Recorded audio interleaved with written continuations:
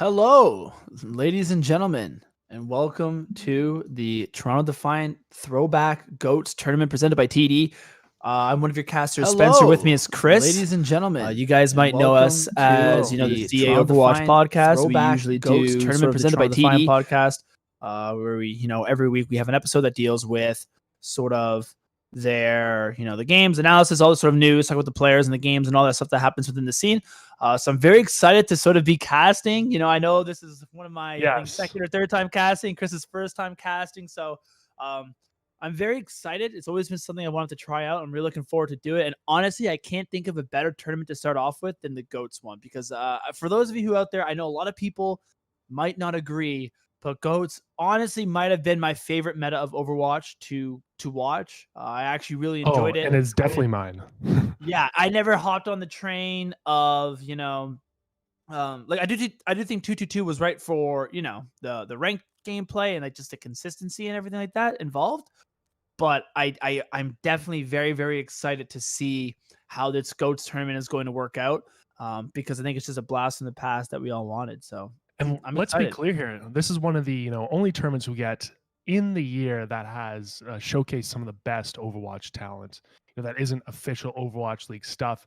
We have the likes of in this first game, Nevix, Cruz, Fusions, Boombox, Smex, Gray, a lot of KYB, a lot of individuals that have been in the Overwatch League are currently in the Overwatch League. Yeah, I mean it's basically Team UK from the World Cup, right? With Gray added in there, and obviously Nevix, we got Coco, Verbo, Kabamos, Matt Merck, and Abdallah. So I'm excited for this one. Obviously, man, I think Fusions on GOATS was something to behold.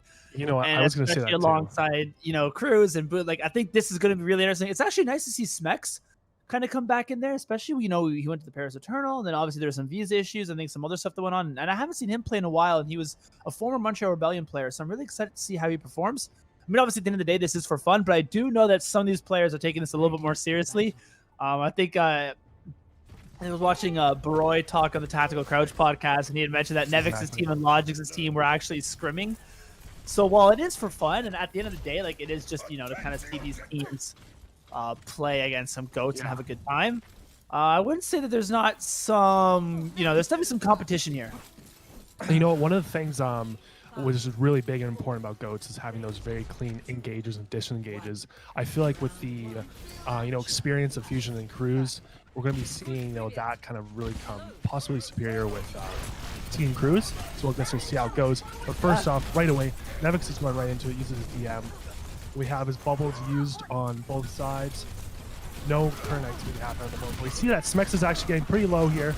But he's almost DMAxed. He's completely DMAxed. Nevix is actually DMAxed. Yeah. Nevix is DMAxed too. It looks like it's pretty even at the moment, but we got a kill on Merrick and Verbo getting that nice boop off the side right there. And this is one of those interesting things where, again, Lucio can actually be pretty impactful on this map. Obviously, the bridge, and as you can see now, Team Nevix is dropping around the left side to sort of avoid that knockoff potential. Because if anybody can do it, I'm sure it's Cruz. Currently Team Cruz does have the point pressure, and I do expect it to be a really good engage. It's a quick engage too. Obviously, he gets a massive shatter with the Transcendence to engage, and Team Cruz is going to pick up that very quick team fight win. Fusions, once again, we're seeing how good he is and how aggressive he can be on this GOAT style. He just went right in and started swinging there, and he built up that ult so fast. Yeah, and I think it's important too because Coco on Team Nevix actually did use the Graviton Surge, hence why Gray had to use the Transcendence. So to already get the Graviton Surge out and still secure the team fight win, I think is really important. Obviously, Team Cruz now has a Graviton Surge to sort of engage on themselves alongside Beat and Rally. So I do expect them to try to use the Rally to engage, but obviously they have Transcendence to counter it. And there it is. And that Trance is being popped out, really important. Fortunately, that one Earth Shatter by Merrick didn't get a lot of people, but you see how this bomb goes. No picks. Merrick though, pick on Fusions. Yep. Now Kib's able to take down the Brigida, and Nevix is able to get a pick on Kib. And that's a really big pick because obviously losing your Zarya is not great in these situations, although Boombox returns with his own pick on the other team's Zarya. Both Zaryas are down, which obviously means a lot less damage going on. It's a very scrappy fight, Chris. Great analysis. And a massive shatter comes down, but it doesn't matter. Team Cruz is able to pick up the team fight win. anyways. Wow, what a close fight.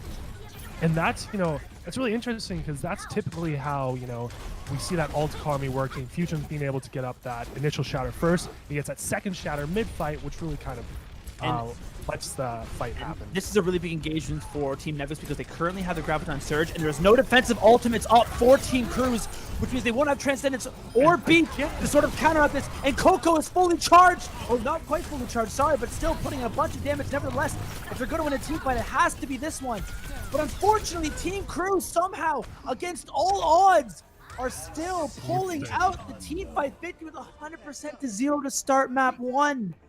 I did not think that was how that team fight was going to go. No, it definitely wasn't. And this just shows kind of the experience of Team Cruz. Basically, they had those really clean engages, and what they're doing is they're holding that space really well. Yeah, and you know what? This is, again, this is for fun, and some of these players I'm a little bit less familiar with, and, I know Nevix and them have been scrimming, but, this is essentially the Team UK World Cup team, right? This is the World Cup team that, got top 4. GOATS was massive in Europe. I really do expect Team Cruz to be one of the better GOATS teams just because the Europeans played it for so long and really did perfect it. Their ability to go on a GOATS run in the World Cup cannot be understated. This is a really good GOATS team, even though they haven't played it in a while. Yeah, and just on Nevix's side, I see Verbo's really standing out. He got a bunch of environmental kills off the rip. So I'm going to keep my eyes on him, see how he's playing right now. This first initial engage, both bubbles used. It looks like Fusion's shield is low, and we still have, Mathmeric with that good shield on the side. So Boombox is going to go down. Yeah, Boombox is picked off. It's really good engagement, good aggression from the Mathmeric. Really took advantage of that. Nevix with those crucial pickoffs. He is so powerful on that D.Va, and they are going to take that space in that first wave. Yep, and I think you brought up a really good point, Chris. I think they were just able to burn the shield fast enough, and it just allowed them to be a little bit more aggressive in their engage. And obviously, they're able to take up the quick team fight from Team Nevix. So a nice little bounce back from the round we had previously saw. You see they're really playing on point right now. They're staying right on point, making sure that there's no cap. We'll see how this next engagement goes. But that grab being dropped, will anything come about it? No defensive ults, too. Gray doesn't quite have the Transcendence. Now he's able to build it up just in time to save people. Although Coco's able to bring down Fusions. Nevix with the bomb, too. Perfectly timed, taking out Gray. And that's going to be a good hold. 2 in a row. But now, with that being said, Chris, we understand how important the ult economy is in GOATS, and look at the ult economy for Team Cruz right now. Almost all ultimates up. It's going to be extremely important for Verbal to build this beat in order to properly... they actually used it to engage Team Cruz. Fusions goes for a shatter, gets one, but I think it was pretty well blocked. He's getting his bubble now. They're really low on resources.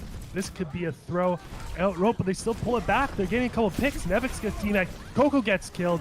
And that's just cleanup at this point. They really pull it out, after a couple of iffy ults. They, use their expertise to really cap that point, and we're back in the game. And again, we talked about it before, man. Ult economy is so important in GOATS. So obviously, they had to use a little bit more ults than maybe they'd wanted. You were hoping that maybe the beat to engage would have been enough, especially since Team Nevix didn't have the beat to sort of counter engage. But now it's a little bit more even. Obviously, they're going to D.Va bomb to engage with the Transcendence. Will also be used, and a good Graviton Surge. Although a great counter shatter by Mathmeric sits everybody down and does not allow them to properly get enough damage off of that Graviton as maybe they wanted. Although picks are going to both sides, it's an extremely scrappy fight. Mathmeric is just charging in. Currently, Kib does go down, so Team Cruz is without their Zarya, which is extremely important. That's a lot of damage they're missing out on. Smex is low. Smex is half. Mathmeric, though, he's getting built back up. He was low at the start. He gotta get the picks off. Gray getting picked and Coco fully charged. He's just so strong, man. The Zarya is so important in this team composition. It looks like Team Nevix is going to be able to pull out this team fight and reflip the point in their favor.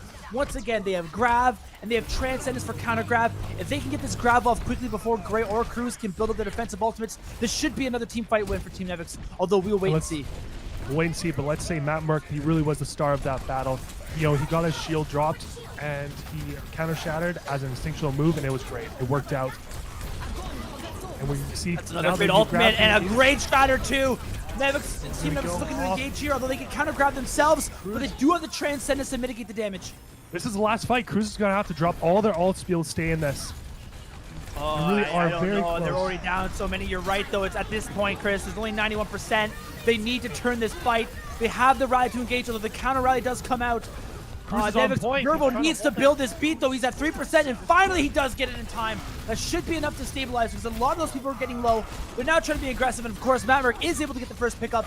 Same with Kavanos, although 2 picks going each way, but a massive shatter out of Matt Merck, and he gets 2. What an amazing clutch.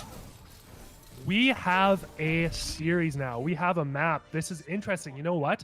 We had a dominant performance by Team Cruz before, and now we have a pretty dominant performance by Nevix. It's clear that these guys have kind of adjusted to their play style, and it looks like we're going to have an interesting round 3. And Matt Merck, man, really showed up going against Fusions, who again is one of the better, aggressive Reinhardts, especially in GOATS in the Overwatch League. I mean, again, I know this isn't like, an Overwatch League Finals matchup. Like, obviously, at the end of the day, this is for fun, but he is holding his own and had a really good performance on that second map, so good for him. Yeah, it's absolutely amazing. It must be quite intimidating playing against, a very well-regarded main tank like that, but he's definitely obviously Matt Merck's got skill, right? Like, I'm not trying to, obviously, yeah, all these players are extremely talented. Definitely. But yeah, man, he has some massive shatters that final map that I think really turned this sort of game around in their favor. And Abdallah was putting down a lot of damage before too, but let's see how this fight engage works. It looks like Team Cruz is really holding their own right now, controlling that space. Nevix is low. Nevix is low though. He kind of went off on his own. Looks like he was kind of caught out guard. And now we had Matt Merck kind of his shield's been weaned down a little bit here. And they're going to have to kind of go back and regroup, and I think that Cruz is going to take first point. Yeah, Team Cruz definitely going to take first point. A little bit of an environmental kill over Abdullah. I'm sure maybe he was trying to jump up the map to reset. Who knows? A little bit of stagger there on the Baby D.Va. Yeah, the environmental kills here have been really crazy. You know what? I think in a little bit of a loose tournament like this, it gives them, the Lucio's opportunity to really stand out and be cheeky with those kills. Yep. Once again, another shutter comes down. Transcendence to counter. Transcendence to counter. There's no been turned. Oh, but we have some picks on Matt Merck. Oh, and Nevix eating the grab. Wow, that's a massive play by Nevix. And Matt Merck's able to follow up too with some damage to get a couple picks. It looks now like it's just cleanup. Gray. Wow. Absolutely. Nevix. This is one heck of a fight. This is getting Nevix close. We knew from the year, right? Nevix always a massive threat on the D.Va. We saw at the end, obviously trying to find the final playoffs. Nevix had one of his better games of the season. D.Va, I think, is probably one of his, if not his best hero to play. So nice to see him, man. Kind of come out there and hit a massive grab on Kiv, who by all means is a really good Zarya himself. So what a play. What a play, and Matt Merck getting those kills, but we also can't deny the fact that Abdallah really was laying down some great damage there, being able to wean them low to get Matt Merck to be able to get that damage. We're going back into this. Looks like it's, we dropped that sound barrier. And another massive shadow by Matt Merck! And 4 bombs from Nevix! 5! Oh my gosh! If you include the mech, the shatter bomb combo executed to perfection. And you absolutely love to see it. You love to see, and that's some of that great teamwork that we see between these two teams. They've clearly done their scrimming, clearly done their homework here. Oh man, have I missed that shatter bomb combination. Obviously we saw it a couple times at the beginning of the year between Beast and Nevix, but it just hits different in GOATS, man. A great graviton surge from Coco, although they do have the transcendence to counter. And the bomb doesn't do much. Gets maxed out of mech. He threw his D.Va bomb. Another drop down, though, doesn't get anybody. Good block by Matt Merck. Gray pretty low here. We have the all, it's still anybody's game. Trade's been going out, but it looks like he's going in the favor of Team Cruz. Boombox getting a nice 2 kills there. Coco coming back though. You know what? It's still anybody's game. Once again, one of those scrappy fights that we still don't know quite what's going on. But right now, Nevix has been able to build up. Team Nevix has been able to build up percentage on this point the whole time. It's another massive shatter from Matt Merck. Man, he's been hitting these all day. He's actually able to get the pick on the Zarya, which is so crucial for winning these team fights. The grab wasn't the best. There wasn't a ton of follow-up there. It was like an interesting angle. I think he was worried about it being eaten from the D.Va bomb. And Coco, again, you're right. It's at 99%. They're running out of time. Fusions is down. I think this is going to be a take. Coco with the 2 picks. Just gets the beat, but it's a little bit too late. And Team Nevix is actually able to get some of the picks.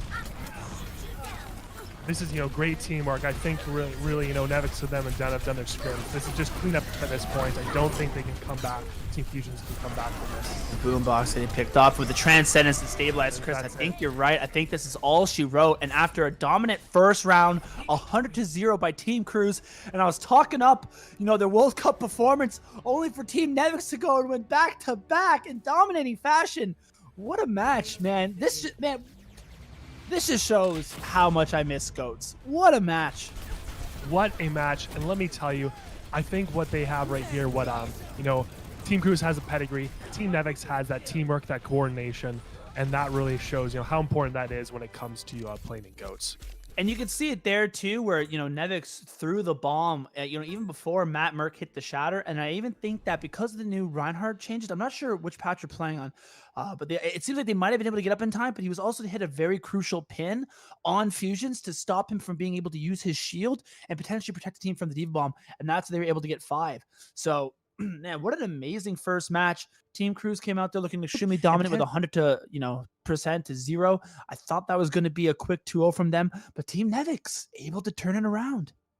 And you know what? I think that at Team Nevix, they're playing quite well. And on the 2 maps they won, they weren't playing as aggressively forward as Team Cruz was in the first map, but they're being a little bit conservative and letting Team Cruz make those initial mistakes. And that's what they were doing. And they're capitalizing on that with great teamwork. And just go to the chat right now, just because you do have a break in the action. A couple people saying hi, hello Pie9, hello Alfred Jason, Matt McFarland. Thank you so much, man. I know you've been supporting us for a while, so thank you so much for coming to chat with us. Really appreciate it. And yeah, just a couple people saying let's go Team Nevitz. Like I completely agree. This has been an incredible sort of first match. And I was I'm not gonna lie, when I saw the first 100 to 0 from Team Cruz, I kind of thought it was going to continue to go that way, especially with the caliber of talent on this roster. But man, Team Nevix came to play, and I'm not sure if this was sort of just them so the worries about them scrimming and whatnot. But that was a really close match. I think we're in for a really good series.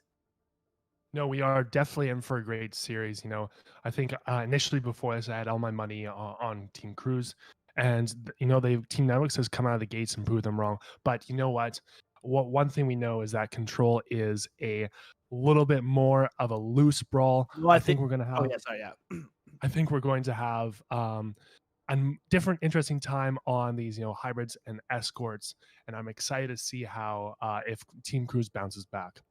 Yeah, someone says can't believe the UK boys lost a map. And yeah, listen, by no means are we counting out the UK boys. This is absolutely, these guys can play GOATs. So for sure, this match is far from over. But you got to give the Team Nevix, man. They were able to bounce back, and good for them. Really good for them. I mean, one thing that's very important to note is, how well just Nevix and Matt Merck and Abdallah were playing there. They had their moments too, but also Coco and Verbo, they were definitely making impact in the background, even if they weren't showing up on the scoreboard as much. We had some great flails, great bashes there, and we had some really good engages with the speed boost. No, I totally agree. I think both teams played really well. And yeah, Matt Merck really impressed me. Again, going up against a Reinhardt as talented and as aggressive as Fusions, I thought that there might be a bit of a Ryan difference, but he is more than holding his own. What a great match. And it looks like the next map actually is going to be Rialto, which is one of the iconic GOATS match. So, maybe it might not be as iconic as something like King's Row, for instance, but I'm very excited to see some old-fashioned GOATS on Rialto. It was one of the best maps to watch GOATS back when it was meta in the Overwatch League. Very excited to see how it plays out. And yeah, I totally agree, man. A lot of people really showed up there and impressed me. Yeah, exactly. And one thing that's I'm really looking forward to on point 1 is those environmental kills on the bridge, because we've been seeing a lot of environmental kills even in Lijiang. So you know what? I think with the loose play, we're going to see some really, really cool, funny things happening to both of these teams with the Lucio. Oh yeah, no, I honestly can't wait. And we got a couple of lads in the chat. So the UK boys definitely getting some support, from the fans here. So I'm really excited to see if they're able to bounce it back, because again, we mentioned it. I kind of thought that it was going to go in their favor, and Nevis came up there and took map 1. So I'm really excited to see. You're right. Obviously, Control, a little bit more of a scrappy fight. It's a little bit more of those like anything can sort of happen maps. An escort map, usually a little bit more methodical. But we will definitely see who's able to pull this one out. And, I don't know about you, Chris, but I would not mind a 3-map series. I would not mind a 3-map series either. We want to see these as competitive and as fun as possible. I think, one of the things we've been harping on a lot is at the moment seeing that great teamwork between Nevix, but we also can't deny the power of some of these earth shatters that both Fusions and Matt Merck have been throwing down. We've had some great 5-man shatters by Fusions, and we cannot deny that shatter and that bomb combo that we saw on the final map there. And incredible. Absolutely incredible. And it's really nice to see some of these, players getting to play their signature heroes again. Again, I'm really happy to see, Smex coming back in there. It's nice to see Nevix being able to eat that grab versus Kid, which I think, might have been, I don't want to say the turning point of that fight, but if that grab goes off and Team Cruz wins that team fight, who knows how that plays out. So, we've had one grab eaten so far. I'm sure it's not going to be the last. And I'm very excited to see how these guys are able to play this out.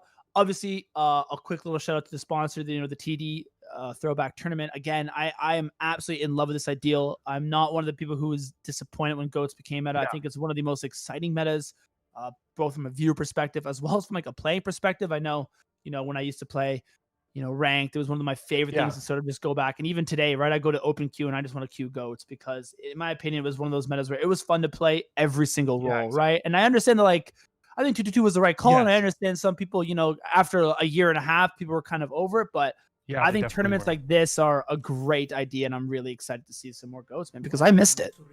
Yeah, you know what? I think GOATS is like fine wine. It gets better as it ages. It's all the good times. The nostalgia, almost like it's weird how GOATS has had this, when it was in meta, everybody, it was universally, hated. Hated might be a strong word, but universally was sort of critiqued. And we were obviously always publicly sort of praising GOATS for what it was able to bring to the Overwatch scene and how it really emphasized cooldown management and all this sort of stuff. But obviously, you want to see the meta change up and not get stale. But it's funny how it sort of was critiqued pretty heavily when it was meta. And then since then, it slowly started to turn where people have been like, hey, man, I kind of miss GOATS. You know what I mean? You go to open queue, a lot of people want to play GOATS. And it's been nice to see that. So it looks like we are getting into the match now, though. Unreal it's awesome. And also, just to note that a lot of, Korean servers, are still playing GOATS out there. You have the former pros and contender players jumping in there and playing GOATS. It is really popular in Korea. That is for certain. Yeah, that was Roy was talking about, right, on the Tactical Crouch podcast, where he was sitting there going hey, if you go to Korea today, there's still massive servers on they don't even play ranked. They'll just go to custom games and they'll play GOATS. They just enjoyed it so much. Yeah, exactly. And obviously UK, massive GOATs. The thing is GOATS is, it's so hard to pull off if you're in lower ranks. Here we go. We have the start off. I want to see some environmental kills right now. We're probably going to see Fusions. Right off the bat, I don't know, man. That's going to be tough to get an environmental kill right off the rip, man. These guys are still pros, right? They're definitely used to it. I definitely expect them to try to hold this first corner. And it seems like that's what they're doing. Although Abdullah is able to pick right off the bat. What an amazing pickoff. That was amazing. They're going to go in aggressively, right? They have the advantage. And that's putting him in that, forward in that ult game at the start. He's almost doubling Gray in ult percentage. And that's going to give him that real good start, if we have a support ult, which is so important in these games. Support ults, they are important in current 2-2-2, but they are, extremely valuable. They're like gold in GOATS. Yeah, and I think one of the things that some people kind of forget about GOATS, man, is your ult economy and the ability to snowball your ultimates are so important. So getting out to that early ult economy lead is so crucial, and be able to get a couple. Wow, Cruz is able to pick Coco, which is massive. Booping him around, showing why he's good. There it is. Team Fusions with a hard engage. After obviously we know the worst person to lose first in a team fight is your Zarya. The Zarya is so crucial, one, for the sustain with the ability to use their bubbles, and two, for just the ability to pump out damage. So Cruz with the Reddit Lucio, if you will, getting that early pickoff on Coco. I think that was a big reason why they were able to turn that fight. Yeah, and definitely, they control that high grounds and they control the engagement, and that's what you kind of see with these pros and how experienced they are. They're able to control these engagements, not letting Coco get a lot of charge. And without that charge, it's going to be a mess. One of this is another one. Well, here comes the bomb, and it gets almost a good block. Maverick again with a nice shatter. I'm not sure if he only got Fusions, but either way it was enough. There's now a Graviton Surge, and there's no defensive ult. No, Abdullah is able to get the transmittance in time, and Nevix with the counter bomb is able to pick Kib. Another big pick, although Coco goes down as well. There's no Zarya's currently available. Smex is able to get that. That's a massive trade out. And a massive shatter. Another shatter. Again, he builds two. In a single game, he is just swinging through 5 people at once. And then it's not enough. The amount of shatters we're seeing. Gray gets a couple picks, and Fusions just puts the hammer down to Team Nevix, and they're able to get that first fight win. I thought Team Nevix was going to win, but somehow Team Cruz comes back and really beats down. This is just showing how strong these Reinhardts are. They both had 2 shatters in this one team fight. That's just GOATs in general, right? I mean, obviously you get the one shatter down, and with support ultimates with so much sustain, they're able to keep them up. And then again, it was just Graves going off, gets 2 picks, and Fusions lands his own shatter, so it's good. Now looking into it, Kib does have his Graviton Surge, and currently nobody on Team Nevix does have a support ultimate to counter it, although Abdullah's really close to the Transcendence. So it's going to be important that, 1, he doesn't get this Graviton Surge eaten, but then 2, no, I was hoping he could maybe get it off before they built Transcendence, but good Abdullah's job by able to get that time. Good job by Kamimas to, really knock them off the high grounds and make them force onto the low grounds. And we have this now dual engage with another shatter. But that's such a big shatter, and they're able to get 2 picks off of it. Man, I missed the Reinhardt shatters, man. Bring GOATs back. Come on. What a play by Fusion. He just walks past the shield and lands a massive one. They're able to capitalize on it, get the picks. You don't have to use any other ultimates, which is so crucial. Because now you're going to have grab, you're going to have beat, you're going to have... Oh, and what was that? Oh, there's a grab up top. Yeah. And Coco's able to pick him a solo grab on the Zarya. And that may be enough because, Zarya is so important. They may be able to stop this point from being capped. But Nevix is that enough, though? I think it is. Respect's got that 1 pick on Nevix, but Nevix come back, and he's getting a good one, and they're going to hold this from getting that second point, which is so crucial because, they can go forward and take a little bit more space now, and it's going to be so hard to take that space back. They pretty much would need to win another team fight just to get that out. This is one of the hardest places to push for GOATs, is this second map, and to not be able to snowball that. And I think that's one of the reasons why Coco might have been so aggressive with the solo grab. Not only is obviously the Zarya an incredibly important person to pick, but to win this fight and to get this position. Oh, it's so important. Grabbing against 2 people. The corner. Oh my gosh. Shadow goes down, and now Maverick as well. Fusion was showing why he was out. Why he was such a good Reinhardt. That was such a weird shatter. I do not know why Matt Merck didn't have his shield up. It was just a surprise around the corner type of thing. I think that's one of the reasons what you just forget about GOATs, right? The classic just speed boosting around the corner and landing the shatter. Bumper used to do it all the time. Super used to do it all the time. Somebody as aggressive like Fusions. Definitely a classic GOATs play because I haven't seen that in a while, but it was a massive play, and they were obviously able to pick Verbo, who actually had beat, which would have been a big ultimate to sort of help stabilize that. An incredible play by Fusions. But you know what, right now we definitely have 2 support ults from Team Nevix, 1 support ult from Team Cruz. We'll see how these are used in the next fight, because these fights are crucial. They still have 2 and 30 minutes and 30 on the side. No picks yet, but both grabs used. What's gonna happen? We've got beat drops.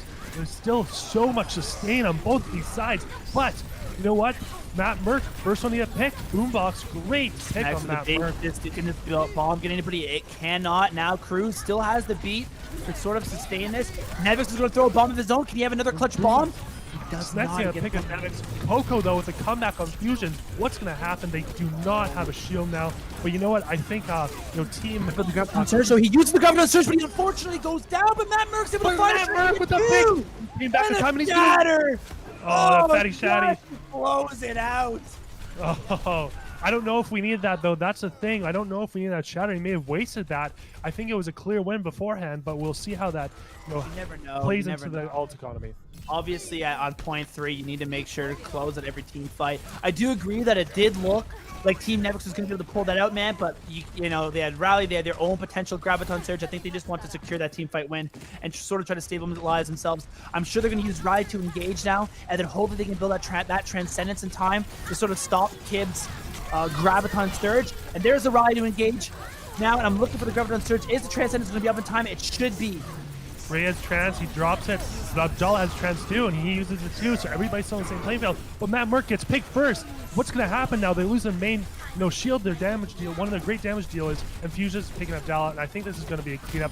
Hopefully, Team Nevix has one more fight before they can cap this. We don't know, though. They could just go up and take space and spawn cap them and really take it to them. Hopefully, though, Nevix will have one more. And that was a really good play, right? Because both Brigidas sort of use their Ride to engage, and then obviously they hit the Graviton Surge, and instead of using the Transcendence reactively, they actually use it proactively and use the Transcendence so they can get maximum amount of damage in that Graviton. So even though Abdullah had Transcendence of his own, so much damage was being put in, though. Although Matt Merck with a massive shatter, and Coco gets two! Double pick. That's amazing. Matt Merck gets picked too, but that doesn't matter. Coco's literally laying down this damage right now. KYB's so going low, and it's just a matter of time. What a great contest to stop that full cap. Oh, Gray almost with a little bit of a backhand there, though. That was a little bit close. Whoa. That was close. But yeah, I think you're totally right there. A big sort of graviton brings them together. They're able to hit the shadow, and they're able to get 2 picks. Again, man, Zarya is so crucial. So much damage when she's max charge. But look, Gray has that trance right now. He's almost double Abdallah right now, so it looks like they're going to have... And those are the only support ults. I expect both guys into play. And he, once again, overlaid the support ultimates. And Gray's using the trance proactively. They're not able to capitalize on it, though. That could be a little bit of an unfortunate situation, as Abdallah is going to be able to use it reactively. There's the beat. There's the grab. There's the trance. There's the bomb. And then Nevix gets 4! Nevix again with the dang bomb! What is going on with this guy? How is he getting such crucial bombs? And that is amazing. That is, I think that Team Nevix had no business winning that. They did not have any support ults. You know what? Team Cruz, they blew kind of their support ults right off the rip. Nevix found a great time to drop a bomb without those support ults, and that's what led them to hold that 3rd cap. Oh my god, my voice is going to be gone, man. How am I going to cast this all day? My throat is already sore because Nevix consistently hitting 4 to 5 person bombs in some of the most clutch moments of the fights. You're right, Chris. If he is not able to hit a 4-person bomb there, who knows if Team Cruz is able to turn that? So much is going on. I mean, obviously, it's hard to cast when everybody's using 4, 5, 6 ultimates all at once. But so much damage being pumped out. And... man, I lost a little bit of track there, but yeah, what an incredible series of events, and Nevix is able to get 4 there, like huge. The thing is, Gray and Cruz, they had both their ults, but they dropped it preemptively, and then which I don't understand. They let in with Gray's trance, and I think that was almost like a wasted ult there, and then Nevix just saw that opportunity. I think there's a real difference right now between Nevix and Snex, because Nevix is really laying down that damage and laying down those big plays, and I think that's one of the big changing things. So there's a couple of factors that led to that win. Obviously, Specs is playing incredibly well. I think you're right. Just Nevix has had these like really big ball moments. I mean, we haven't seen out of Specs, but I would never count out Specs, man. He's such a great diva, and I'm really happy to see him sort of come back in. So I'm excited to see what he's able to do. Although that was attack, let's see what they can do on defense. Look at this. Look at Cruz is so high up in the air. He's going to drop down for the environmental kill. Can he get it? He got 2 kills. 2 environmental kills. That is how good Cruz is. I mean, Cruz is. Yes. Not Nevix. And then Matt Merrick gets another weird little pick there, but that was so cool. That was so fun to see. It's so funny, dude, because you had mentioned that previously, and I had said, like, oh, man, there's no way they get an environmental kill right off the bat. But Cruz just sort of shut me up and is able to get 2 off the rip.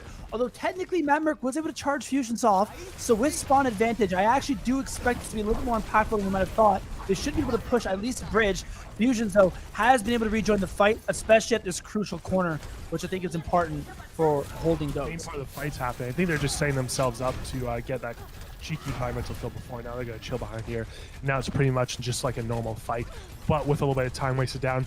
And we both know that, Nevix is great, and that Team Cruz didn't get a full cap, but they still have to get there, and that's going to be hard. Oh, that's going to be extremely difficult. Obviously, some players on Team Cruz are going low, though. A little bit of a poke phase here going on. I think people are trying to burn down shield, trying to gain position, and fusions with a massive shatter.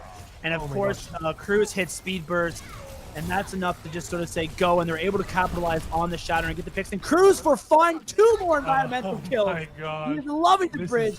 This is what you were talking about before, Chris, that you wanted to see these sort of Lucios get these environmental kills early on. I wasn't sure if we were going to see it, but in fact, we are.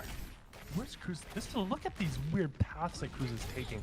He's in this weird spot that nobody's seeing right now, and this is, that pro Lucio watch. It's going to come down. Can he get him? Oh, Abdullah is managed to see him. He was super close, though. Great play by Cruz. He is so cheeky. The man is so cheeky. That's Cruz at his best. They're going to try again, you're talking about Goats. Okay, they are able to use the grub on surge. Transcendence of the counter. Oh, he's going to pop out. Oh, it's a really good transfer. Old transfer. Although now Kip gets to use his own graviton. Transcendence might run out of time. Dribbles really close to his beat. He should have used the beat to stabilize, but Abdullah does go down. Is he going to save it for next fight? Looks like he might. They're getting a little bit scary for Team Nevix right now. We have another win by Team Cruz, and Team Nevix may get full health here. They have 1, maybe 2 more fights left here. I think that was really good game awareness from Verbal. Obviously, they lost to Zenyatta, and he could have used the beat there to sort of try to stabilize. but I think he maybe recognized that this maybe wasn't the best fight, and that if they're going to win the next fight, which you're right, they have to, only 1 minute and 20 seconds left, that beat might be incredibly important, because right now, that's sort of the only ultimate they currently have online. So they're going to have to use that beat, and they're going to have to get max amount of value out of it, because Smex has a Diva Bomb, Boombox has a Rally, Gray has a Transcendence, and Fusion is building to his Shatter. This is not looking good for Team Nevix. No, it isn't. Gray has his trends too, and Abdallah is only at 38, 35%, and I don't think they're going to get it before this timer runs out, unless he puts down some massive damage. But they're spawn capping them, making it so hard to even get to the card. Wow. Oh, Fusions gets 2, and they're aggressively using the Transcendence to spawn camp them. I never thought I'd see the day. Oh my gosh. They're just dunking on them right now. Although Nevix now, to be fair, they do have 5 ultimates online. Obviously, the Graviton Surge. A big one here. They still have the beat, but you're right. I mean, Team Cruz right there with 4 of their own. Cruz is about to get beat. They're going to have 5 ultimates versus 5 ultimates. I expect this to be a big fight coming up with a lot of Qs being pressed. Oh, shadows are going everywhere. I think both Rhinos are able to hit 2 big ones. No, back cap. There's way too much back cap. This is a full-out brawl right now. Qs are being pressed everywhere. B has been used by Cruz. Verbal's already used his. They're trying to push forward now. Transcendence being popped. That should give them the. This is a big Diva Bomb coming up from Smex. Nevix is able to get 2. They need to get to point. They need a touch point right now. They're going to touch point. Oh, I think this should. Yeah, this should be good enough. That's the fight win that Nevix needed, which is such a scrappy fight and such a big moment for them. Man, I mean, as much as I love GOATS, I definitely forgot how hectic it can be when you have one team popping 5 ults and another team popping 5 ults. You know, audio cues are going everywhere. Special effects going everywhere. So, yeah, no, Fusion should be able to get back in time. Fusion's going low. Fusion's almost dead. They can get this pick. They get Fusions. This could definitely be a cap. Oh, it's another big Graviton all drop. And look at so we see Matt Merck getting pretty low here. Coco getting pretty low too. Oh my gosh, Coco gets picked off, and this could be the end of Nevix. Nevix is going to get Team X here too. He has Bond remake. And the ball max gets Fusion, and he gets back into his mech, and now Matt Merck gets the pin on the Brigitte. Oh my gosh, and he disengaged Smex. This could be a win. They could pull this out of nowhere. I do not know. Cruz have no right to get this though. Now they have Transcendence to engage and restabilize, but the beat comes in at a crucial time to sort of help Team Cruz restabilize. This is pandemonium. This is absolute pandemonium. I have no idea what's going on, guys. I don't think you guys do either. Everyone's picks going everywhere. I can't keep up. It's a 3v3 on point. 3v4. Oh, and Verba with 2 pieces of gold. No, it's not. Oh my god. Spencer, what's going on right now? Oh, it's what's going on, my guy? It's absolute pandemonium. But at the end of the day, after one heck of a fight, Team Nevix is able to clutch up. And man, you're right. When Fusion's got that first pick, I didn't know if it was going to happen, but Nevix with another big bomb. We've seen this, you know, I've been saying this so many times. A massive bomb able to pick Fusions, and I think that was the start of them sort of being able to turn that fight around. And we gotta say, you know, the reason why they're able to pick the Fusions is because his shield got weaned down too much, so pretty much broken at that point. We have that ult drop right now. Nobody really seems to connect with it, so we're gonna have a fairly even fight still. It looks like Smex is getting pretty low though. He's gonna have to disengage and get healed back up. Same with Fusions. And it looks like Nevix is in good posture right now, Team Nevix. But anything can turn right now. Smex is getting really low once again, but Nevix is going to go for another bomb. Doesn't do anything. No, it doesn't. Fusion has that up. Yeah, Fusions has his shield up. Great positioning from him. So far, so good. Coco, though, is able to burn down Boombox, which is really important. And Nevix is able to pick on Fusions. This should be able to, Nevix, for them to pull this fight out. And, you know, Nevix, I mean, Coco is, you know, full energy right now, and just goes to show how much damage, you know, Zarya can lay down when he has that full energy. Spencer, you know firsthand, you're a Zarya man. Yeah, I mean, a little bit different when I'm in Platinum, and you know what I mean? Coco's a little bit higher. But obviously, this is looking like a good fight, though, for Fusions. Even though the Team Nevix was able to pull that out, they currently have Rally to engage. They have beat if they needed to match the Transcendence. I do expect the ultimates to be a little bit in favor for Team Cruz in this upcoming fight. Although, you know, Coco is getting a little bit close to that grab. If he's able to hit a massive one, the beat might not be enough to sort of sustain that team, although we will see. We'll see him do now. Smith has a crucial high ground right now. He's just laying down some damage, and Coco decides to throw in a grab. Hopefully they get something from it. They didn't get anything though. You know, The beat came in there. It was good enough to sort of sustain. It was tough for Team Nevix to really pump a proper amount of damage because they were sort of on high ground, and then they didn't speed boost into the backline. So Team Cruz is able to stabilize, and now they have this high ground position that is so hard to break if you're the attacking team. And with only 15 seconds left and 4 ultimates online, I do expect Team Cruz to win this out. Although the Shatter comes in, but Fusions hits a really nice counter Shatter. The Graviton Surge goes out though, and Specs puts his own Fusions with a massive Shatter of his own. A counter pin goes up. Fusions with the counter pin doesn't do anything though. Cruz getting environmental kill. Ray, the supports are coming in clutch here. Nevix is DMAxed. He's going to get killed. And it looks like that is going to be a win for Team Cruz. What a match. It's 1-1 now. And I think there was a combination of, again, just Team Fusions having the ultimate advantage, but on top of just having high ground advantage, which is such a tough position to break if you're the attacking team. You know, we said it before.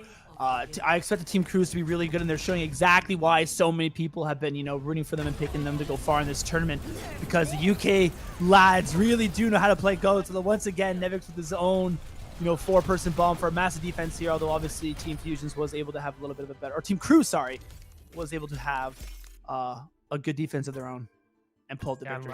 I think to say this has been one of the more fun maps I got to watch, seeing Cruz with coming from really high up in the air and being able to get those crazy environmental kills, Nevix with those crazy bombs, and once again those shatters. You know what, I think shatters are a sight to see nowadays. You really don't get the same type of shatter in current 222 Overwatch or Overwatch League, because everything's a little more spread out, but this is just a treat.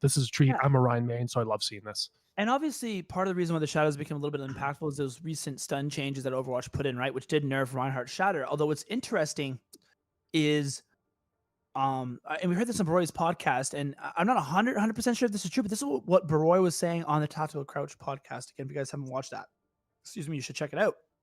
Is that they're actually, because this is a custom game, that they're apparently rolling back the patches through like the workshop, so you're actually able to make it so it's a little bit before, the Brigitte nerfs came into play, a little bit before the Ryan stuns came into play. And that's why people are running Brigitte, is that she's a little bit more powerful than obviously she is in the current patch. So I think that's really interesting to keep in mind. So maybe that's one of the reasons why these, Ryan Shatters are so impactful, is because it's sort of the old Ryan Shatter that we miss and not necessarily the new one, although it looks like we're going to see some Kings Row GOATs, baby. This is the moment I have been waiting for. Map 3, Kings Row. Can't ask for anything better. You really can't. I'm just going to the chat right now. Last casting is great. Thank you so much, Mac. Unlucky people saying Coco is a monster. Yeah, Coco's had some fantastic plays. The score is currently 1-1, Alfred. So Team Nevix was actually able to take the first map, and then Team Cruz came back and was able to take the second one. And what was a really, really good match. Coco, 4,600, almost a 4,600 Zarya player. So obviously Coco in his sort of area, if you will. And I'm not surprised at all, man. He's been having an incredible match. But yeah, I mean, just again, guys, thank you for coming hanging out. This is the TD sponsored sort of Defiant throwback tournament. Obviously, for this minute specifically, it's of course his GOATs, and every player on the Toronto Defiant, I believe, has their own team. So we are, again, my name is Spencer. With me is Chris. We do the CA Overwatch podcast, which is essentially, what we do is we cover the Toronto Defiant throughout the year, kind of like sports talk radio, but in, specific to Toronto Defiant. So we've been covering them since the inaugural season. And, we were lucky enough to have this sort of opportunity to sort of cast these games and just have like a fun, nice little throwback tournament for you guys. So thank you so much, obviously, for the Toronto Defiant for putting this on. Thank you for TD for sponsoring it. And we just wanted to say, it's been a blast coming out here trying to cast this. Obviously, we learn something new every day. And, I'm just excited to see GOATs again, man. I'm just excited to see GOATs, especially on Kings Row. Yeah, especially on Kings Row. This is the map that everyone loves playing. I know you and I love playing it together when we duo Ryan Zar, because it's just so fun. It's just so narrow. It allows for these really clean engages and disengages, and everybody has to ram into each other. Real quick though, I want to shout out Invictus Gaming Station at the moment. There are internet cafe at Wellesley, pretty much right on the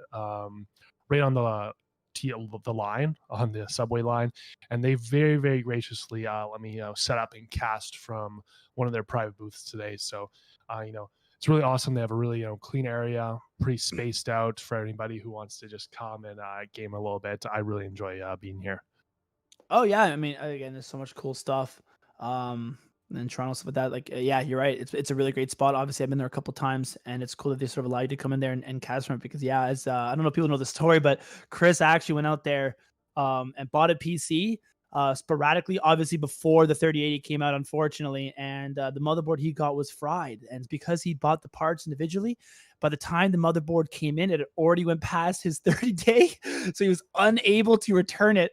So now he has a bunch of really, really expensive PC parts just sort of sitting in his living room collecting dust, which you absolutely hate to see. Sorry to rub salt in the wound, Chris. I just thought, it might be a little fun story there for the people watching to hear because that was obviously an unfortunate situation for you. Yeah, I am, permanently salty because of that. I bought a 2080 Ti and, I wanted to play in the summer, and then motherboard got fried. Still don't have it back because MSI, was unfortunate in that way. And, it just took a little bit of time for them to get it back. So, still waiting. Take them for free. Yeah, and don't get me wrong. It's eventually he's gonna get there, and he's gonna sort of get it, built up, and that should be fun. But it's nice that they sort of allowed you to come and cast out of this sort of thing. Your boobs got me hyped. Don't worry. So again, some people are gassing up Cruz's boobs because those were really clean, man. Cruz had some incredible plays, and even the ones that he didn't hit were super, super close. It was really nice to see sort of like those Lucios take those aggressive angles on that Rialto bridge. You know what? It's really fun, and I'm pretty sure that's one of the reasons why they picked that. Because it is actually something that's really hard to cap, and there's a lot of that environmental stuff. It's actually really funny on Legion Tower. We saw, I think, Cruz get a boop, and I was like, where did he get the boop? There's a much environmental options to get that. So he is a player and a sight to see, and he just was really standing out. But honestly, everybody here is playing well. And it's crazy because it's not one-sided. We were expecting some of these to be one-sided, but this really isn't at all. Everybody is playing their part and making this this whole experience really enjoyable. Yeah, I always laughed at some of the memes going around because obviously some of these teams, some players, I think on the Toronto Defiant went a little bit more aggressive than others. The meme kind of is Numlock's team, which I think is just him and a couple friends. And then you got Roki, who's got like Hunbin and Glister and like massive stars in the Overwatch. Obviously Team Cruz, right? Like the Team UK from when they placed fourth at the World Cup, like some of the best GOATS players in the world. But you're right. I didn't think that this would be one-sided, obviously. Yeah, I didn't think that this would be one-sided, obviously, because you're right. Like Nevix and them, they're all so talented players. But I'd be lying if I didn't think that the UK boys are going to put on a show, and they are. But it's definitely close enough. I'm happy that we have a close matchup, though. It just goes to show how talented all these players are. And for people who don't know, there's a lot of other streams going on right now. The players themselves are individually streaming. There's obviously the main broadcast that's streaming. We also got a couple of friends at like Landlords and stuff like that who are also streaming. So if you guys are interested, go to the Twitter account, look at the Toronto Defiant. They have all of our sort of like links and stuff there. If you're interested in watching other games, although obviously we appreciate you guys sort of hanging out with us and watching the UK lads versus Team Nevix. Yeah, exactly. Somebody saying South American players are playing really well. Good showing from the SA. You know what? We don't have a raw representation from areas apart from Asia, Europe, and North America. So you always love to see those people in the the Americas, Africa, playing really well and really representing themselves. And don't get me wrong, there's some players who are really popping off. You're right. Like Matt Merck is playing an incredible game. Coco's playing well. Verbo, Abdallah. Like, you're right. Like Kavamos. Obviously sometimes we, focus on more of the flashy plays, so you tend to, go like, whoa, big, Graviton Surge and stuff like that, but everybody on that team is playing incredibly well. Yeah, we see lads in the chat. I love the lads stuff that the UK people do. Obviously I'm Canadian, it's not like we chant that as much, but I always find that really funny. It's absolutely hilarious. If there's one thing that UK boys do really well, and that is to make good content and have a good time. Oh yeah, and also play GOATs. Let's be serious here. Play GOATs. So Cruz here, he's hanging around. He's getting some shots off at the start. We'll see where this team Cruz holds. Looks like they're holding back towards its main tower right now. See that Boston Uprising logo right there. Fusion's making his mark. We'll see where Nevix goes. Team Nevix, it looks like they're trying to go straight into this, but they're being a little bit weird. It looks like there's a little bit of a poke face going on right now. Oh yeah, that's pretty standard. I think they're just trying to create some space and try to get an opening, burn down the Reinhardt's shield, see where they can sort of find their spot. Obviously Matt Merck goes down low, but a really good disengage, and they're able to keep him up and restabilize and go again. KYB going low though too right now. He's being healed back up quite slowly, so Fusion's going to play a little bit soft now. Fusion's going low too. Quick transcendence out of Gray, and they're going to use that aggressively to try to create some space. He knows that he got it before Abdullah, but they're actually not able to get any picks off of it. This means that Abdullah's going to be able to, and Kib uses the Graviton Surge, and with no transcendence to defend, Matt Merck is able to get the pick. Gray does get a D-Mech on Nevix though. It's still a close fight. Both Zarya's are alive. Both Zarya's are fully charged, pumping up damage. And Coco right now trying to burn down Fusions. A nice ride though that should provide. Oh, both Ryes online. So right now it's really evenly fight. Yeah, that drop though. Getting that boombox down. Doesn't connect with any kills though. We have another Graviton Surge coming in hot. And freaking Fusion get picked off. That is absolutely amazing. Fusion with a key barrier protection. And now we're going to have boombox almost get killed. Yeah, Coco coming back. And so Gray, Gray, oh my gosh. Yeah, I was gonna say Gray used his Transcendence, I think, to stabilize there, but you're right, man. Team Nevix just sort of rolled him in at the end there. So really close fight. Even though Team Nevix was able to pull that one out, that was definitely a close match. I'm not gonna lie, I kind of thought Team Cruz was gonna be able to pull that one out in the end, but Team Nevix was able to turn it around. Good for them. Yeah, good for them. A big grab by Coco at the end there, and a big sort of beat by Verbo was really what allowed them to turn that. And that's when you're used to kind of see the sustain running out there. You know, when all those kills happen at once, nobody gets killed for a while with all that damage. And then you know what? Your Brigida, is just running out of those armor packs, and we don't have any trance, and that's what happens. Yeah, exactly. So right now they have the beat to engage Fusions, potentially with the potential to hit a massive shatter. They're going to use the bomb to create some space. It's a good counter trance by Abdullah just to keep this team up. And Nevix is able to actually pick Boombox with his own. And now Matt Merck gets the pick, and a massive shatter by Matt Merck again, just to sort of close the fight. Again, they did have 2 picks and goats, so it might have been able to sort of win that without it. But nevertheless, really good shatter by Matt Merck and a really good play. Yeah, Nevix has gained a lot of those great first picks with bomb, though. I don't think I've seen many bomb kills by Smex yet. I think Nevix is kind of lapping him in that department, which is really, keeping Nevix's team on point and keeping the pressure up. And let's be serious here. I like Smex. I think Smex is a really good player. I think Smex is a really good diva. Nevix is also a really good diva, right? As good as Nevix has been on a lot of other heroes, I think diva is still his specialty. Matt Merck picks nice fusions. Yep, good pin. You know what? Although Gray using the Transcendence to try to stabilize his team. Matt Merck with another shatter, though. And Nevix is going down low, but he's going to get picked back up. Matt Merck getting those great swings in. Who is this guy? Somebody sign this guy. I don't know who Matt Merck is, but I like him. You know what I mean? There's some good chatters. Good really for him. Crazy. This is what a good Reinhardt is. A really good Reinhardt. The difference between a low, Reinhardt's not good, and a great one like Matt Merck is they know how to pin, and they know where to pin. You know what? I'm not a great Reinhardt. Yeah, I mean, obviously. I'm not a great Reinhardt. I don't know how to ping quite well, but these guys, they really know how to make sure that they can get those picks and in the mid fight, because pin is so crucial in the mid fight when you don't have items.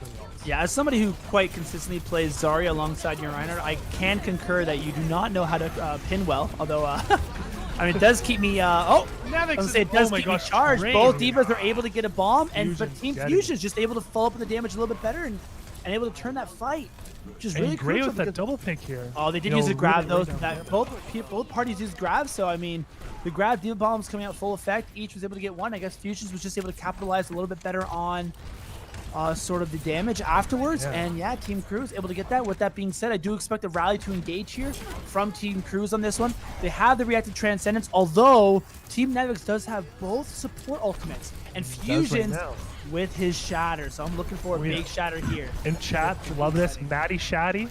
I love that Matty Shatty. Matty Shatty. Chungus. Matt time Chungus. Everybody loves it. And another good shot of Fusions though through the cart. Oh, it's such a spicy play. You love to see it. Although the beat from Verbo, huge, and is able to keep people alive. Without that beat, I did expect it to go the way of Team Fusions, but the beat was really, really clutch. And Gray is able to Transcendence with no picks to show for it. The Matty Shotty comes up. It's blocked by Fusions, which is really good. They use the beat of their own. It's a good Graviton Surge from Coco. Now they have the rally from Cabamas to engage. And Nevix getting low, but it looks like Coco is going to be able to put enough damage and actually turn this team fight for Team Nevix. And they're going to be able to cap with 2 minutes and 30 seconds in the time bank. It's weird because it looks like Fusions was gaining the upper hand there. They're burning out ults and pulling out ults from their team that weren't getting a whole lot done. But it just looks like, Team Nevix had a lot more sustain on that side of things. And they're using their cooldowns a little bit more effectively than Team Cruz. Oh man, and it's also just goats, right? Like goats is one of those things where, like, obviously, you know, again, it's not like San Francisco Shock versus the Vancouver Titans in their primes. Like, these guys are just, at the end of the day, like, this is a competitive tournament, but it is really for fun. So I'm having a blast. Yeah, it's just been a lot of great Overwatch, and you know, it really is like, man, like one good pick, you know, one good ultimate can really turn the fight in these scenarios. So you're right. While the ult economy might have been in favor for one team there, the other one was able to pull it out. Yeah, exactly. You know what? I think chat's having a lot of fun here too. Obviously, we're butchering a couple of these names, so we're trying to get that right. But oh yeah, sorry, I do. I thought it was Cabimus. Cabamos? I can look that up. Sorry guys, I will look up the proper pronunciation. I actually do have that. Cabimus, Abdullah. I know it's Abdallah. I do know it's Abdallah. Yeah. Cabimus and Abdallah. Abdallah. That one I'm sure of. The Cabimas I might have been butchering. If I do, I am truly sorry about that. Obviously, it's a combination of trying to get all the names right on top of just like following the pandemonium that's been on screen in front of us today. So, you know. The absolute schwazzle. So we're going to come out here with a nice little, I mean, just, you know, just pretty standard rollout here. You know, 2 minutes and 30 seconds is quite a time bank. So Team Cruise does have a tall ask in front of them. If anyone can do it, it is the UK lads. But, you know, 2 minutes of time bank is a lot of time. And you know what? If Team UK can really, or Team Cruise can really get past this first point, they can. I think they can snowball this. Yep, and Gray with another pick on Abdallah. And Fusion's going to get the pick, and they're just going to hit speed boost and go. Fusions, yeah, with those great picks. Boombox great. Wow, you know, this is a really easy first point for them. Just showing how good they are. And it has to feel good when you're able to get that first pick and you don't have to use any ultimates.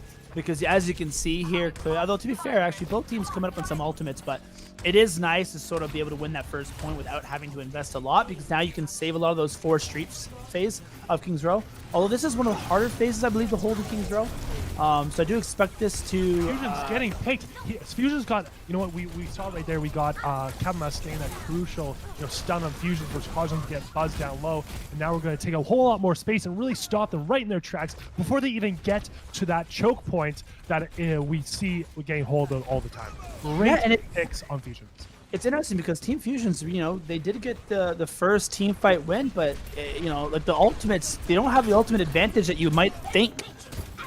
Because as you look at Team Nevix, they have just as many, if not more, ultimates coming online, right? Although it looks like both people sort of coming up with 6 ultimates. So I expect this next fight to be a bit of a barn burner. I think we both rallies pop. Both grabs. No, actually, Coco's was the grab, but Kib has saved it. Nevix with the big bomb. Watch it go off. I didn't get anything this time. That's okay, though. And there's Kib with his graviton. He did hold that one longer than Coco. And Fusions is able to get the pin. And Smex with his own Diva Bomb. He's heard us talking about Nevix's Diva Bomb. And Smex says, now it's my turn. And Fusion says, now it's my turn. I'm just going to clean up. Let me get out my big hammer broom right there and just sweep the floor with these players. That's so what he did. So your classic 5 ultimates versus 5 ultimates. Both beats were actually held by the Lucio in that engagement, although you can see the difference between Fusions already at 70% to his 77% to his next Shatter. Matt Merck at 22. It just goes to show how much damage Fusions was putting out in that previous fight. It just goes to show, you know, how good Fusions is working with his team right now to be able to, you know, build up those ults and get that Shatter going. And now, and again, with both beats online, Fusions already has the Shatter. Gray actually at Transcendence, and Abdallah at 16%. Fusion whiffs that Shatter, though. Didn't get anybody down. Great blocking by Matt Merck. Matt Merck once again showing his skill. And they do have the beat for this Graviton Surge, although Kib is able to demech Nevix. Again, you see the counter beat. He's able to burn down Matt Merck as he's using a Shatter. The Shatter obviously doesn't get anybody. I'm not sure if he's even canceled that animation or if Fusion just blocked it. Either way, it looks like Team Cruise is going to be able to win this fight. And we were talking about how impressive it was for Team Nevix to have 2 minutes and 30 seconds in the time bank. But Team, you know, Cruise says, hold my beer. And they're at 4 minutes and 30 seconds with the potential to snowball this. They have a great potential to snowball this. That's going to make for a very interesting overtime. Hold my beer, hold my pint, whatever the UK thing is there, you know what I mean? I don't know what to say. It's down there, obviously. Yeah, hold my beer. Yeah. No, Chris. Never. Sorry, we don't apologize, Chris. Never do that again. Thank you very much. And we are moving on. We're going to forget like that never happened. That was not a great attack then. And that'll be the last time we hear that one. Nevix obviously doesn't get demeched by Gray. Shows Gray's putting a ton of damage. Next didn't get anything in the bomb, but it looks like they're dropping a bunch of ults right now. No big picks right now, but looks like Matt Merck going to go in deep, trying to get a couple kills here. What he does, he's backing up. He gets killed. His big play didn't turn out. Now, to be fair, Team Nevix does have some ultimates to try to turn this, and now they get to pick on Cruz, and they're going to use Riot to engage and try to get some more and use spawn advantage, to sort of stall this thing out. But Gray is able to pick Nevix out of mech. Matt Merck still has the Shattered potentially, although Team Cruz needs that beat for this final push if they're going to full cap this. 3 minutes and 25 seconds left in the time bank. Coco uses the big grab. This could be good. This could be good. We don't know what's going on right now. Smex is quite low. It's really just anybody's game still. Matt Merck getting picked again. Coco gets picked too. Grab, and it's a really good grab. And Matt Fusions is able to hit another massive shatter. So while Nevix is demeched, I do think that Team Cruz is really getting the picks. Oh, so much damage being pumped out. And, Team Nevix is able to get a couple picks, but I don't think it's going to be enough. And again, Team Cruz, I keep saying Team Fusions, I'm sorry. Team Cruz is able to actually full cap, but not just full cap, but actually full cap with even more time in the bank. So you do see the advantage, although it's really close. It is very close, Spencer. And one thing to really note is that these players are pretty much locked into their roles. They can't switch to stall characters when it comes to this very, very tight situation towards the third cap. So they couldn't go to ball. They couldn't go to anything that really stops them. So it makes it a lot harder to really come back when they start gaining momentum on the attacker's side. That's actually a good point to bring up. I'm not sure how many people in the chat actually know that. You are locked. So the only tanks that can be played are Ryan, Zarya, and Diva. And the supports are actually Brig, Lucio, Zen, but also Ana and Moira. So I do think it's possible you can see maybe a swap to Moira to try to stall out. Although obviously Classic Goats is the Zenyatta, obviously for the ability to break shield, the ability to land the Discord, and the Transcendence being so impactful, especially up against those big Graviton surges. So I do expect, Zen to be ran. But that's one of the reasons why you aren't seeing like a Sigma. You're not seeing a Baptiste. I'm not saying you would either way, but it is, you're not going to see a ball to stall out your final point. It's a great point to bring up. Yeah, what, and that's very crucial. But I think this attack just goes to show how crucial Matt Merck's play is. He wasn't as standout as he usually has been through the rest of the series, and it just goes to show how amazing Fusions can perform. 100%. And I'm just glad that honestly this is such a close match. That as close as this match is, of course it goes 3-3, and we're going to go a second round of hybrid. These teams are so evenly matched. 1-1, 3-3. Let's see who's going to pull it out. And it's all pretty even right now, but it looks like Team Nevix is going to take some space. They're going to pull back a little bit, though, because I think, they're a little bit low. They need to regain some of their resources. I think they're trying to hold left. They're really kind of in a poke phase, which is kind of weird. They're building up ults ready to get that quick engage and waiting for the right moment. Yep, and again, taking space is so important in Goats, and the last thing you want to do is send up an early Graviton out from Coco. Really before Kid. And they're able to get the pick on Kid when he can't counter grab. He's at 93%. And that's just, it goes to show how important it is to get that grab early, because they didn't really have any support ults to back them up and hold off that damage from really taking them out. And then it just kind of wipes them all out with that grab. It just shows. Yeah, and with Kid being 93%, Gray being 95%, Cruz being 92%, you're right. If he got that grab 5 seconds later, there probably would have been support ults to defend it. There probably would have been a counter grab. But Coco Coco's showing that 4,700 Zarya for a reason. Yeah, exactly. Really just getting great performance compared to his counterpart right now. But Coco's gonna, KYB has his next grab coming up. Kib is still killing it too. Fusion's being Discord right now. See if they can lay down any damage on them. Turns out they can't. But we have a dual kind of rally here. Matt Merck has his ult. We can see something big coming out soon here. Fusion doesn't have his. Everything. Multiple different bombs. Never be able to pick. It's not annoying, but look at that. Great little shatter there. They're going to clean up on Team Cruz. What an amazing shatter. And you know what? That is an awesome roll wrap up there for their push. Oh, actually, no, sorry. They're still pushing it. Yeah, I think what happened there was Nevix's Diva Bomb, I think, was able to break Fusion's shield. So yes, he was able to get one pick, but obviously Fusion was able to shield the rest of his team. but because the bomb broke the shield, it opened up and allowed Matt Merck to land that fat Matty Shotty that we've been seeing all day, and they're able to win that team fight. That chat loves right now. Matt Chungus. I'm a big fan of that. So yeah, I mean, obviously Team Nevix will be able to snowball this. Hopefully the second point, though, it looks like Fusion's going to try to contest this, try to gain as much ground as possible. Fusion is really close to his shatter, though. He just needs to build up that shatter, and he could stop the team right here. And Kib does have the Graviton Surge a little bit, and oh yeah, okay, there's the Graviton Surge. You do see Abdullah using the Transcendence to sort of sustain Team Nevix through this. Coco with his own Graviton, Gray with his own Trance, although not enough to save Cruz. Somehow Cruz still able to get picked. Still able to Fusion game pick too, and I think we're going to see this them wrapped up this second point. You know, I really feel like, you know, it's really hard to be able to second point, especially when you're in OT. Yeah, I totally agree. With ultimate advantage, it's really difficult to hold second point. And I mean, obviously it was a 3-3, and this is sort of their second push, but it's not like it was one of those 3-3s, so there's only a minute left on the clock, right? Nevix did have 2 minutes on the clock, though, and really making the most out of it. So I think this next fight is going to be really important, because if your Team Cruz, or Team... Sorry, yeah, Team Cruz. I got it right this time. I almost said that team. If your Team Cruz, this is going to be a big fight to win, because you do want to hold them on third.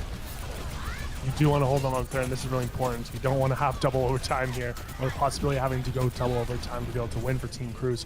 And they're going to keep in that poke phase. They're just building up their ults right now. So many ultimates online too. Fusion's shield is kind of low, and Matt Merck is pretty up high. They're going to drop the bomb, and what's going to happen to that bomb? Nothing happens to that bomb. Next, put the bomb on point, trying to create some space. He is able to separate the teams, although they are able to use a good beat to sustain, but Kib does get a crucial pick on Matt Merck. And that might be the opening that Team Cruz is looking for. Now they're able to de-mech Nevix.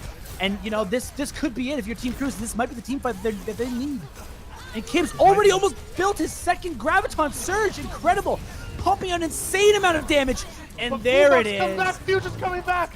Absolutely amazing comeback. It almost looked like it was going to favor of Nevix, but I don't think that's going to happen. They're going to take that space. They're going to get massive damage being put out for him to build 2 Graviton Surges there. That was very crucial, I think, for them sort of being able to turn that fight. Way to go to Kid there. Showing up when he needed to. Showed up absolutely when he needed to, Spencer. And that just goes to show, you know, how things can turn in a matter of seconds. We got some lads in the chat, and we got some Matt Chunguses in the chat. This is going to be a very intense attack from Team Cruz, because while obviously Team Nevix was able to get, you know, quite a bit of space, they didn't get that final point. So this is definitely winnable for Team Cruz. They have an extra 17 seconds in the timing, although by the end I do expect it to be an overtime if they're going to be able to full cap this. But nevertheless, a full cap is more than possible. More than possible. It definitely is. It definitely is more than possible, and it definitely is more than possible. And we do have to say, though, that's still pretty far. It's close to the third point. There's a lot of opportunities for Team Nevix to come back and really stop them before they get there. I know, but honestly, this game's been so close. If I had to give a prediction, I do think that it's gonna, you know, continue being close, and I expect, you know, Team Cruz to push this one right to the brink. Right to the brink, and that is for certain. Let's see how these guys do. We're probably going to see a poke phase to come out and start. And whoever builds those ults first are really going to get that ult advantage and possibly win this. Yeah, because you can never count out, you know, the UK lads, especially in the GOATS meta. This is, you know, at the end of the day, it's now or never if they're going to really pull up this win. So I'm excited. I'm excited, man. Kings Row GOATS, you know, 5-3. Let's see if Team Cruz can come out on top. We can see it's pretty even right now. KYB's getting to half health. It's next getting a little low, but they're going to get healed back up here. Gray's going down too. Fusion's getting low too. You know what? They're burning a little bit of the resources, and hopefully they're going to have to chill for a second and regroup on that. But yeah, right now, yeah, Team Cruz, they're just looking for an opening. They were able to land a Discord Orb on Matt Merck with a good shield bash, although a clutch bubble from Coco to sort of reset that.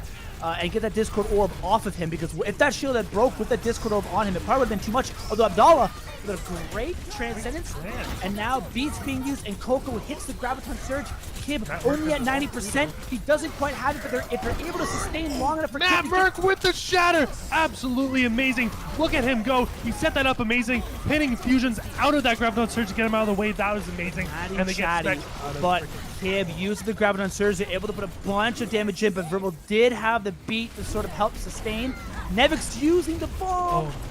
And he was able to pick Smex because Smex was out of mech because Smex used his own bomb. So Team Crew is going to have to regroup here. This fight doesn't look winnable, and they still have 46 seconds left to take first point. Is Team Nevix going to be able to hold him here? Are they? This could be big. This could be absolutely big. Matt Merck just have the Graviton Surge, and Team Cruz does not have any defensive ults. Fusion has his shatter. If Fusion gets a big shatter here, that's first point for you right there. So I expect sort of the Team Nevix to use the Vegeta to engage here and try to get that Graviton off as early as possible because Cruz, Gray, and Boombox do not have their support ultimates. So Graviton Surge will do a bunch of damage. There's the Graviton Surge. They're going to use Transcendence to engage because they know that this is their opportunity. Matt Merck is able to get a pick on Kib, and that's such a crucial first pick. Zarya is currently out of the fight. Smex has been demexed. Cruz is able to hit a beat to re-engage, and another good shatter comes out from Fusions, I believe. Fusions not from Fusions, because Matt Merck. It's going to do it. He gets one pick on the second tower. Oh my god. Esper able to turn this. What? The UK lads out of nowhere. 4v6. I counted them out. Clearly I was wrong. It was because Fusion had two shatters in a single fight. He had two shatters in a single fight, and that's what ults can do for you. So ults really turned that around for them. Oh my gosh. Yeah, crucial pick on the Zenyatta, but still I thought, with Coco being able to get the Graviton Surge as early as they were, and to get 2 picks, I understand that, Cruz and the team did have 2 support ultimates to overlay afterwards. Actually, 3. Sorry, they used all 3. And Fusion's obviously able to hit 2 massive shatters, but man, going down 4v6, I really thought they were going to be able to pull that one out. A massive clutch from the UK lads. I knew it wouldn't go, I knew this would be a close match, and they're showing exactly that, although it is in overtime, which means 1 fight territory. That 2 minute and 17 timeout that they had, no longer a thing. All they need to get is 1 fight, but you know what? Team Nevix, they really need to pick when they engage, when they get that fight, because if they throw it early, they can cause a snowball by Team Cruz. Yeah, this is going to be a really close match. Obviously, a ton of ultimates online for Team Nevix. But with that being said, Team Cruz has some ultimates of their own.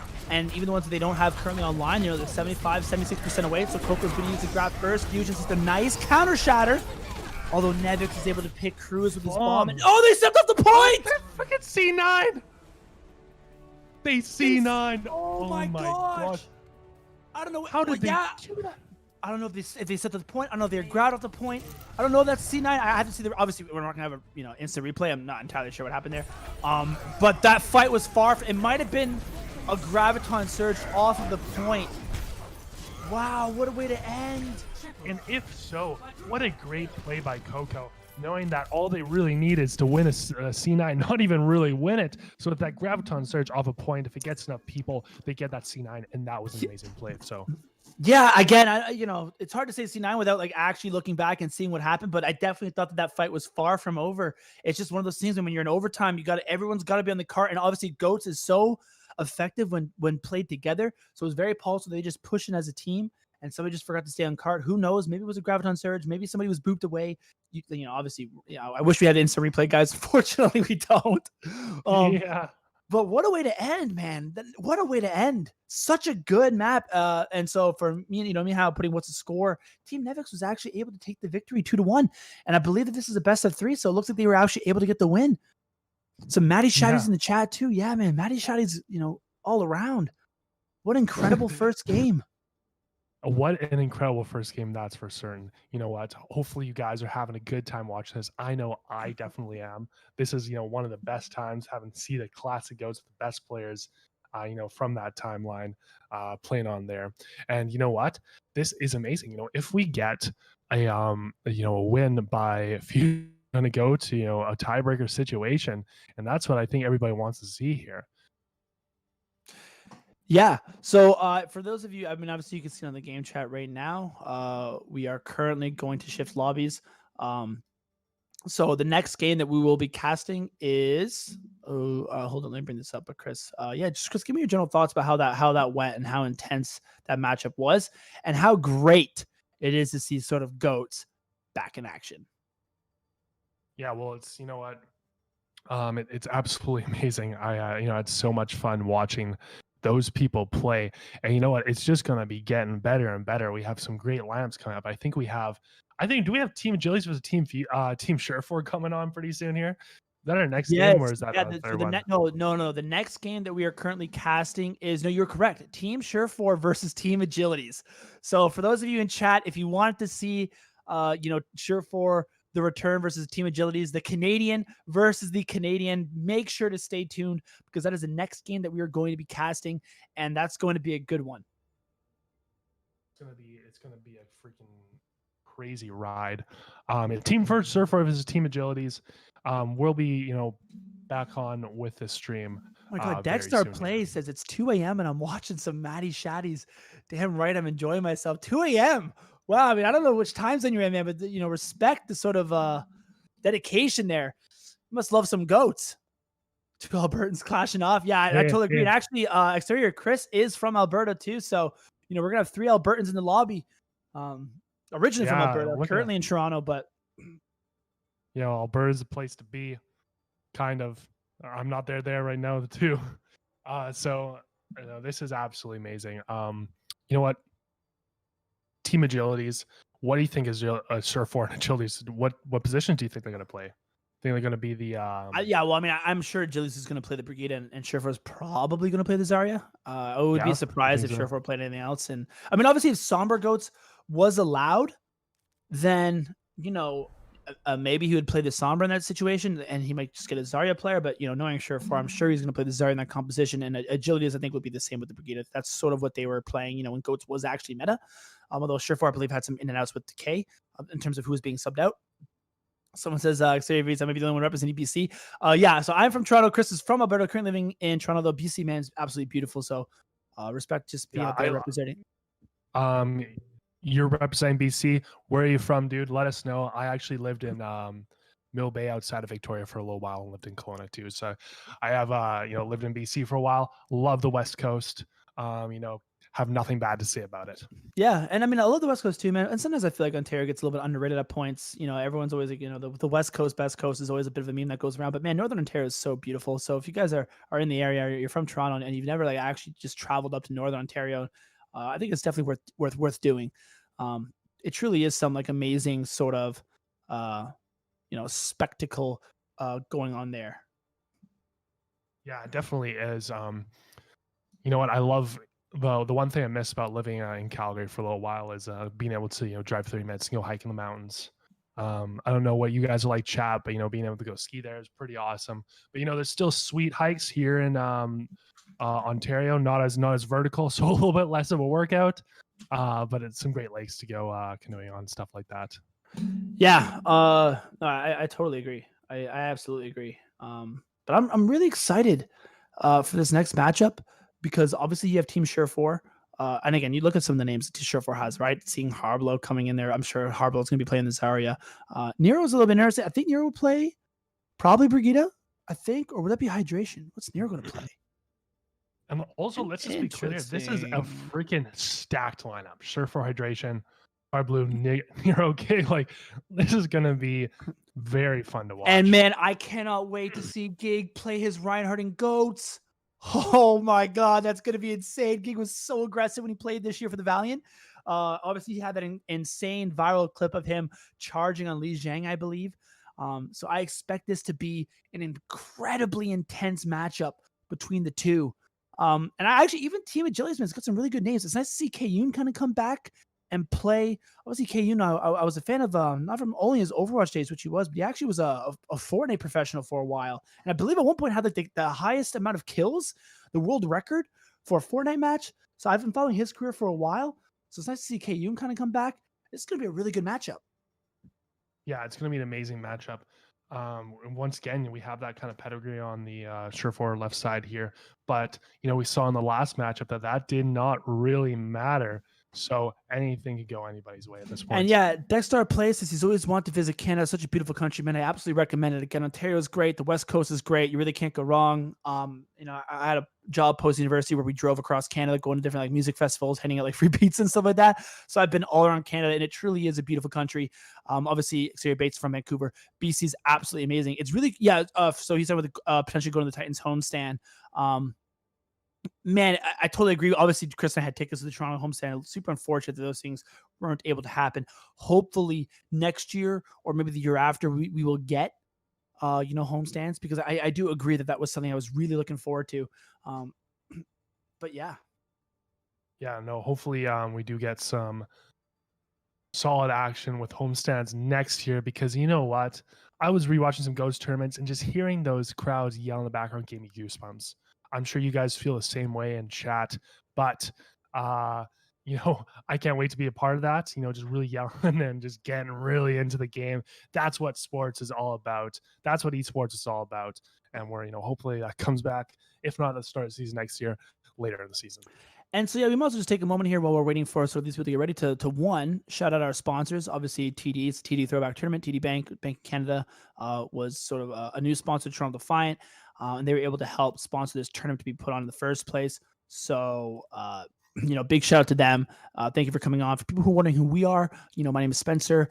My co-caster is Chris. We currently do the CA Overwatch podcast. It's your number one place to be if you're a Toronto Defiant fan. We cover their games every single week. And our most recent video was, some off-season stuff. So we put up videos about like speculating about potential roster moves. We put up videos just analyzing matches. The goal is always to sort of be like a sports talk radio for Toronto esports. We also do a Call of Duty one as well. So that's who we are. That's what the tournament is. That's a sponsor. So just a quick little shout out for anybody who's interested in learning more. And Silk Thread is into the lobby, and I'm excited to see him back in play. And man, I'm excited for this match. Yeah, exactly. If you guys like this stuff, please like and subscribe. Also want to shout out where I'm at right now. I'm at Invictus Gaming Station on the Toronto subway line. They're pretty awesome. They're like a full out center where you can, game at an internet station, have some beers, hang out with friends. Super safe and clean too. They clean pretty much everything after after you use it. So you know what? If you guys don't have a high-powered computer at your disposal, this is a great place to go and play some high-quality Overwatch. And obviously, there's some other streams currently going on of this tournament. So if you guys want to watch Team Sheriff from Team Agilities, or you just want to hang out and talk to Chris and I, we absolutely love to have you. Thank you so much for coming down and supporting. There's also the Toronto Defiant, the official stream, obviously at youtube.com/Toronto Defiant. Landlords is having a Twitch stream. I'm not sure exactly which game they're showing now, but that's twitch.tv/Landlords Gaming. And then Toronto Alpha Flight, Rich is a great friend of the show. Twitch.tv/AlphaFlight_TO. They're putting some stuff on too. With that being said, let's it seems like we're jumping into the action, so let's get into it.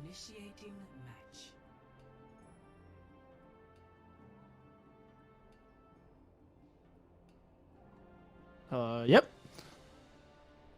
So currently, looks like we are going, and this should be a good one, Chris. I'm really excited to see these two Albertan teams go at it. These two Albertan teams, one's from Agility's from a really small town. I honestly kind of forgot, and Surfer's from just north of Calgary. So sure, we actually had Agility on the show, and we had an interview with him, and it was really cool to see, hear him talk about this really small town in Alberta, and sort of how he was, even I think he didn't even graduate high school, right? And he just moved to LA to pursue a dream of being an esports athlete. So really cool to hear him talking. Hydration already throwing some shade in the chat. You guys suck. No, you. This is going to be a good matchup. I can't wait to see Gig on the Rhine. So it seems like Nero is playing the Vegeta. I guess that's what he played before. And Hydration's on Lucio, man. Is there any hero this guy can't play? I know. I don't think so. Surfer on the Diva. And we already have, in reality, getting low here on the Rhine. I think he could be hit. Sits there low, too. Silver's getting picked off. First thing. Ladybug. Ladybug dropping down. Oh, wow. What a quick fight. Yeah, wow, and that just shows you again, right, how impactful that first pick can be, especially when it's Silk Thread who's playing the Zarya. You never want to lose to Zarya in the first fight. Julie's on the Lucio, too. So we made a little bit of prediction on who we thought people were going to play, and this is not what I thought. This was not what I thought at all. Hey, I got, Gig playing Reinhardt, so you got that one right. Yeah, you that's a hard one to get wrong, Spencer. Just on the Lucio is not what I saw coming, though. Yeah. jumping around back, kind of attacking. Oh, and a massive shadow though comes out. Ah! Grim reality. Getting that pick off. Going down though, Surefour getting that nice hand shot on Goliath. He's gonna drop the bomb. That's gonna finish things off. Really strong start from Surefour, getting 2 clean wins in the first 20% of their half. And it's funny because even though, look at this with the baby Mercy. That's, you know, way to kind of stop them there.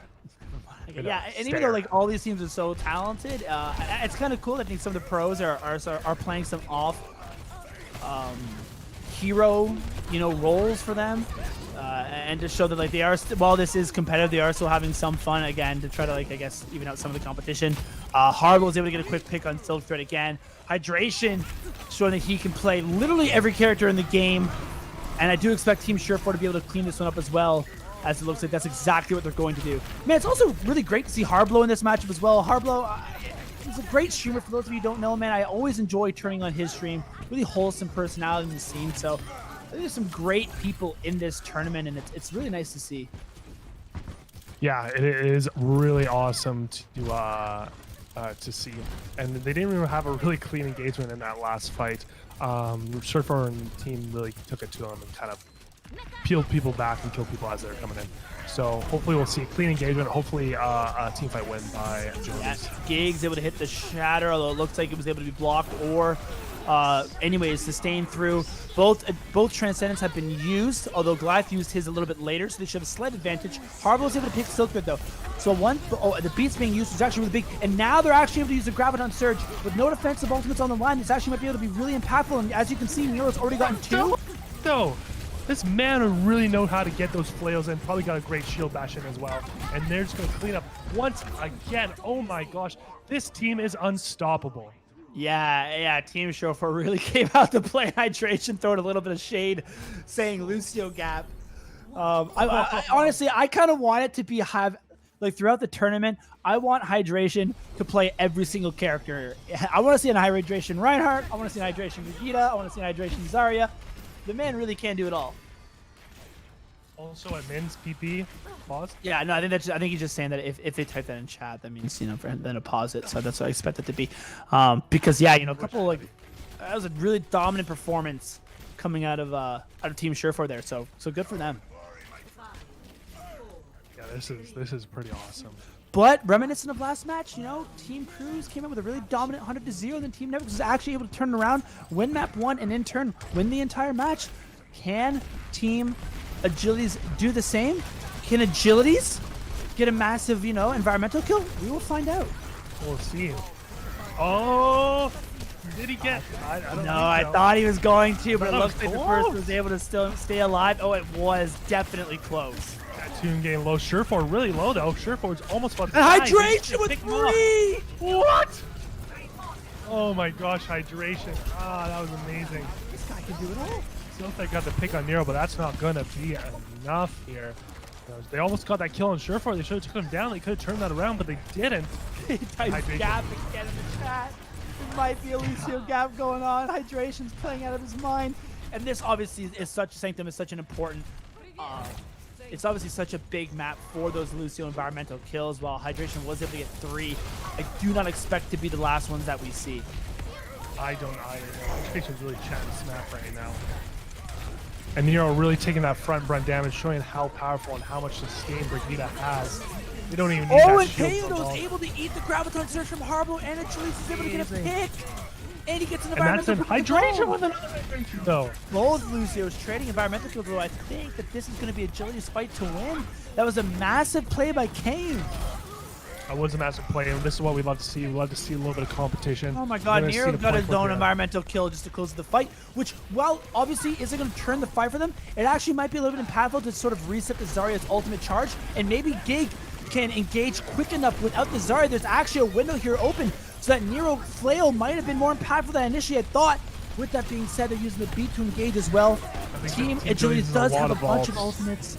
Massive shatter there too from Grim Reality. Grim Reality, I haven't talked a lot about him, but he's been playing quite well in this map, specifically right now. He has full shield health. He almost got booped off there. Not quite though, very, very close. Hydration's on a mission right now. Hydration's Gig is holding W. Agility's with another environmental kill on Nero, though. And now Gig with another shatter. Are they able to pick in reality? They are, and Ladybug cleans up Agility. So even though Agility's looked like he might have been able to turn that, Gig, again, being so aggressive, hitting massive shatters, pulls out the team fight for Team Surefour. That was pretty amazing, I have to say. Ladybug finishing off Goliath at the end there, and they're going to take some space, hold this front choke here, and all you need to do is press W when they try to go through this choke, and they can get some kills as well. Totally agree. The ultimate advantage right now, it seems like the one online actually is Agility's beat, so it is possible for them to use this aggressively. And it seems like that's exactly what they're doing. They're going to use the beat aggressively to engage. Clearly good ult tracking from their side, knowing that they had a moment, although not able to get any picks off of it. They got some people low, but weren't able to capitalize on it. And Harvard was just going to hold them out way back there. Can I use that to grab? Oh, and that boom! Again! Oh my gosh. I'm not going to lie, my heart thumped a little bit. Harblo just launched that grab from across the map. I thought we were going to see potentially another grab eaten, but he must have been tracking the defense matrix because it does land, and it is fat, and they are able to pull out the team fight win. And now we're in final fight territory. That really set that grab really set up the environmental booth well for hydration there. Yeah, and it looks like Surefour is just being proactive here and being super aggressive, and it looks like they're going to take this 2-0 and two pretty impressive maps. It looks like a strong showing from Surefour. Once again, that pedigree kind of really coming through there, with this really kind of stacked roster. Yeah, it really is good. But the play of the game, though.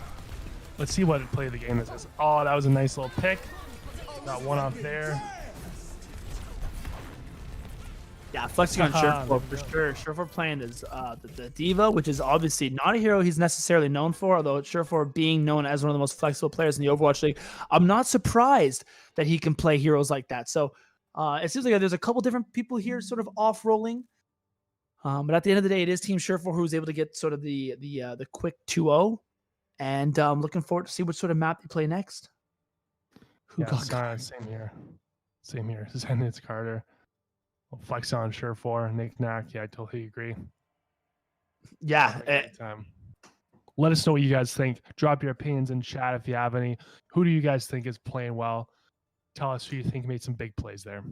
Yeah, because it is interesting, man. Like I said, at the end of the day, we're going to say this all chat long. It is for fun. But there's definitely some competition going on, right? Like we heard Barori talking about how certain people are coming to him asking for the code so they could scrim. Obviously, these players are professionals, and when you're a professional player, you have that competitive drive. So it is for fun. There's definitely these players want to win. So a really good showing from Team Surefour, and it's going to be really interesting to see how Team Agilities will bounce back going into the second map. Yeah, exactly. And if they bounce back, once again, it looks like Team Surefour is almost like a well-oiled machine at this point. They're working really well together, and I think they're playing with a lot of confidence, right? You like to see that, really healthy attack, healthy competition right there, and some fun chatting back at each other, just for good fun. Wow, so they actually choose Route 66, which is one of the maps I think that actually was, the GOATS' counter was played best on because you could run the triple DPS there. Although, obviously, for people who don't know, the characters in this are actually locked. So that means that you're not going to be able to see a triple DPS strategy. This is going to be GOATS. And, again, Grim Reality, get ready, gig. You're about to see some Ryan gameplay that you've never seen before. So I am very excited to see these two Ryans go at it. Although, man, again, I don't know if I saw Gig. Obviously, I didn't watch him a ton when GOATS was meta, but I think it fits his playstyle perfectly. I'm sure he was great. It really does fit his playstyle perfectly. And we're going to have to see Grim Reality really back this up. Don't want him to play that. Maybe he's really good on Route 66. That's why they chose it. But we're going to have to see some good interplay. You know what? One thing that we saw from Nemix that really had them stand out was that team play. We really got to see that come from Team Agilities too, in this sense, to really come back and beat the pedigree of Surefour. Yeah, and this is just, again, it's one of those, man, like just so many talented players. And it really is interesting to see Agilities and hydration on the Lucio. That's one of my favorite things, sort of my favorite storylines to keep track of, because I think it's been a great sort of 1v1 going on, and hydration is really letting Agilities know that he thinks that he is the superior Lucio. And we're about to find out. Let's see who the superior Ryan is, though. Well, do you think Agilities is going to stay on Lucio? I actually don't know. I don't know if this is one of those, like, they're off rolling because they just consistently alternate roles throughout. And honestly, I could see that. I think Goats is one of those metas where I don't think there's an unfun hero to play, right? It's not like, one of those metas where there's certain heroes that are like a little bit less enjoyable. I don't want to bash too many metas, but obviously in the Orisa meta, double shield, right? Orisa might not be the most engaging hero to play, but in Goats, the Reinhardt's incredibly impactful, incredibly fast paced, it's incredibly fun. Obviously, your Zarya, you're just basically full charge the entire time. D.Va with the ability to track ultimates and eat ultimates is so impactful. Zenyatta, your job is just to frag out and get trans as quick as possible, land those Discord orbs. I've never seen a meta where the Lucio might have more impact over the ability to like dictate a fight over using cooldowns. And then finally, the Brig with the shield bashes and the flails are so important. I love Ghost because I love every hero. I think it's such a fun thing to play, so you might see people switch some stuff up. And you can already see it from Team Agility's. Silk Thread was playing Zarya before. It looks like they're actually staying on the same heroes. We have the Moria. Look at that. We haven't not seen the Moria yet. Wow, you're right. And Agility's going on the Ana. I wonder if they'll stay. Yeah. So what, in terms of the Ana instead of the... no, I expect him to... You're with that big pick already.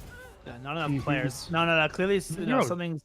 Yeah. That was just the lobby was just getting set.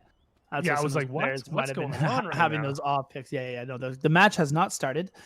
So I do expect to see normal Goats, although for people who don't know, the rosters are locked. So the only tanks you can see are the D.Va, the Reinhardt, and the Zarya. That's why we see no Sigma. That's why we see no Baptiste. But for the supports, it's actually Lucio, Brig, Zen, but also Ana and Moira. So Ana and Moira are actually available in case somebody wanted to run the classic Goats with the Moira in the composition or the Ana. I don't think we're going to be seeing that a heck of a lot, but it would be quite interesting if we do.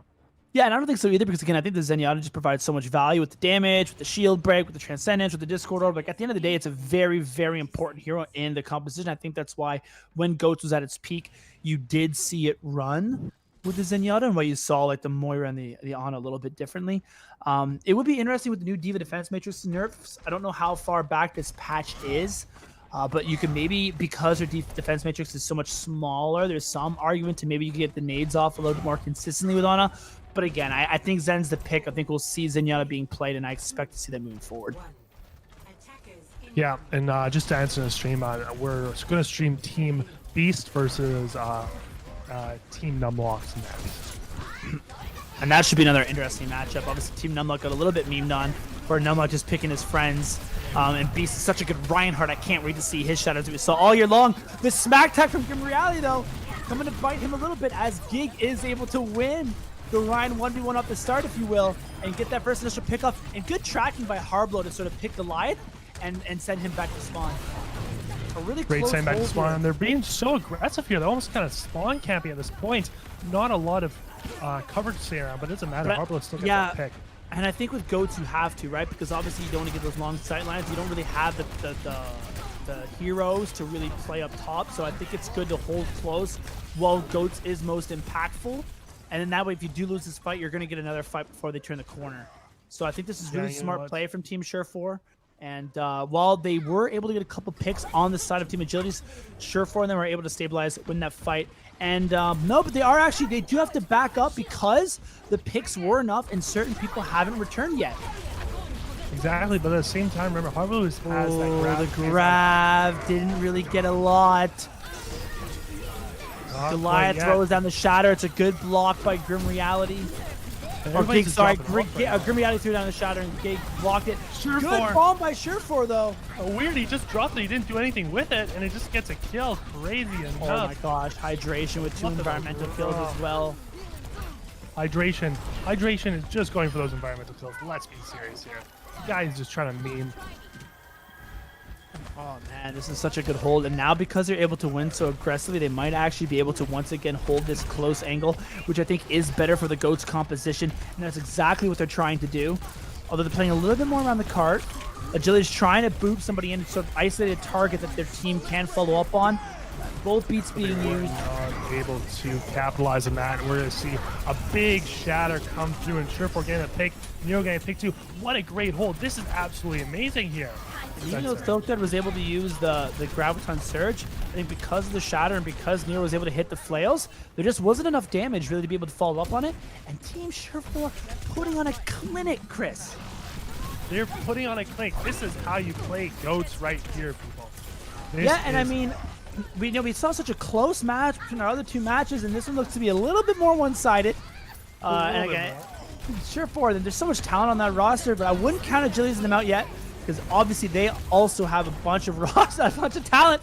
But with that being said, Nero gets the pick, Harblo gets the pick, Surefour with a Diva Bomb kill, 2 actually if you include the D-Mech. And yeah, they are a little bit running away, but now there's only a minute left, and they haven't really left their spawn. Your Goliath has a support ult, and you know, Team Surefour doesn't have any support ults right now, so they they do have Nero. No. Team Surefour has the rally, so Nero is going to be able to use that to engage the big ones. Yep. So there's a rally to engage. He forces out Trance. Really good by Nero to sort of isolate that Zenyatta. Maybe make him use that a little bit earlier than he wanted to. Oh, it's a big shatter. Big shatter. Let's see what's happening. Oh, there we go. There's a couple of picks from Team Surefour once again, though. Hydration with a 2-piece, and it's not even an environmental kill. He's just clicking heads. It doesn't even matter. I think they're making Grim Reality eat his words right now, unfortunately for him. And Nero coming back on the Ana. I'm not entirely sure why. Running the classic Lucio Ana Zen strategy. Maybe he just wanted to hit some sleeps. So let's see how that works out. Meme on them with the hydration. Oh, it's a good beat by hydration too to counteract that. As you can see, Nero comes in here with the, but it doesn't even matter. They're already able to get. Oh, he's able to throw one nade and sleep the Diva after the round's already over. So massive Ana play out there from Nero, and a great, incredible first match from Team Surefour to basically spawn camp them the entire time. This might be an incredibly quick match. Yeah, this could be really, you know, this could be all over in a matter of minutes here, guys. Who's winning? Currently, it is Team Surefour. Yeah, so currently Team Surefour. As a dominant performance, absolutely dominant. Let's not downplay that at all. Zik was brought in. Yeah, Zik was brought in, I think, for a little bit of his main, the flexibility to sort of round out Agility's hero pool, because obviously Agility is so good on the heroes that he was, and I think they just wanted a little bit more. The Defiant just want more options to sort of give on certain heroes depending on the meta. So I think that's why Zik was brought in. And Zik, you know, had his moments for sure. Some really good showings throughout the year. So I'll be interested to see, you know, what the Defiant do moving forward in next season. But it is not next season. It is a throwback tournament presented by TV. And this is GOATS. And this is sort of the focus that we're having on right now today. Obviously, Chris and I do talk about what we think the Defiant might do moving forward with Leon Master. If you guys know who Leon Master is, he was recently on the show. That's our most recent YouTube video. If you want to go check that out, it's on our channel. Again, just click the channel right here.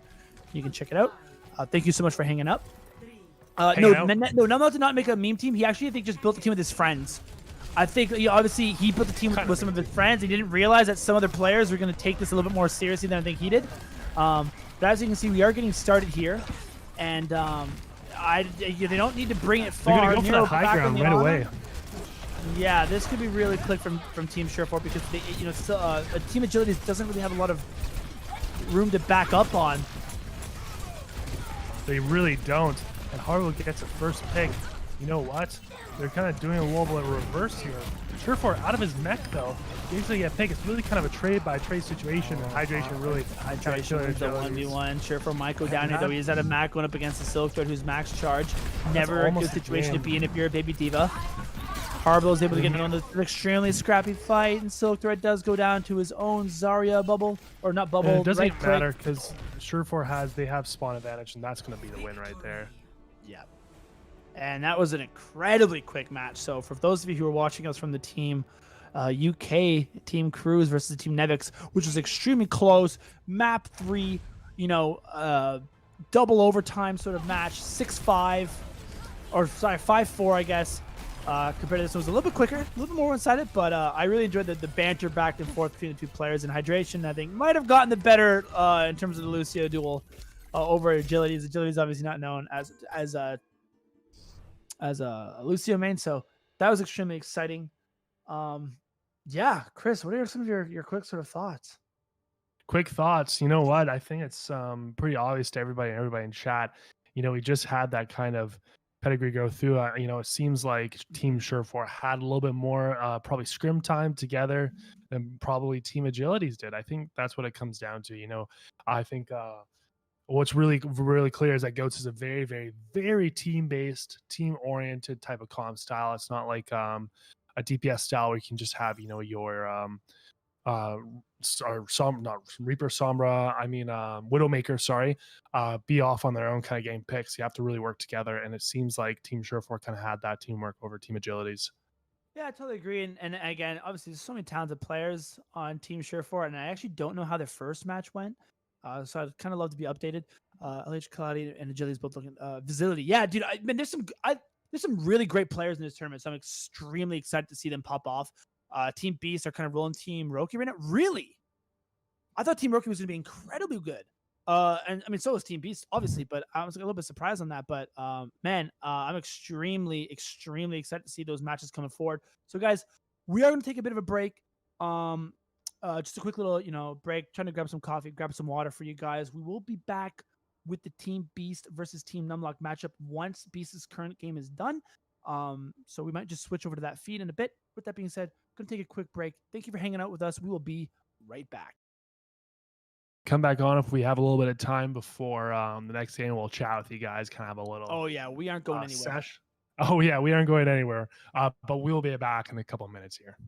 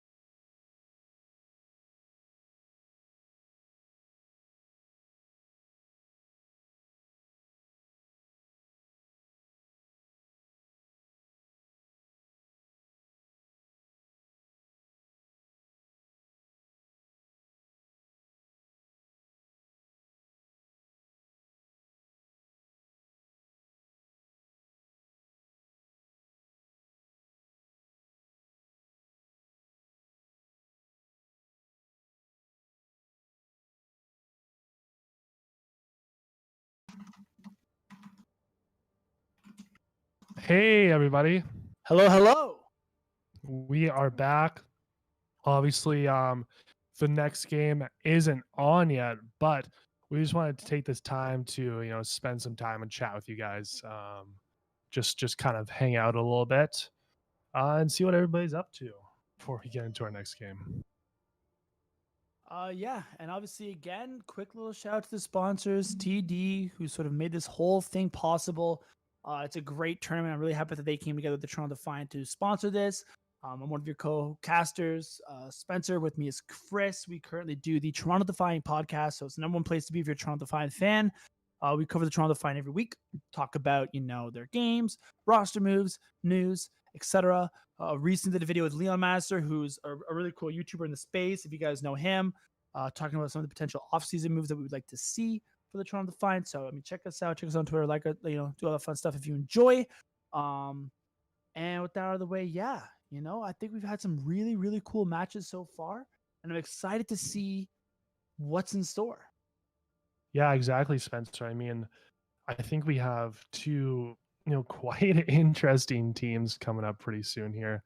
Team Beast, has Beast, Bernard, Blase, Karkar, Dante, Juno. You know what? Once again, a little bit of pedigree there. And on the other end, Team Numlocked, their guys aren't even in the channel right now, but Team Numlocked has a bunch of his friends coming on and hanging out. I think one of the funniest parts about what happened when they posted their stuff is they posted just sketches of each individual when they kind of announced their team roster, and it was just very clear from there that they're just in it for fun, having a good time. Oh yeah, that was always enjoyable because I think they kind of memed into it. And Numlock, obviously, I think Numlock's a good sport, right? If anyone's gonna just have fun, it's him and his team. He sort of, I think the joke that Broy was talking about was I don't know if he knew how serious other players are gonna take it, so he was like, let's get a couple buddies and we'll go out and play and have a fun time. And I think then he saw Logic's team, and I think Logic's team was a little try hard, so other players followed suit afterwards. But man, at the end of the day, yeah, it is for fun, and I do expect. I do expect it to them to sort of enjoy while they can.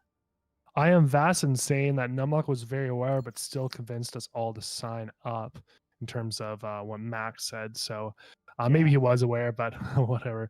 Who's won so far? So we've been watching. Oh, I guess we're kind of just boosting up Team Rocky, Team Beast right now. But we watched, I think, initially in our first game, Team Evix versus Team Cruz. Team Evix came away with that and won. And then the last one was Team Surefour versus Team Agilities. And Team Agilities, Team Surefour won very handily, very convincingly on our channel. Yeah, so it was interesting, especially because I was the Team Evix versus Team Cruz. Going into it, we had obviously rated Team Cruz fairly highly because it was a bunch of the UK boys, the World Cup team. And UK is so notorious for their goats, right? And no disrespect to Nevix's team, obviously a bunch of talented players. I just some lesser known names out there. But what a close match that was! An incredibly close match, and Nevix's team was actually able to win 2-1 in the final match at Kings Row, at 5-4. So it was so incredibly close. It was a really good match to see. And then Team Surefour versus Team Agility is a couple off-rolling going on there. And that one was a little bit more one-sided between the two. So Team Surefour was able to pull out the victory there. And as you guys see, we just had the official stream on with Lemon Kimi, LaFon, and them while we were waiting for some of the matches to sort of to end up here because obviously we can't cast Beast in them until that match is finished. So the next match that we are casting is Beast versus Numlocked. And yeah, I guess Numlocked's a little bit of the underdog, so he's got his fans. Team Numlocked, I heard, has been practicing furiously. Fame TX2 saying that, you know what, if they have, hopefully they can come and clutch that teamwork, because I think that's one of the reasons why Team Nevix beat the UK boys with Team Cruz is because they had very superior teamwork, and Goats is very highly based off of teamwork, less so on individual talent. So if they did practice a lot, I think we could see a pretty interesting game here, because it's not like Team Beast is completely stacked. I mean, they have a couple of really great players on there, but it's they got some really good players. Team Beast has some really good players. I know you're saying it's definitely possible for Nevix and them Numlocked and them to come back and put on the show, but It's gonna be a challenge. It's gonna be a good match though. I'm excited. No, I'm definitely excited as well. And I think, let us know in chat what you think about this whole tournament. I think this is, a great idea from Toronto Defiant, because I know they initially were thinking about probably doing something else, but then somebody came up with a great idea of doing a GOATS tournament. And, that totally makes sense because, everybody hated GOATS when it's happened. And I know that it wasn't really it was good that they took it out of comp play because it was getting a little bit stale. But you know what? We always talk about the fact that we love that comp the most, and we still do. And it's great to see that kind of nostalgia play come back into action. Yeah. It really, really is. And I mean, GOATS is we've said this before. It's one of those interesting things where you're right. It was like, man, people were so aggressive when it was meta, and obviously I understand, right? Because it was meta for a long time, and I think a lot of people in the Overwatch community like ever evolving metas, and it's tough to see one be so dominant for so long.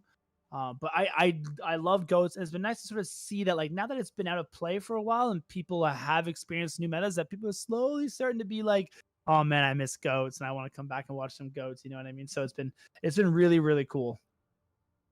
Yeah, exactly. It's been extremely cool. Surefour, yes, 2-0 agilities. That was pretty crazy. I think one of the fun stand-up players at that game was Hydration. The man was talking smack and also backing it up with some crazy environmental kills, having a great time there. And we obviously got to see, Gig on the super aggressive Reinhardt, which, is one of those heroes that he's really, really well known for. So that's been really cool. And yeah, man, just a really good game. Exactly. You know what? Just kind of on teams and plays in general, the Overwatch finals are coming up at lightning speed right now. They're almost, only a couple weeks away. If you guys are in chat and you guys have any, thoughts or ideas on who's going to win, let us know. We'd love to get your guys' opinion on things. We'd love, chatting and interacting with you guys. So let us know who you guys think are going to win. Sources Team Numlock came together and win the tournament. Yeah, hey man, if Numlock goes on this Cinderella story run and absolutely pops off and is able to get that victory, that would be something to behold. But all the power to him. I would love to see nothing more. It really is. It really is. It's a really fun, interesting tournament. I think it's a great idea. I've honestly been surprised that I haven't seen more of this. I almost I was talking to, obviously we've had conversations with Richard and stuff behind the scenes and some other people in the scene. And I was always like, man, I would love to see this as like an off-season thing, but with like the actual Overwatch League teams, like a preseason GOATS tournaments with their roster. Like, I think that would be really fun too. Obviously it's great to see people come together, like their friends and stuff like that, but I would have loved to have seen like the actual Toronto Defiant, the roster they had for 222 go up against, some of the other teams in the league, like the Houston Outlaws, etc., and like a GOATS v GOATS. I think that'd be a lot of fun as well. But this is like the next best thing, right? Like, this is something you don't really get anywhere else. So it's really cool to see. Yeah, exactly. I think the one possible issue with actually involving those teams is that they may be wanting to get a little more pay because it's a little more official, and this is a little more casual. So, no, yeah, I wasn't saying Toronto Defiant specifically run the tournament. I was just saying, I would like to see the Overwatch League do it. Oh, like a bit like a 50,000 GOATS tournament, right? For like the teams that can enter. Like, that would be cool. Yeah, and if correct me if I'm wrong, but is the prize pool going to this one's charity? Charity, yes. Yeah. So the prize pool is going to these charities. I think we should probably bring it up and mention which charities are being supported here, because it's always nice to see the team and the community come together to really support different charities and different people that really need it, especially in a time of COVID. I think that supporting people who are in need is more important than ever. So hopefully whoever wins and gets that money to support charity will be able to really help some people out. Yeah, I totally agree. So yeah, guys, for those of you who are tuning in, thank you for hanging out. We're just currently waiting for some of the other matches to finish. I think Team Beast is still playing. I think that's the one that we're sort of waiting on. So we have one. Matt McFarland's saying, I think Shanghai have it. I think Sato's liability, and I'm unconvinced by Shock. You know what? I totally understand that. Fleta, Izayaki, they're absolutely amazing. I think Fled is one of the best players in the league. That being said, I think we have just the roster on Shock is so deep. It's something that really they can pull different players out of their pocket to fit different roles at any time, and that's one thing that I think Shock has. Yeah, no, I understand some question marks about I actually don't have question marks about Sato. I think Sato's really good. I think Philadelphia has such a good roster. I think this is gonna be such an incredible finals because I can really see any team taking it. Imagine if the Seoul Dynasty somehow were able to win this entire thing. That'd be insane. But at the end of the day, it's so hard for me to pick against the San Francisco Shock because they've just been so good.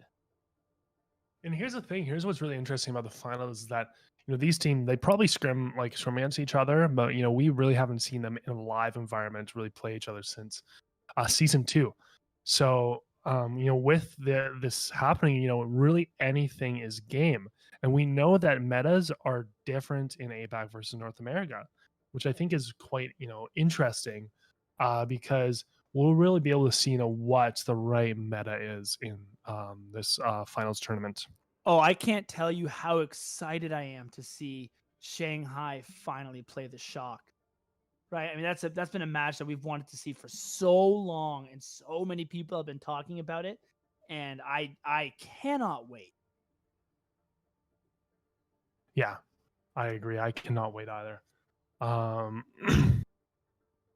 And I can't wait for the live environment too, because we were saying this on stream a little earlier. I was looking back at some Ghost tournaments, practicing up for my first time casting. This is my first time casting ever, and just hearing the crowd go wild after a good fight gave me goosebumps. And I can't wait to even if I'm watching through stream personally and not in live, it'll be great to see this kind of live environment and people really kind of enjoying it. Yeah, Chipsa. Someone's saying Chipsa comes in 4-head, bro. Imagine Chipsa comes in the top 5-head. 4. Yeah, could you imagine they just bring up the ultimate strategy? There's no possible way somebody else would, prep for a Chipsa to come in. That would be something to see. Imagine the meme image of Chipsa coming in and clutching. Just how off the rocker that would be. Oh my god, that'd be. I think Twitter. That would be. It would break Twitter. That would break the internet. If Chipsa came in and they actually won against in the grand finals against any one of those other 3 teams. I mean, you won't see it, obviously. It's a bit of a pipe dream. It's just too many there's too many talented DPS players on Philadelphia to see that. But if it did happen, absolutely, that would be a thing to see. Yeah, it will definitely be a thing to see. Chipsa final MVP. Could you imagine? You guys, this is kind of like the think tank that we really need right now. Chipsa coming into the final. I think that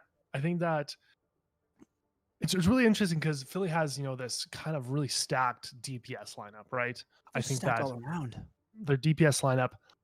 I think overall, you can even look at players they have on the. Oh, sorry. Yeah, you can look at players they have on the bench who are really stacked. We've seen EQO play once or twice this year. Every time he's shown up, he's been amazing. He's still a fantastic flex DPS player, but he's their 4th best DPS. Man, this Philly's just so stacked, top to bottom. Between Fury and Poco, the fact that one of those people are on the bench is insane to me. Even a guy like Boombox, who we're seeing in this tournament, I think Boombox is still a really good flex support. I think Philly's roster is insane, and obviously Ivy, man, I love Ivy for the Toronto Defiant days, and he was a great player when he played for us. It's getting brain farts left and right, man. So good for him.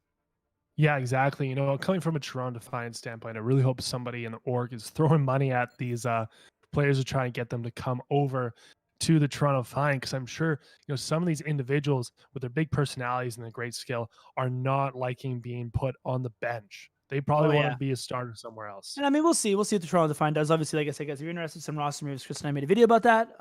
We can talk about it there. Maybe not here, but it'll be interesting to see what the new season brings. If I was Reinhardt there, massive Defiant fans over here, so I would absolutely love to see this team succeeded.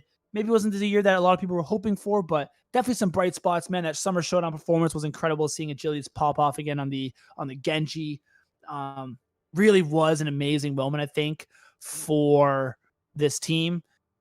And, Max says again, Poco, EQO, Boombox are starters on almost every other team. EQO, what heroes? EQO looked really good on the Echo. Obviously, his Hanzo and stuff like that's still really good. I think EQO could most definitely be a starter on the other team. Same with Poco. Honestly, same with Boombox. Boombox a little bit more of a risk because we didn't really see him a lot this year, but he's still really talented. I agree. I think all three of those players could start and make an impact on some team. It just goes to show how good and deep Philadelphia is. Yes. No, I definitely agree with that. And it's really interesting, wow, I don't know what's going on with the stream right now, but we're showing other stuff. We're showing other games because I was like, you might as well just put some other games on while we're talking. That way, it's not just our logo on the screen. Yeah, like a bit of a companion stream. You're obviously not going to cast. That's what sort of the caster's job with the streamer. Yeah, I don't know what the color combination is here right now. That's all I was saying. What I had something else in mind. It's weird how Echo has not really come back to be played a heck of a lot in Overwatch after it first was released. Yeah, I know. Obviously, received a bunch of nerfs. Well, I think what people have been doing is they've been playing players who are a little more good at their specialized role, and I feel like Echo is kind of an individual who is good at a lot of different things, but not great at any specific thing. It's a great beam hero, but there's other heroes that could be better at that. It's very vertical. It has it plays in the air, but fires a little better at playing in that space. So I feel like does a lot of things good, but doesn't do everything like perfectly. Nope, totally agree. Yeah, exactly. You know what? And I really like Goats. I think Goats is like my favorite meta. But what I will say, and I think other people agree, is Genji is probably in my wheelhouse, probably the second best meta. Just because like the one thing with what's great about Goats is that you're able to see all these things happen at once together, and it's kind of easy to understand and comprehend. The thing about Genji is that you get these universally good plays every time in pretty much every single team fight. Yeah, I mean, yeah, we'll see, man. It's really exciting. It's some really exciting stuff here, so I'm really looking forward to see how this plays out. Yeah, I am too. Now, Numlocked, he, I think you guys, if you guys ever see him on stream, should definitely go check that out. He is, a really, really funny guy. I think that's one really good positive thing about that. He's very easy to listen to and easy to watch the stream and understand. It's interesting to see, how he talks about playing Orisa, because obviously halts are quite important. But he talks about it in a way, in the sense that he says that it is it's not like a terribly tough role to play. You have your halts, which are quite important, but other than that, you're really a face tank for damage. And one thing I find has really helped me improve my gameplay over the while is just kind of watching those pros, chat about how they play the heroes, because it's really awesome. But it looks like right now, we are watching the Team Cruisers or Team Kariv game, but it looks like our team pools for Beast against Numlock is filling up. So you know what, guys, don't go anywhere. It looks like this game is going to be starting pretty soon here. Yeah, game should be starting pretty soon. Yeah, Mac, you know what? I totally agree with that. Novak as a coach back would be pretty good. You know what? I think what coaches need is they need kind of that sixth sense where they're able to really step back from a 50,000 foot view and really be able to analyze the situation. And also, have that kind of verbal communication skill to be able to communicate between different players. And I think that's one thing that Numlocked is really, really competent at. He is very vocal. He does know how to really contextualize and verbalize, plays and different things. Thanks, Bocce. Really appreciate that. We're just gonna shout this guy out. Bocce Riley. He's our one of our content creators that help us out, with graphics and design. All the cool thumbnails you see, that is his job. So if you guys ever want to go out and follow him, he's at Bocce Riley on. Once again, key instrumentation part of our our general podcast. Yeah, no, I mean, he's came on. He's done a lot of great stuff. So a lot of the graphics and the thumbnails and all the stuff that you see there, I think is really, really, is really nice, man. It's been a great addition to the team, and I think it's really helped our content sort of grow and improve, and we're really happy to see it. But yeah, it looks like this stuff is currently getting underway, and I'm excited to see this team sort of play it out. Obviously, Numlocked, again, a bit of the Cinderella story here with some of his friends going up against, a lot of former Philadelphia Fusion University people, Dante, obviously, Blase, Karkar. So I'm really excited to see how this plays out. Some really talented players, and we will see. I know I'm going to be having trouble pronouncing some of these names in the middle of this. God, dang it. Alan Gordon. Okay. Everybody's private. That's the thing, it's almost tough having a public profile and playing ranked nowadays. People just look right straight at that and will flame you pretty much regardless. Yeah, it's great to hear. Yeah, definitely looking at Numlocked. His streams are extremely educational.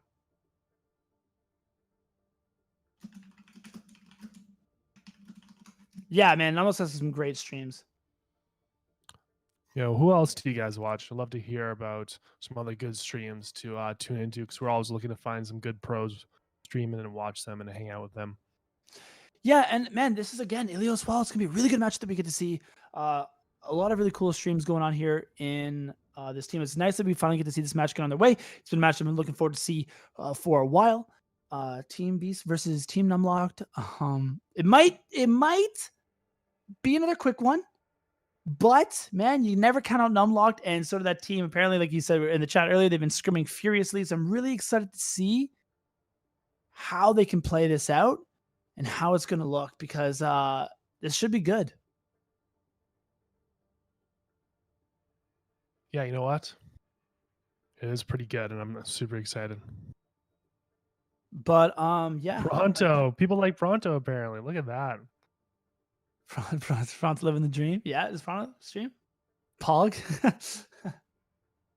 Pog. A lot of XP's crews, all smaller streams.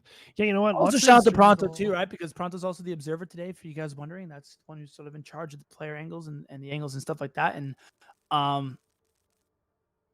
out to him, man. It's been doing a great job for us, and good for him, obviously taking the time out of his day to help put this show on for you guys. So big shout out to him. Big shout out to everybody involved. Big shout out to TD for sponsoring this tournament and being able to sort of put these guys, put this thing together, bring GOATS back. I'm one of your hosts, Spencer. Thank you for joining us today. My other host is Chris. We do the Toronto Defiant podcast, where we sort of cover the team, so like sports talk radio for the team. Obviously, this is the YouTube channel we do. Check it out if you guys are interested, or Toronto Defiant fans. Number one spot to be. And yeah, man, like I'm just excited for this game to start. I'm excited for this game to start too. And you can see with Pronto's goal boy, this guy knows Overwatch as well. He's had a lot of spent a lot of time looking at that and going through the viewer. Yeah, no, I totally agree. Man. It is I'm itching to see these guys play. Oh, we're starting on Ruins to start. I am so excited for this. I gotta close this door. I'm at IGS, this gaming station right now, yelling. Everybody can hear me at this internet cafe. That's so funny. Man, I'm super, super excited too. So yeah, thank you guys for joining us. We're gonna get some good games going. I'm really looking forward to just getting this on the road. I wonder what sort of boops we're going to see. Ilios Well, obviously, is extremely exciting. Visan says, hello, YouTube. Hello. And also shout out to you guys too. We really appreciate you guys hanging out with us, watching us, and having a good time right here. Keep that chat rolling. Tell us what you think about this play. Who you're going to think is going to win. What do you think is going to happen? If people are going to chat smack right now, or kind of Arcade saying throw please, Blase saying D equals. Not quite sure what that means. Yeah, no idea. I never heard that before in my life. But yeah, I'm also like really interested. I mean, obviously it's great to be able to cast. It's been a great opportunity, but like, I'm also interested in some of how the other matches are going. So again, some of the other casters, guys, we really appreciate you hanging out with us today. But if you're interested in checking out some other people, obviously the Toronto Defiant is doing the main broadcast with like Lemon Kiwi, Lafon, and Beatdown. That's on their YouTube channel, youtube.com/Toronto Defiant. as well as Landlords Gaming currently have a stream going on right now. Twitch.tv / Landlords Gaming, and then our friends at Alpha Flight are putting on a great stream right now. Twitch.tv / Alpha Flight _TO. That's insane. Alan has almost learned how far Ryan's alt goes. Clearly, Alan learning a lot here. Alan Gordon, I think that they're talking about that Torbjorn logo. Seems like he's going to be a force to reckon with on Ryan. Also have, Vazin saying, watch out for that. So great. Arcade Izzle. I don't even know if I'm saying that right. Get ready for a lesson in Overwatch. I got to get ready for the lesson too. I've got my notepad out ready to write down some things. Can't predict the unpredictable. Beast, is your team ready? I think people are getting ready to go. Beast is just. There's some mental warfare on here too, right? With like mental warfare. Yeah, trying to get in each other's heads to really pull that one out. So we will see. Look at what these guys are both confident. They're posturing. Team Numlock definitely have the chops. Definitely got the confidence to win this. Let's see if they can back that up. Yeah, Mac in front. All about winning that one team fight. Yeah, you know what? That first team fight, it really predicts that alt kind of advantage going forth throughout the rest of the game, which is, something that's hard to do. I love Ilios too, by the way, for GOATS, especially Ilios Ruins. I hope they play that first. It's a lot of fun with GOATS. All those vertical maps with a lot of, vertical tight spaces is a lot of fun to watch and play. And this one's going to be really, really exciting too, man. Ilios, you're right. There's going to be so many potential for some boop opportunities. I'm really excited to see these Lucios potentially pop off. So that should be exciting. Looks like we're playing Lighthouse first, though. You know what the play here is to really take that space and hold them at their, chokes in their initial lanes. So we'll see if people go for Lighthouse first. They try to take this other kind of enclosed area across from Lighthouse. Yeah. Controlled. Totally agree. I mean, yeah. Sorry, you can go. What? Control is a little hectic. You know what? So we may see, if the less pedigree team has a better chance of winning here, but just gonna have to wait and see. Yep. I mean, match is about to start. The moment we've been waiting for. Let's see who. Beast is on. Beast is on. Lucio though was not expecting that. Oh, yeah, they're off rolling a little bit here. Hey, Beast and Lucio, Benar on the Moira, Dante. Oh, no, Benar does go to the Diva, the Zarya in the end. But yeah, I definitely thought you'd see Beast on the Reinhardt. Numlocked on the Lucio, too. Numlocked on the Lucio? That's insane. Blase already gets 2 right off the bat. Yeah, and this is going to be a very quick team fight for sort of. What's going on there? Oh, yeah. That was absolutely out of the world. Yeah, really quick team fight. And obviously, we talked about how good Team Beast was going to be. Now, mind you, I did think that we were going to see him play the Reinhardt. I think it's interesting to see him on the Lucio. Nevertheless, an extremely dominant first fight for them, and I it's with the potential to continue that going. It's almost getting moved off the high ground right there. They're kind of controlling that space quite well right now. They're just clearing everybody out, and they just gotta regain themselves and drop down. Now they drop down. Oh, stun out and die real quick there. Carfa or Blase, they're really kind of that Reinhardt and Daniels picks off and forcing Team Numlock back. Yeah, and I totally agree. 2 really, really quick team fights out there from Beast. And, hopefully they're able to pull that and sort of snowball that momentum into it. Although Numlock, we're going to have to make a comeback here. All the ultimates right now seem to be on Team Beast's favor. But that should be interesting. Yeah, they're pretty much got 6 ults almost here. I think this is going to be another wash because we're still waiting for Team Numlock to come online with their ults. They're using the Moira, which is really interesting. Moira, obviously, instead of that Zen, so they can't pump out as much damage as Karkar can with the Zen, but they can build up that really important ult to drop some damage there too. That being said, he gets knocked out of his ult, and it's pretty much the game at this point. Juno and Karkar getting their picks, and it's going to be, once again, another clean fight. We're almost in one fight territory now. Numlock has to do something. Team Numlock has to do something in order to get some points on the board. Yeah, no, I totally agree, and it's going to be tough because, again, Team Beast has so many ultimates in the bank, and I actually thought we were going to see an environmental pick there, but we actually didn't, so, you know, good for them for staying alive, although Beast does eventually drop. Whoa, Unlock dropping that. Interesting wall there, but Dante's still managing to pick off. Benar with just a grab for disrespect. Obviously, Numlock's able to touch the point. That cap. Yeah, maybe, although I do expect Team Beast to close this one out. And now shadows galore. Again, I still think the picks are there for Team Beast, although it's nice that Numlock and them are able to sort of contest the point. Dante with the massive grab eat. Yeah, look at that. This team is just unstoppable right now. They're really getting the best of Team Unlocked, unfortunately for them. Karkar jumps off the edge. He doesn't even care at this point. He's just having a fun time. He's just disrespecting Team Unlocked. Yeah, honestly, wow. You know, what a first match. Kind of went how I thought it would go. But again, Unlocked them can always turn this around. It's not over yet. Ryan. That never ends. Yeah, it's gonna be a close match. I'm surprised Numlocked isn't playing the Reinhardt.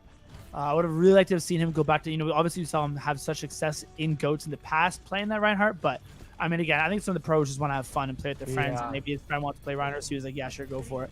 I mean, they're already kind of slapping Beast is already kind of slapping Team Numlocked. I think Numlocked should go to that Ryan, maybe to even things out. But you know what? Alan's probably having a good time figuring out how far that shatter goes.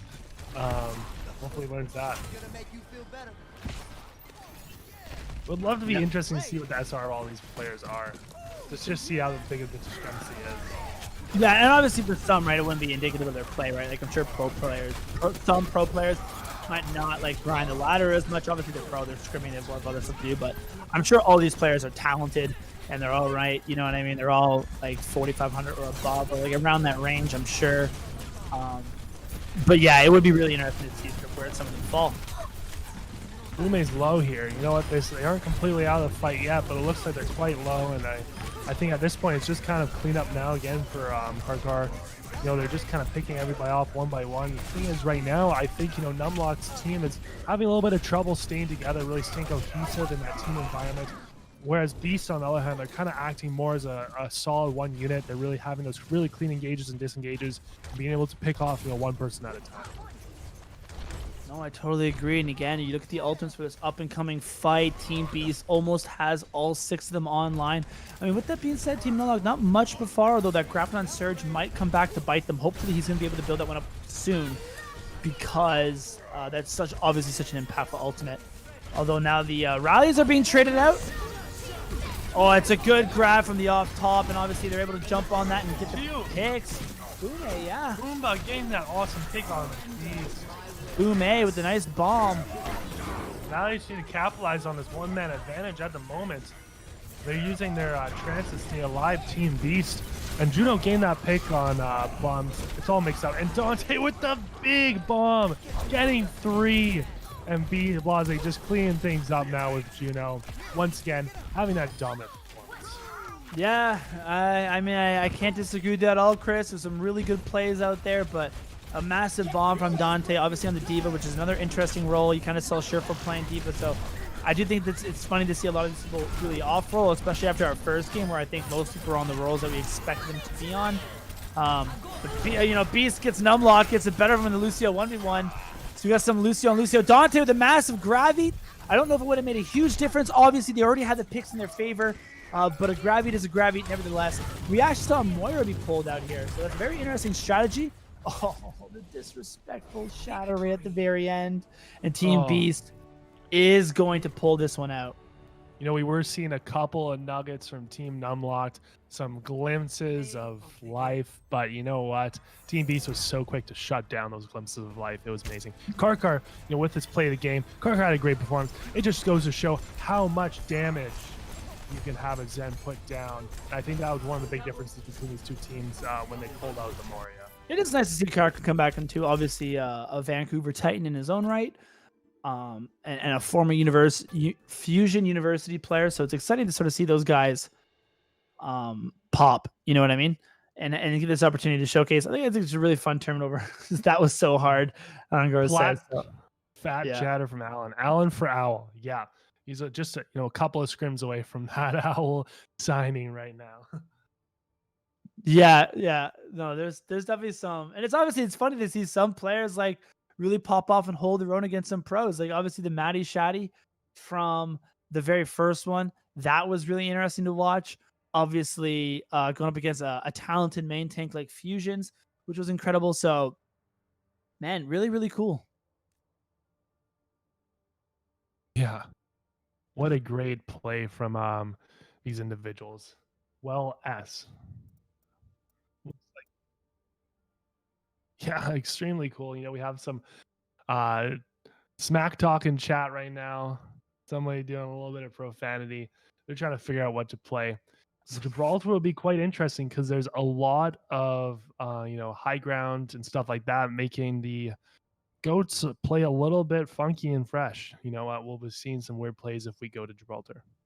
Wow, and I mean it's also interesting because Monkey is not currently unlocked, so you can't see. I know. By the end of it, it was sort of phased out, but the Monkey Goats were a thing for a bit during the Goats and its meta and its mainstay. And if you're ever going to run a Monkey Goats, Gibraltar would have been one of them. Although I don't think Monkey is available. Alan just needs to unbind shield and just swing away. Team Beast.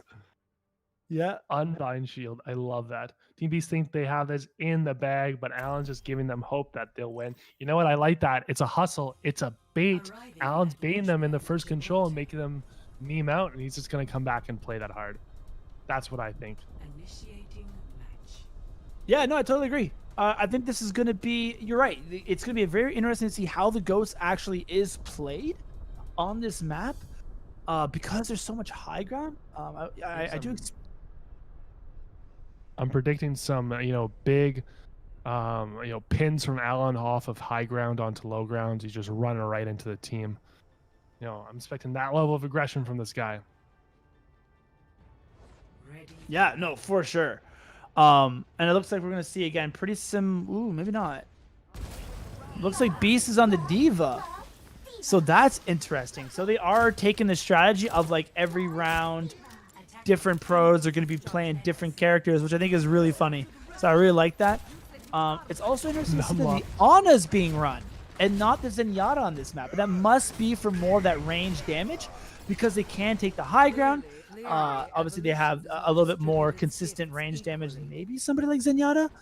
Maybe they're trying to get better angles to land the anti-nades, especially with Diva's her defense nature being a little bit less buffed. So it's very interesting to see Numlock play.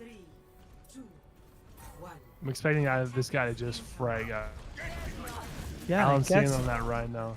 Dropping that immediately from that high ground. And they're running Zen.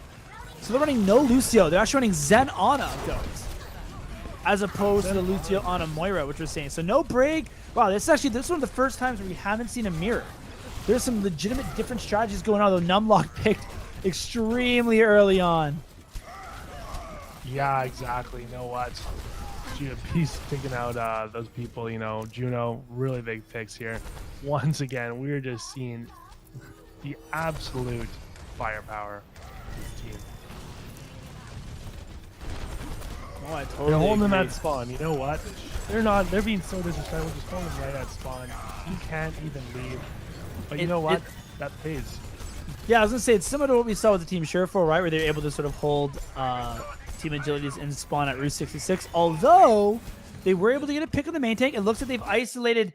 Oh, Karkar seems to have disconnected. So there is currently a pause. So, I mean, obviously this team fight was looking like Arcade Izzle. It was about to fall, as you can see on the screen right in front of us.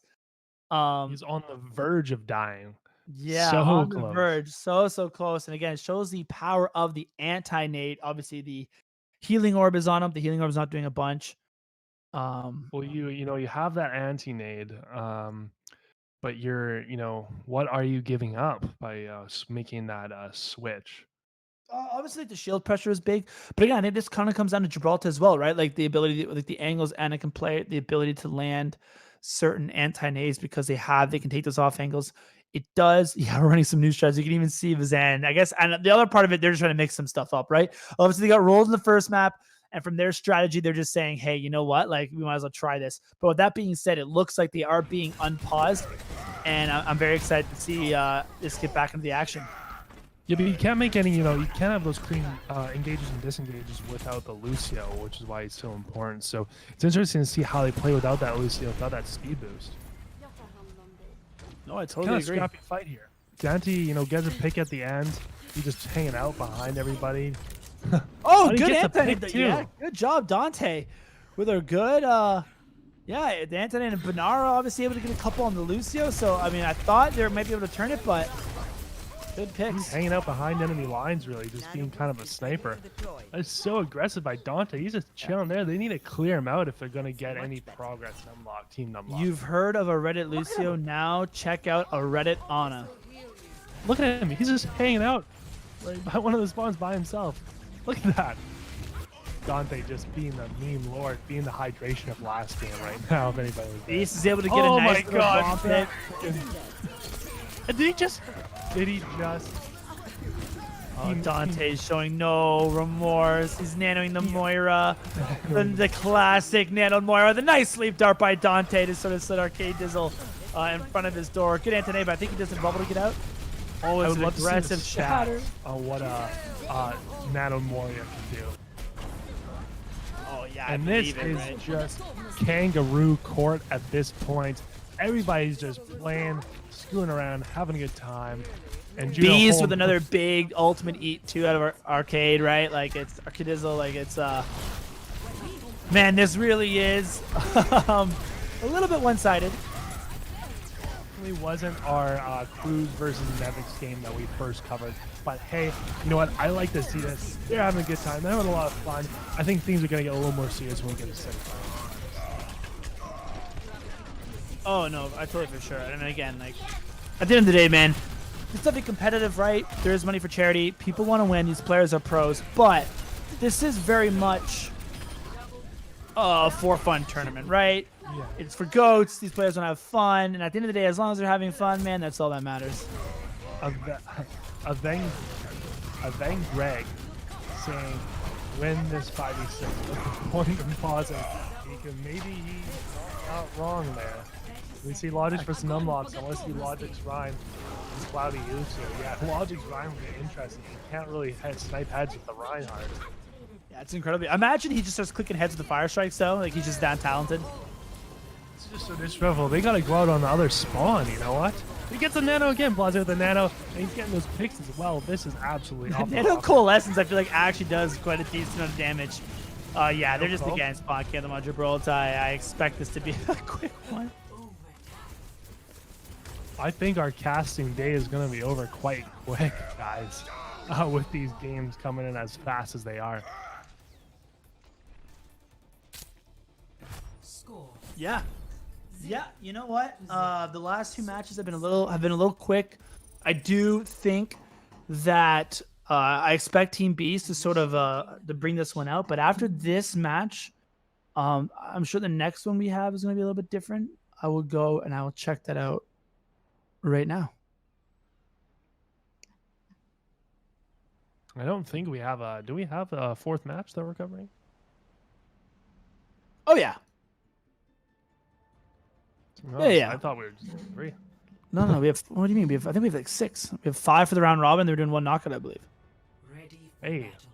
So the next one we're going to do is...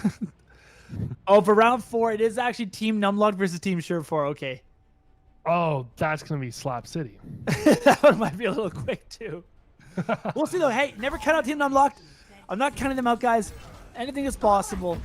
Obviously, talented players on there. But that one might be a little tough. Team Sure4 obviously was looking really, really strong in the match that we had just seen.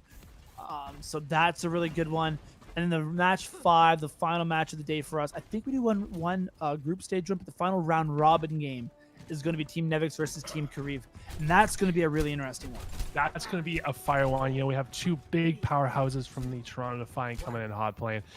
And, you know, I'm excited to cast that one. Obviously, this one is just a fun time. Just have a good time hanging out here at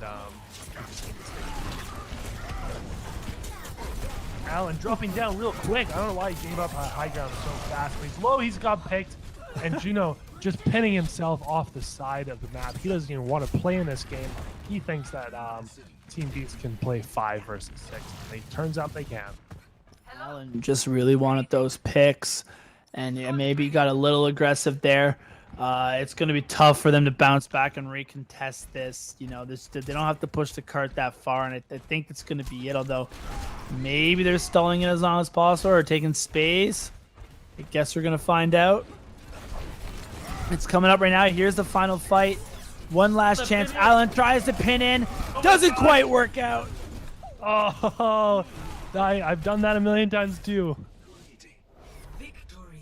And Team Beast, what a clean win there. Yeah, you know, it was good. It was a good game. GG's close. Yeah, I hope they had a good time. I hope it was fun. It was fun for us casting. Well, it might have been a little bit more one-sided than maybe we had thought. No, you tried your best, bro. You know, you went out there, you played a good match. So, yeah, it's just one of those things where because this is like a for fun tournament, some teams maybe are slightly stronger than others, potentially, in terms of the teams that they put together. So obviously a lot of like really, really talented players on Team Beast, as well as Team Numlock. But yeah. Mac McFarlane saying Logix is a 4.6 on tank.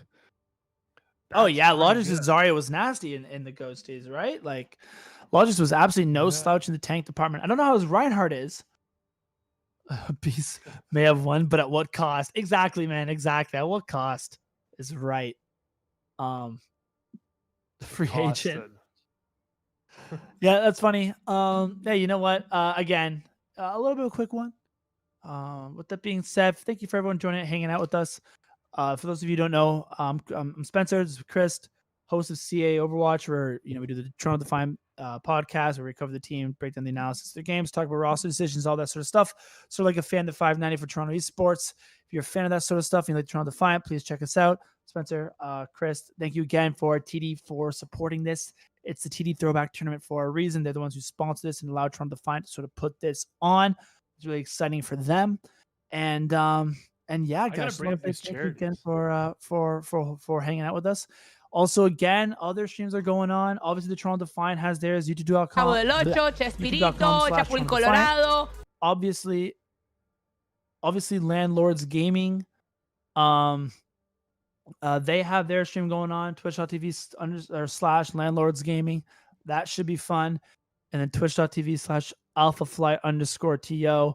They have a game going on right now in Alpha Flight, friends of the show. I'm really excited to see everybody sort of come out here and show support. So it's been great. It has been absolutely great. We have some great people in chat talking, ready for our next game. What a great game for these two. You know what? This is going to be great seeing Numlock play a little bit more. This guy is awesome. He's so casual, fun, loving, it's good to have him as a personality on the team. Oh, no, yeah. Numlock was a great addition to this team. I think he brought a lot in terms of leadership and shot calling. And, it was nice to see him and Beast sort of come at it. It was nice to see Beast get some playtime at the end of the season as well. I think Beast is a really talented main tank as well. So, I mean, a little bit better of a Reinhardt than he is, Lucio. But maybe not. Who knows who he'll be playing next year. Maybe this is some insight on what we're going to see coming in the future. Yeah, it certainly is. And I think we're going to take a very quick game break here before we get into our next game. Stick around, guys. We'll come on before, this next game starts. Have a little chat with you, talk a little bit more about what's going on, maybe the Toronto Defiant. So, stick around and we'll get back to you soon enough here.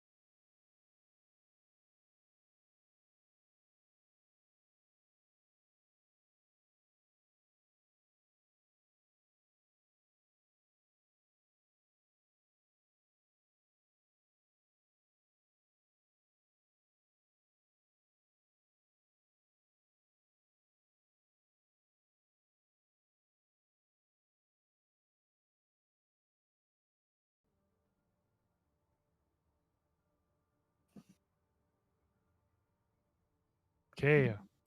Hello. We are back from break time. We had to go juice up on some water. I got a little bit of chicken hanging out.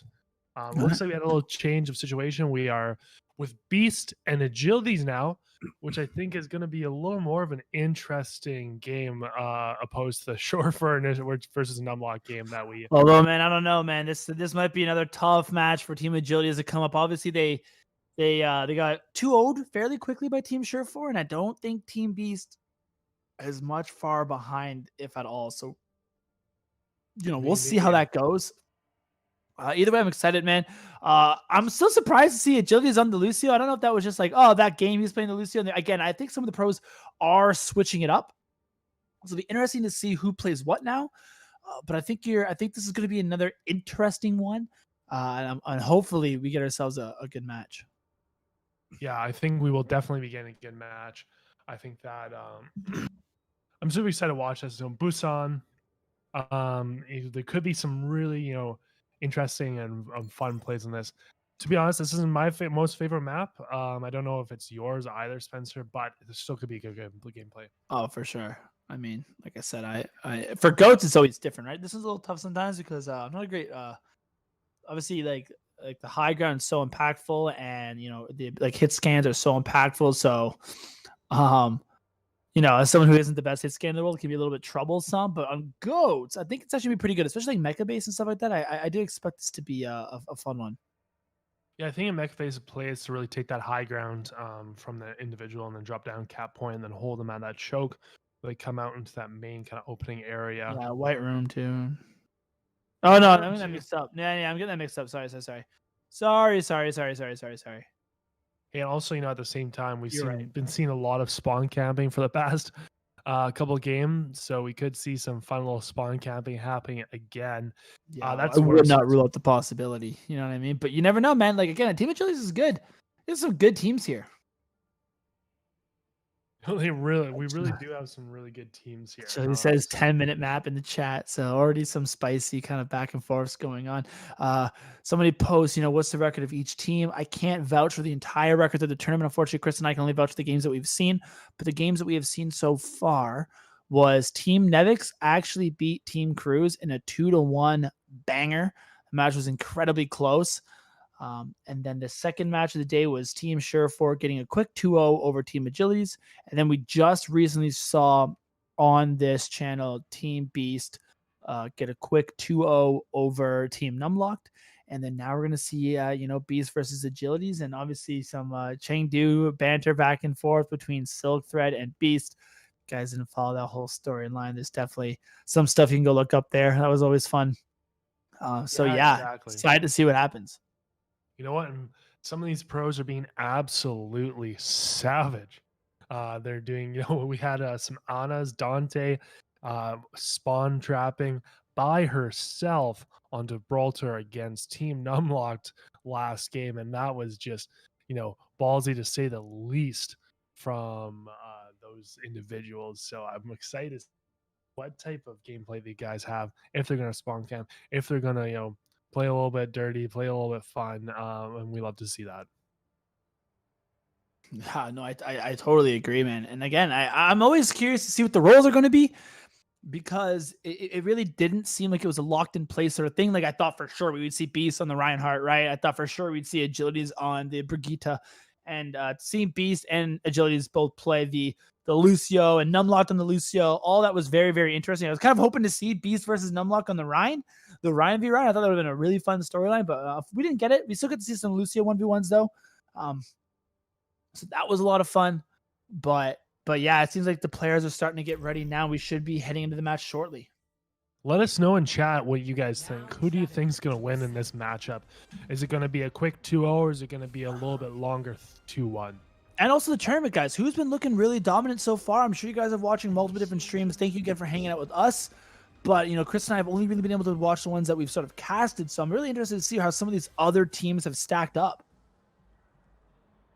Looks like we're not on Mecha Base first. No, downtown. Downtown. This is going to be tough. I mean, obviously, again, it's harder when... yeah, thank you for the rendition of Chris. beautiful, really. But obviously, like, this is such a big like Widowmaker map and Ash map. Obviously, those players are not available, so it's really interesting to see how Goats is going to play up on this one, because I do expect the Divas to try to control some of the high ground, but obviously, there's only so much you can do. There is only so much we can do, but it looks like what are our roles here? We got Beast on the Brigida. Oh yeah, so they're definitely just switching it up, which is cool to see. You know, this is, I think, a little more of a closely matched game. So like, I don't know. This we like to think that maybe they play this a little bit more closer to the roles because they want to move on. But you know, if not, whatever. That's cool. It's really fun. I think maybe Beast and them just have confidence in themselves. As you can see, Benar already with a quick 2Ps, and that should be the team fight just like that. I was gonna say, like, it could be a close one, man, but I would definitely not count out Beast's team. They've looked incredibly strong, especially versus Team Numlock, so I do expect this to be one of the better teams in the tournament. Although, again, you never know, right? Really never know. Grim reality. He could make it as big. You know what? He just got to get some, you know, good plays coming in. And we got Bernard. He's really playing aggressive. They're going around the left side. We have a big engagement here. He's being stunned out. He almost being stunned down, though. Bernard's getting really low, but he's still being aggressive. And we got those picks, Blase and Beast. You know what? He can stay aggressive. This is going to be another pick up. Man, I totally agree. I totally agree. It's again the ultimates. Look at the ult economy that Team Beast has in their back pocket, right? They got almost all 6 ultimates up. Ballin falling a little bit behind in the Lucio in terms of being able to build up that beat. Same with Silk Thread in terms of being able to build up the Graviton Surge. This is going to be a tough fight. A massive shatter comes through by Benar. Isn't enough though. Nobody's died yet, but their cards are laying down that damage and hitting that people. Bernard Beast, they're really just laying this down. And you know what? They use a couple of ults. They still have, you know, a support ult, trans, and a bomb online. So, you know, they could still have the tools to win this next fight too. And we're, you know, still in 2-fight territory, but we're getting close to that 1-fight territory. Yeah, it was only a matter of time when you have that much of an ult advantage. You're able to land such a massive grab and a shatter on top of it. I think the support ult was able to keep them alive for a little bit, the rally that is, but eventually the damage was just too much, and you saw some of the players fall. Now it's Team Agility's turn. They get a really good Graviton. They use their bomb. Another countered shatter comes in. Oh, but Grim Reality hit the massive one. And is that enough? They're able to get Benar, but no. Team Beast able to suddenly turn it around. And they get the Graviton Surge of their own. And Blase getting picked off. You know, they had that sustain to really keep those Shatter people up and alive, and they just focused on other people, and that was just too much. Everybody just focused on, you know, those. Everybody from Team Team Agilities was focused on those down people and they Shatter, and Team Beast went after everybody else and got those picks faster. I totally agree. That was again, it was a pretty one-sided match from, you know, coming out of Team Beast. Will they be able to do it? Now we're on Mecha Base. This should be really interesting. Can Agilities bounce back? I'm not too sure. I think Beast's team has looked so good on this tournament so far. They've been so dominant. I don't know, man. It's gonna be close. It is going to be extremely close in this situation, or not close at all. Seeing how Beast and Team Beast have been playing, it may not be the case. And quick engage. You know, this is so fast. There ain't no poke phase like we saw with the Nevix versus Cruz game.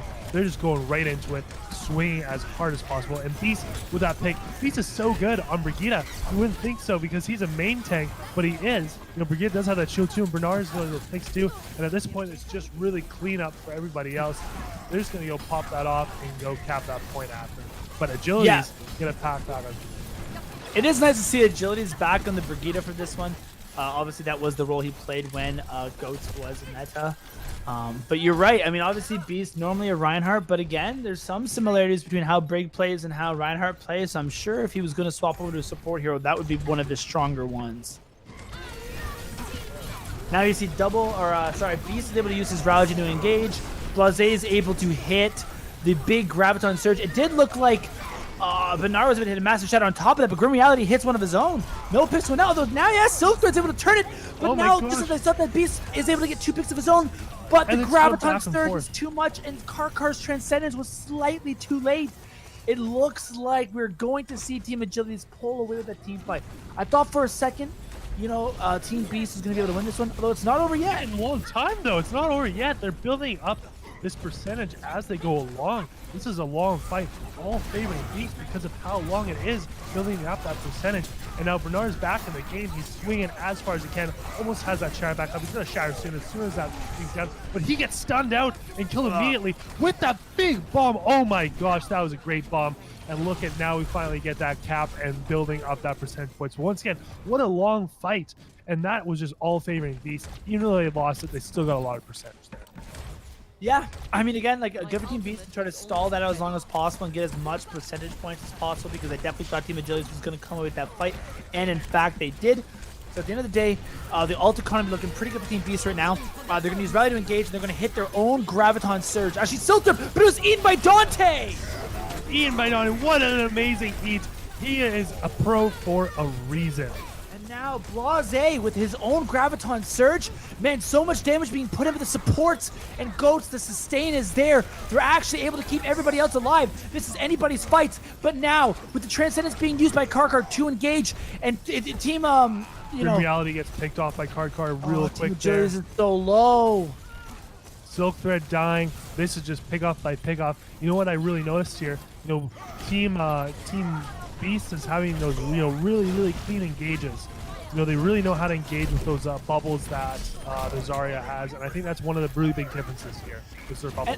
And it was such a good, it was such a scrappy, close fight. I think the turning point really was when Karkar was able to build up that Transcendence, and they were able to use it aggressively, because at that point, it healed everybody back up, and they could really hit W, hit that speed boost, and sort of get those engages and get those picks that were required for them to sort of pull out that victory. 60% to 60% though, this is still anybody's game. Still is, and this is, you know, a lot closer of a game than we saw with Surefour Agility's game a couple one ago. And that was a little bit cheeky there. Karkar Grim Reality almost getting pinned out, but he's getting that pick on Beast, and Karkar going down as well. And KU needs the Graviton! Oh my gosh, I actually thought that Team Beast was going to be able to turn it around, but if they had any chance, KU was going to, or sorry, Blase was going to have to hit a massive Graviton Surge, but KU said, no thank you, it's dinner time, and he had himself a Graviton Surge. It's dinner time. His stomach is full, I'm sure, now by eating that grab. What intuition. You know, these guys showing how pro works. Oh, Dante's getting, I don't know about that Diva Bomb. You know, obviously trying to keep himself alive, but it looks like it's too little too late. Good beat to engage. They also have the rally. Now with a counter beat out from Juno. You know, Qs are being popped every right now. It's an extremely scrappy fight with nice little shadow by Grim Reality. KU's able to pick Karkar, which is huge. And Blase kills with himself. The grab. Oh, Team Agilities looks like they're going to actually pull this one out. I think they will. They just really need to clean this up, make sure that nobody can come back and contest at this point.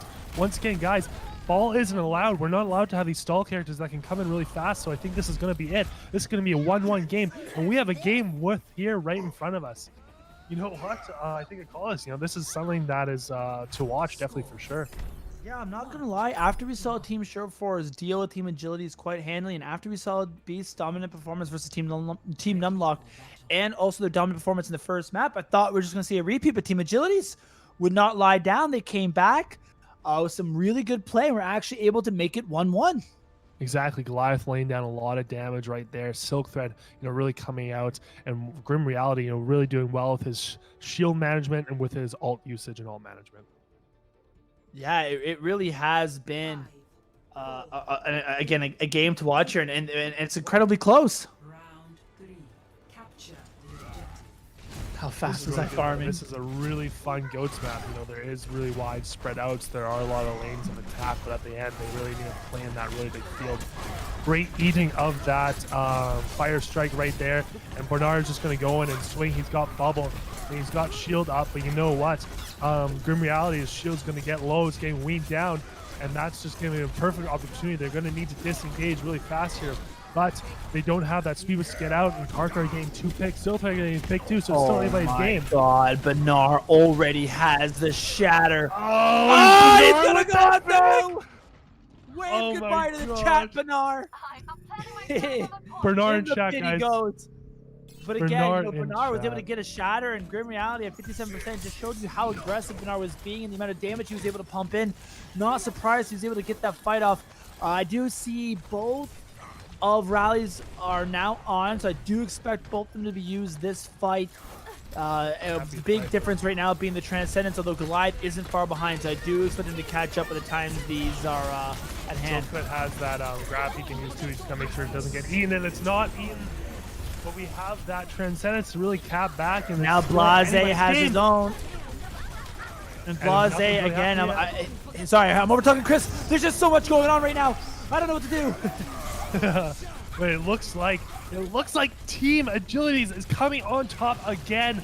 This is something that we have not yet predicted and seen, and they're going to get that cap back and really make this this map be a little bit more competitive.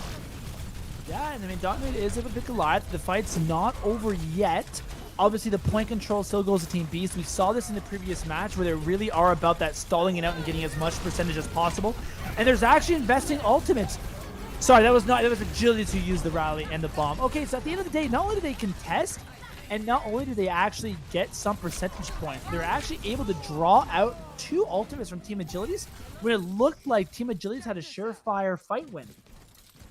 Yeah, exactly. You know what? If we're looking at the alt economy right now, Goliath is still 50% away from his trans. Karkar, 25% away. Juno, but doesn't have that sound barrier, whereas Team Agilities does have that sound barrier. So, we're pretty evenly matched in that sense. I think they're both going to build up their ults in this next fight. It's really anybody's game at this point. That's funny. Silk Thread said Zarya gap. He is able to hit a nice grab on Surge. It's not being eaten. There's the bomb in. It's good block. The question is, Karkar's Transcendence obviously is able to defend it. A nice shatter. It only gets, I think, 1, so good block too, but Benar's run over. And it looks like, again, Team Agility's off of the beat to be able to sustain them and allow them to be aggressive is going to take another team fight. Look at Goliath pumping out that damage. He is just absolutely on point right now, clicking on heads. The man got 2 picks right there. We should really, check him out and see, how he's going. All he's, back at that trans ready to go, even though he was behind Karkar before. And this is really exciting. We're exciting to watch. Yeah, and it's really cool, and I think that it actually Agility does a slight ult advantage here. Both teams have rallies, but that Transcendence is going to be incredibly impactful, especially if Blase decides to use his grab. If Silk can get his grab off before Juno can get the beat, or Kark can get a Transcendence, it's a potential win condition. And he already has it online. Silk at 93% almost there. Silk really losing quickly. He does! He's able to get everybody. Can they build it in time? They don't. They actually go down. They actually go down, and Juno, you know what? They should have poked for a little bit longer. Juno was literally 7% away from his sound barrier, which could have saved them, but it didn't because they did not spend more time poking. They should have a little bit of a poke phase there before they. Well, I think they tried, but I think the problem was Team Agility said no and just hit speed boost and ran into them, right? Like, obviously they want to poke, but it's hard to poke if the other team doesn't want you to. Now they got to be really aggressive and touch point. There's so many ultimates online. I don't know if they can touch. They can't. And that's it. Wow, what a control map.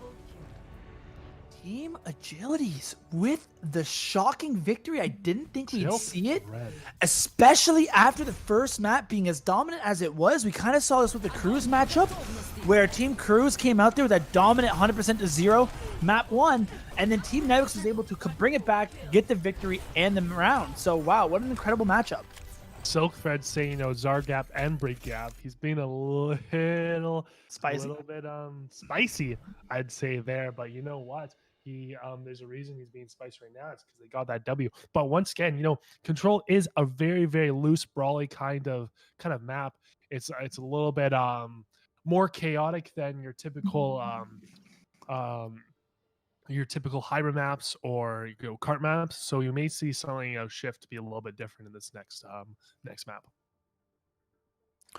Yeah, again, you're right. Control is a notorious brawl-centric, sort of anything can happen map where like your ultimates and the ability to snowball them is so incredibly important. Definitely can flip We saw this again. It's very similar to the Cruz Nevix matchup, where the first map was, it looked like Cruz was going to take it. Then all of a sudden Nevix bounced back. And then I went to the Escort map where Team Cruz was sort of able to show their dominance before obviously going to King's Row, where Nevix had the massive 5-4 victory. I wonder if we're going to be able to see this now. Some people talking about a Brig 1v1, which is incredibly interesting. I mean, I'd love to see it, but I don't know if we are. I'd love to see that, post game, just a little bit of good fun. Unlimited. I carried you in Chengdu's scrim. Silk Thread obviously talking back about the days in GOATS where Chengdu needed a main tank and Silk Thread and Beast were supposed to go over there. And obviously it didn't end up happening. Beast 240 ping carrying your, 3 asterisks there. I think we all know what that word is, but I won't say it. None on this pod, none on this show, right? Family friendly. We're trying to keep it family friendly here. But yeah, who else is liking this chat right now? I think this is one of the best parts. Keeping it spicy between them, because obviously the teams can't communicate. I just wish we kind of knew what was going on within their comms. Probably not. Oh yeah, I'm sure these guys are having a blast. I'm sure this has to be one of the most fun tournaments to play if you're a pro player, right? Obviously, there's money to go towards charity. There's like people are competitive and they want to win, but it's not as like stressful as like an Overwatch matchup or anything like that, right? You're playing a meta that can't even be played currently. And a meta that, again, I still think is incredibly fun, especially when played in like moderation and not, being scrimmed 12 hours a day. So I can only imagine how fun it must be for the players to be in a match like this, because, I'm having a blast casting it. I can only imagine how fun it would be actually playing it. Yeah, exactly. You know what?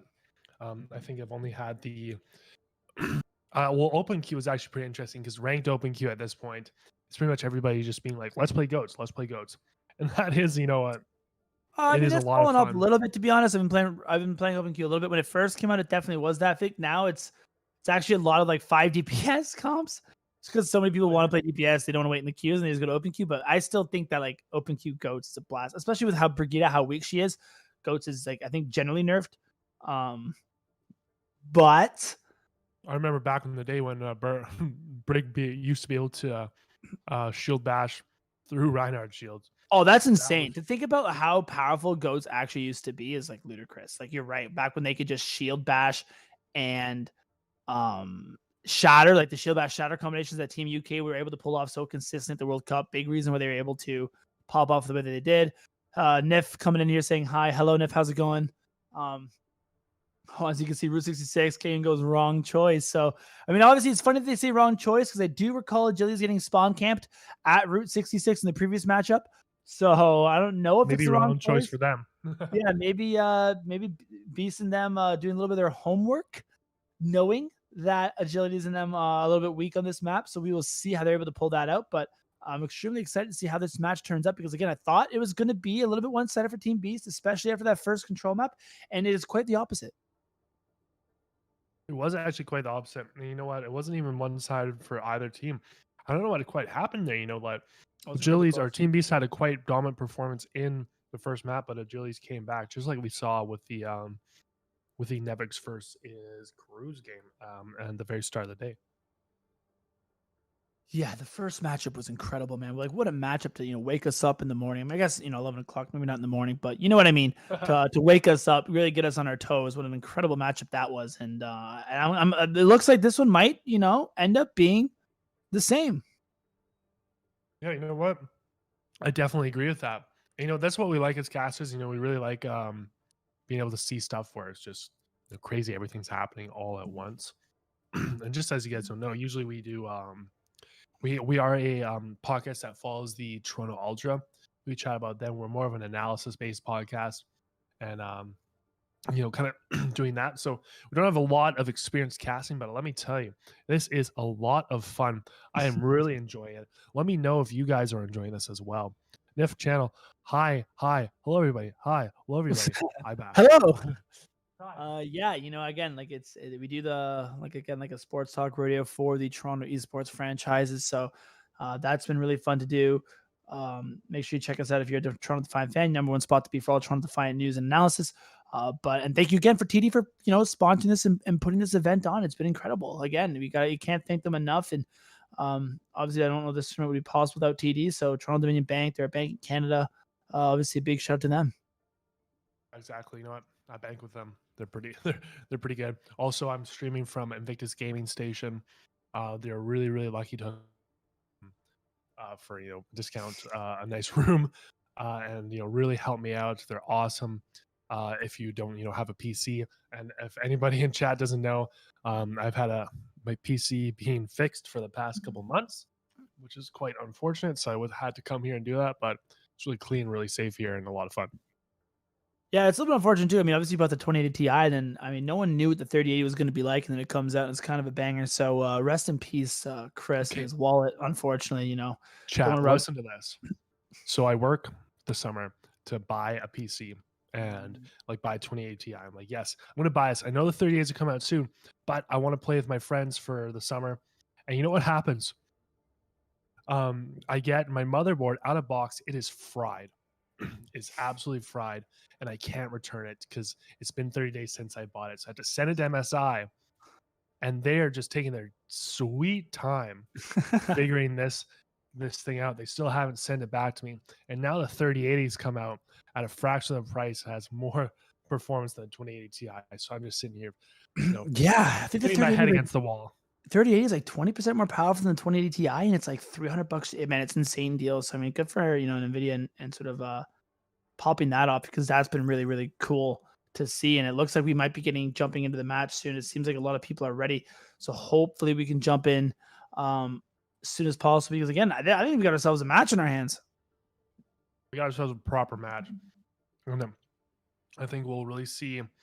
I think both these teams their teamwork has kind of improved since the last game. And I think we're kind of seeing them kind of express how much they've been scrimming lately. Yeah, and it's funny because, I mean, obviously this is for fun. People want to win, but this at the end of the day is for fun. But it was interesting to see some players take this a little bit more seriously than others, not only in terms of the teams that they sort of put together, but also in terms of scrimming.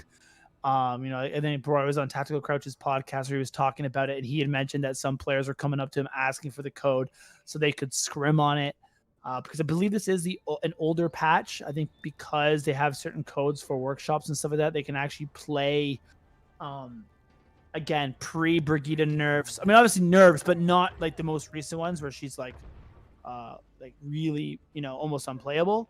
This is back when she was pretty good to try to get. I think Reinhardt's shield and health is a lot more. So they wanted it as close to the original sort of goats that they could get, which I think is really cool. No, it definitely is really cool. I love how close close everything is. I don't know if Brig's shield bash through shield is. No, I don't think it's that far back. Yeah, hopefully not, because that was a little bit ridiculous. As you can see now, Silkdead, we are holding you at your spawn for 4 minutes, just like Team Sureford did to them. So let's see if they can sort of bring the shoe on the other foot here, if you will.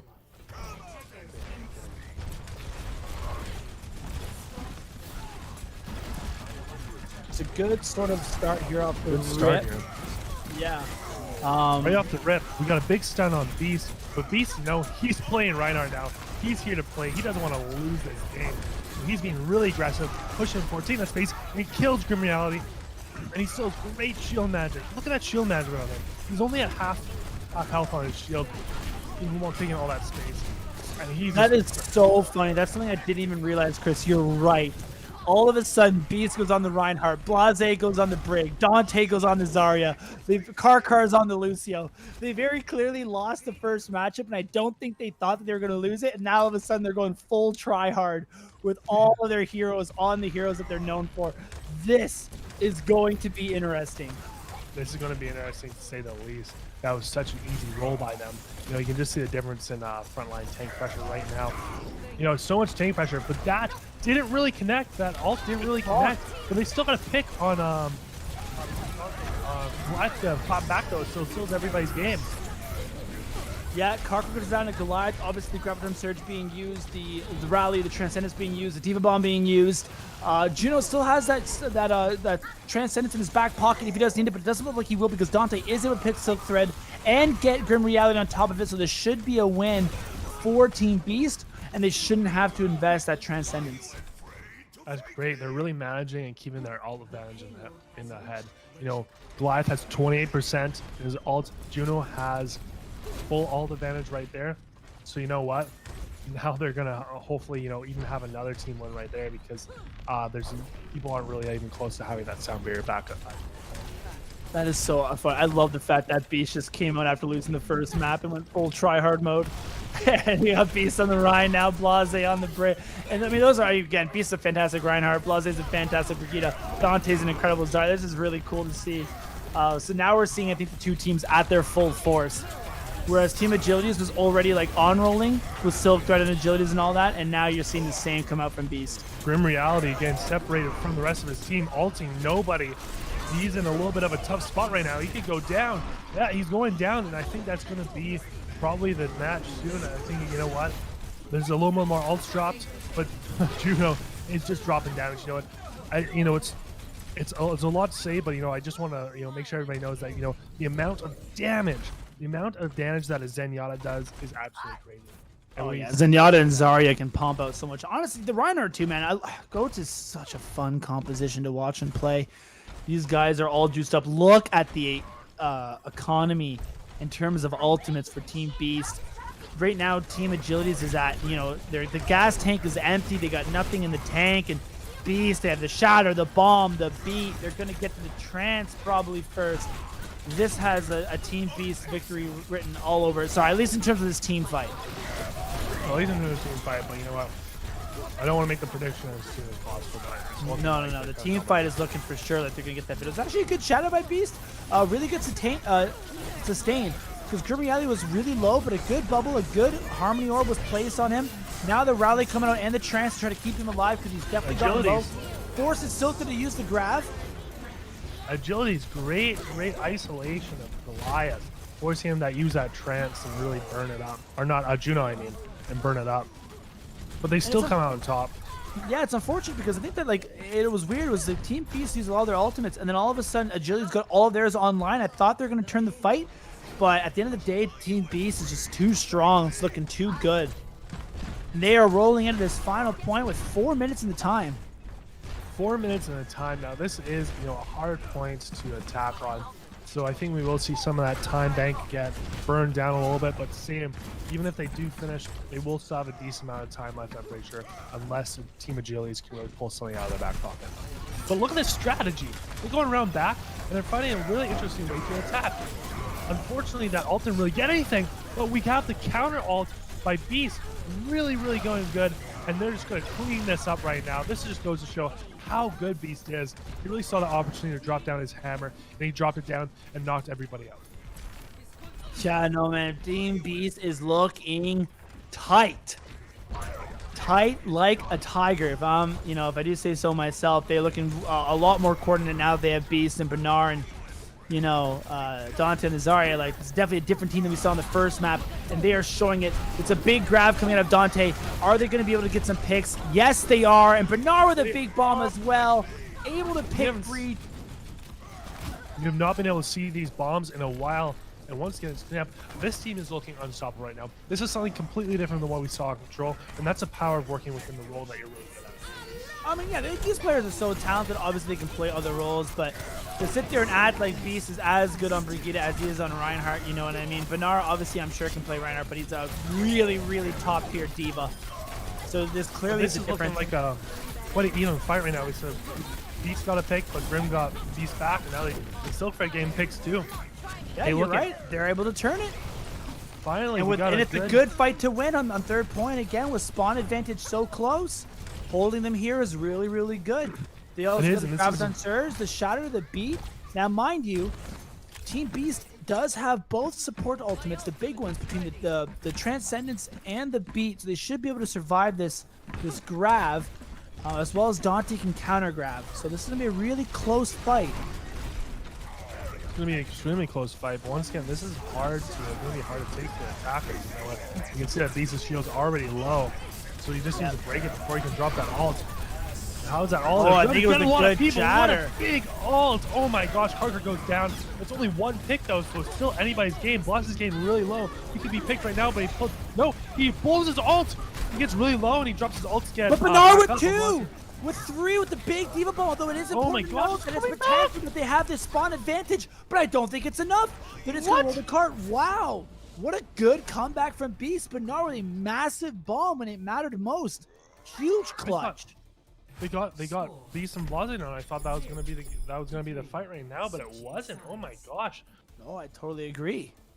Karkar is on fire. Yeah, Eric in the chat has one. As he once said, Karkars go voom voom, and Karkar is definitely going full speed right now, popping off for his team, man. You know, it's really impressive to see Beast and his team sort of turn things around after going on the roles that they are known for. And this is going to be a tough attack for Agilities. We saw them get sort of spawn camped when they played up against Surefour. Will Team Beast do the same to them, especially after Silk Thread was talking some trash earlier? Yeah, I think Silk Thread's going to kind of eat his own words at this point, possibly. You know, it would be kind of embarrassing to get spawn camped again, so I'm hoping that they get some good progress on this point, but I'm not quite sure right now.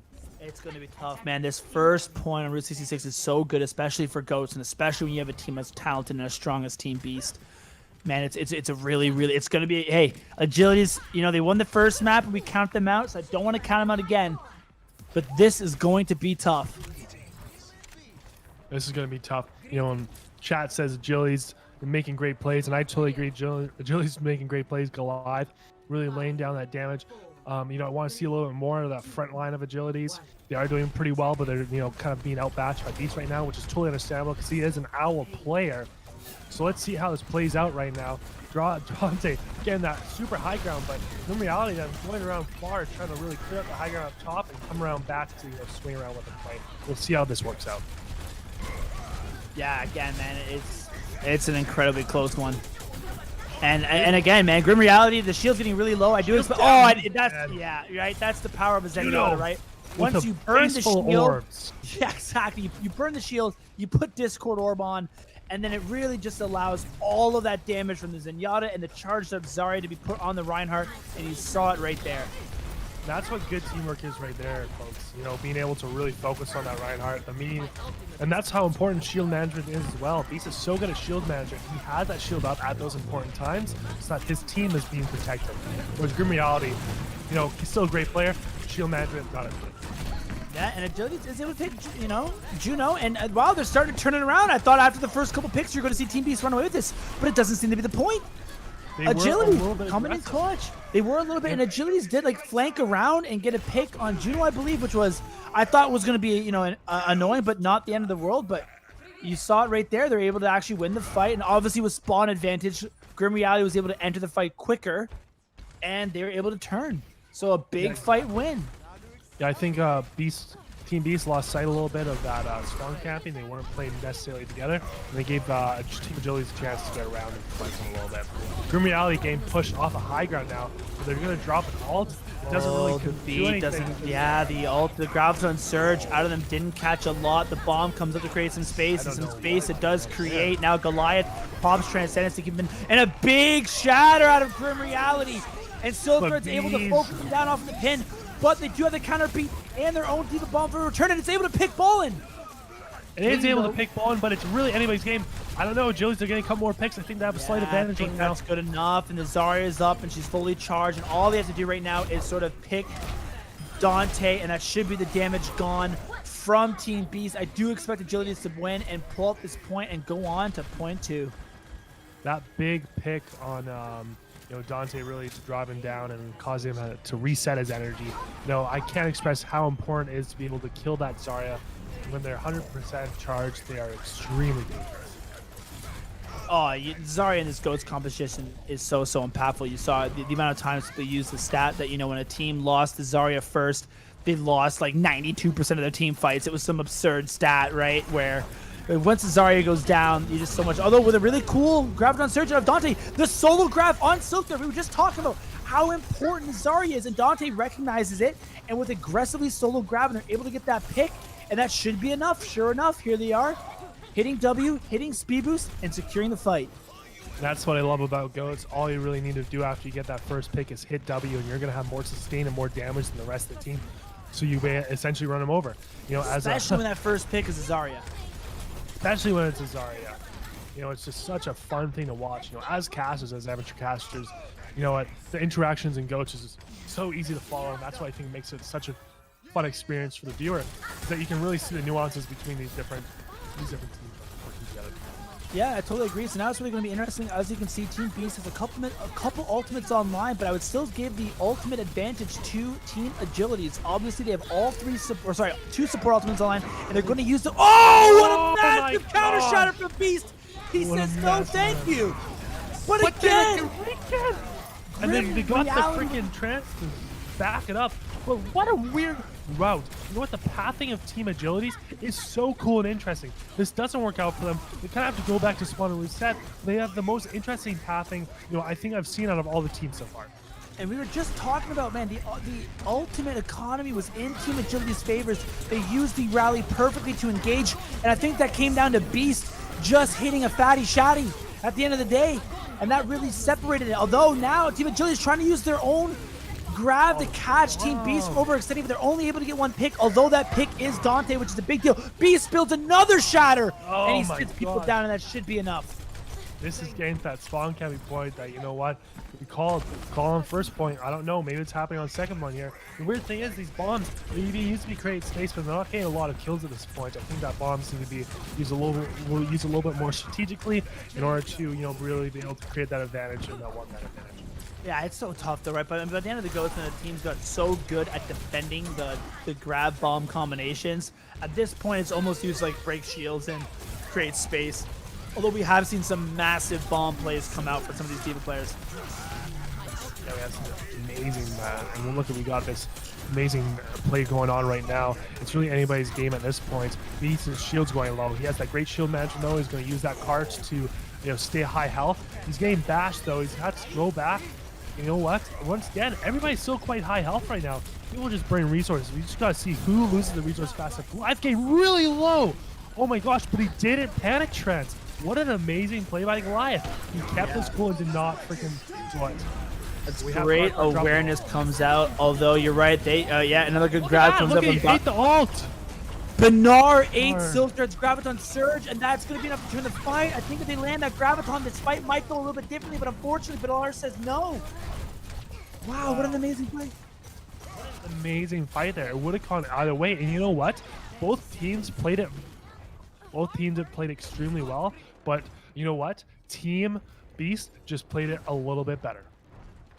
Yeah, and then that comes with the experience of a guy like Bernard, right, on the D.Va role. Obviously, you know, one of the better divas in the league that we have, and he's just so good at eating up those ultimates, because if Silkthread's able to land that fight might have been differently. So massive play from Bernard to clutch up that fight.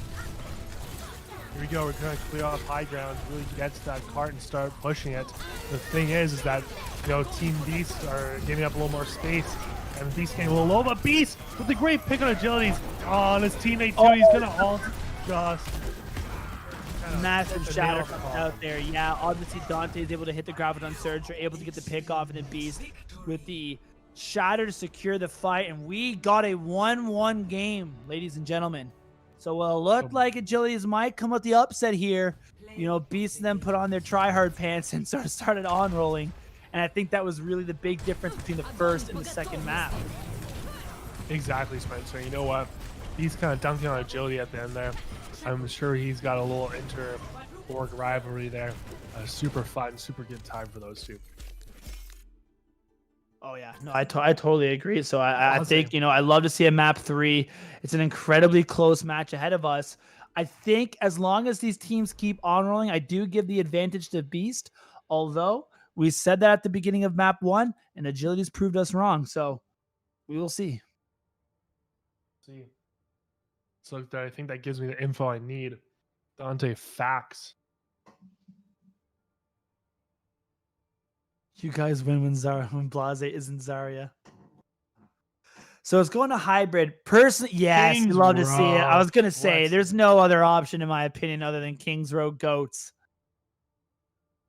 We saw it once before, and it was absolutely amazing. We're going to see it again, and it's going to be just as fun as when we saw it between Cruz and Nevix.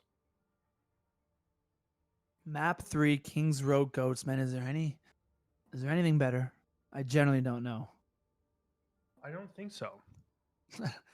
I don't think so either. So yeah, again, guys, just to take this little break, just a quick shout out to the TD for, again, guys, sponsoring this event, TD Throwback Tournament, making all this possible. One of your casters today, Spencer, with me is Chris. We do the Toronto Defiant podcast, sort of like a sports talk radio for the Toronto Defiant and Toronto Esports franchises. If you guys are Toronto Defiant fans, there's no better place to be for your, all your updates on news and analysis and all that sort of fun stuff. So please, if you guys enjoy the stream, enjoy the cast, check us out. We'd greatly appreciate it. And a big shout out to Pronto here with the Observer on our team, holding down the fort, putting up some amazing stuff for you guys. A big shout out to all the players having an absolute blast. And thank you for hanging out with us. Thanks for hanging out with us. We really appreciate you guys chatting, hanging out with us. And we hope you enjoy the stream because, this is a new experience for us. And I think we are really enjoying it, really having a good time.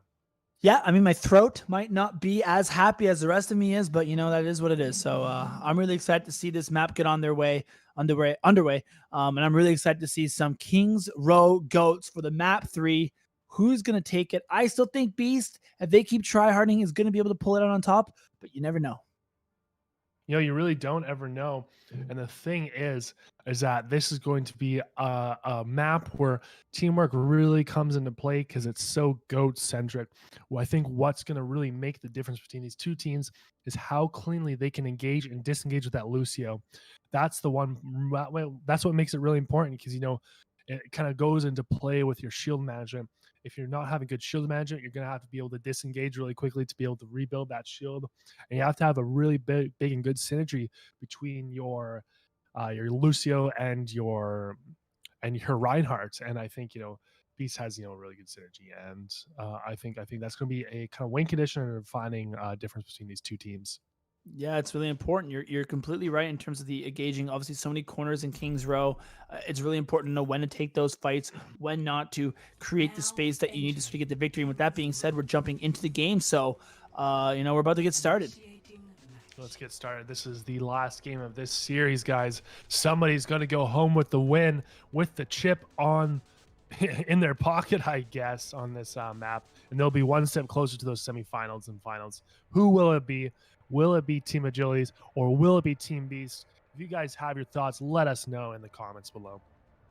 Can Dante play Echo? No, he actually cannot. Echo is currently locked. Again, it's a GOATS tournament, so I think they thought that. There was some debate whether or not they should be able to play Somber GOATS. Personally, I was a big proponent of no. I'm happy that we get to see the original GOATS in its glory. I think that this is the way to play it.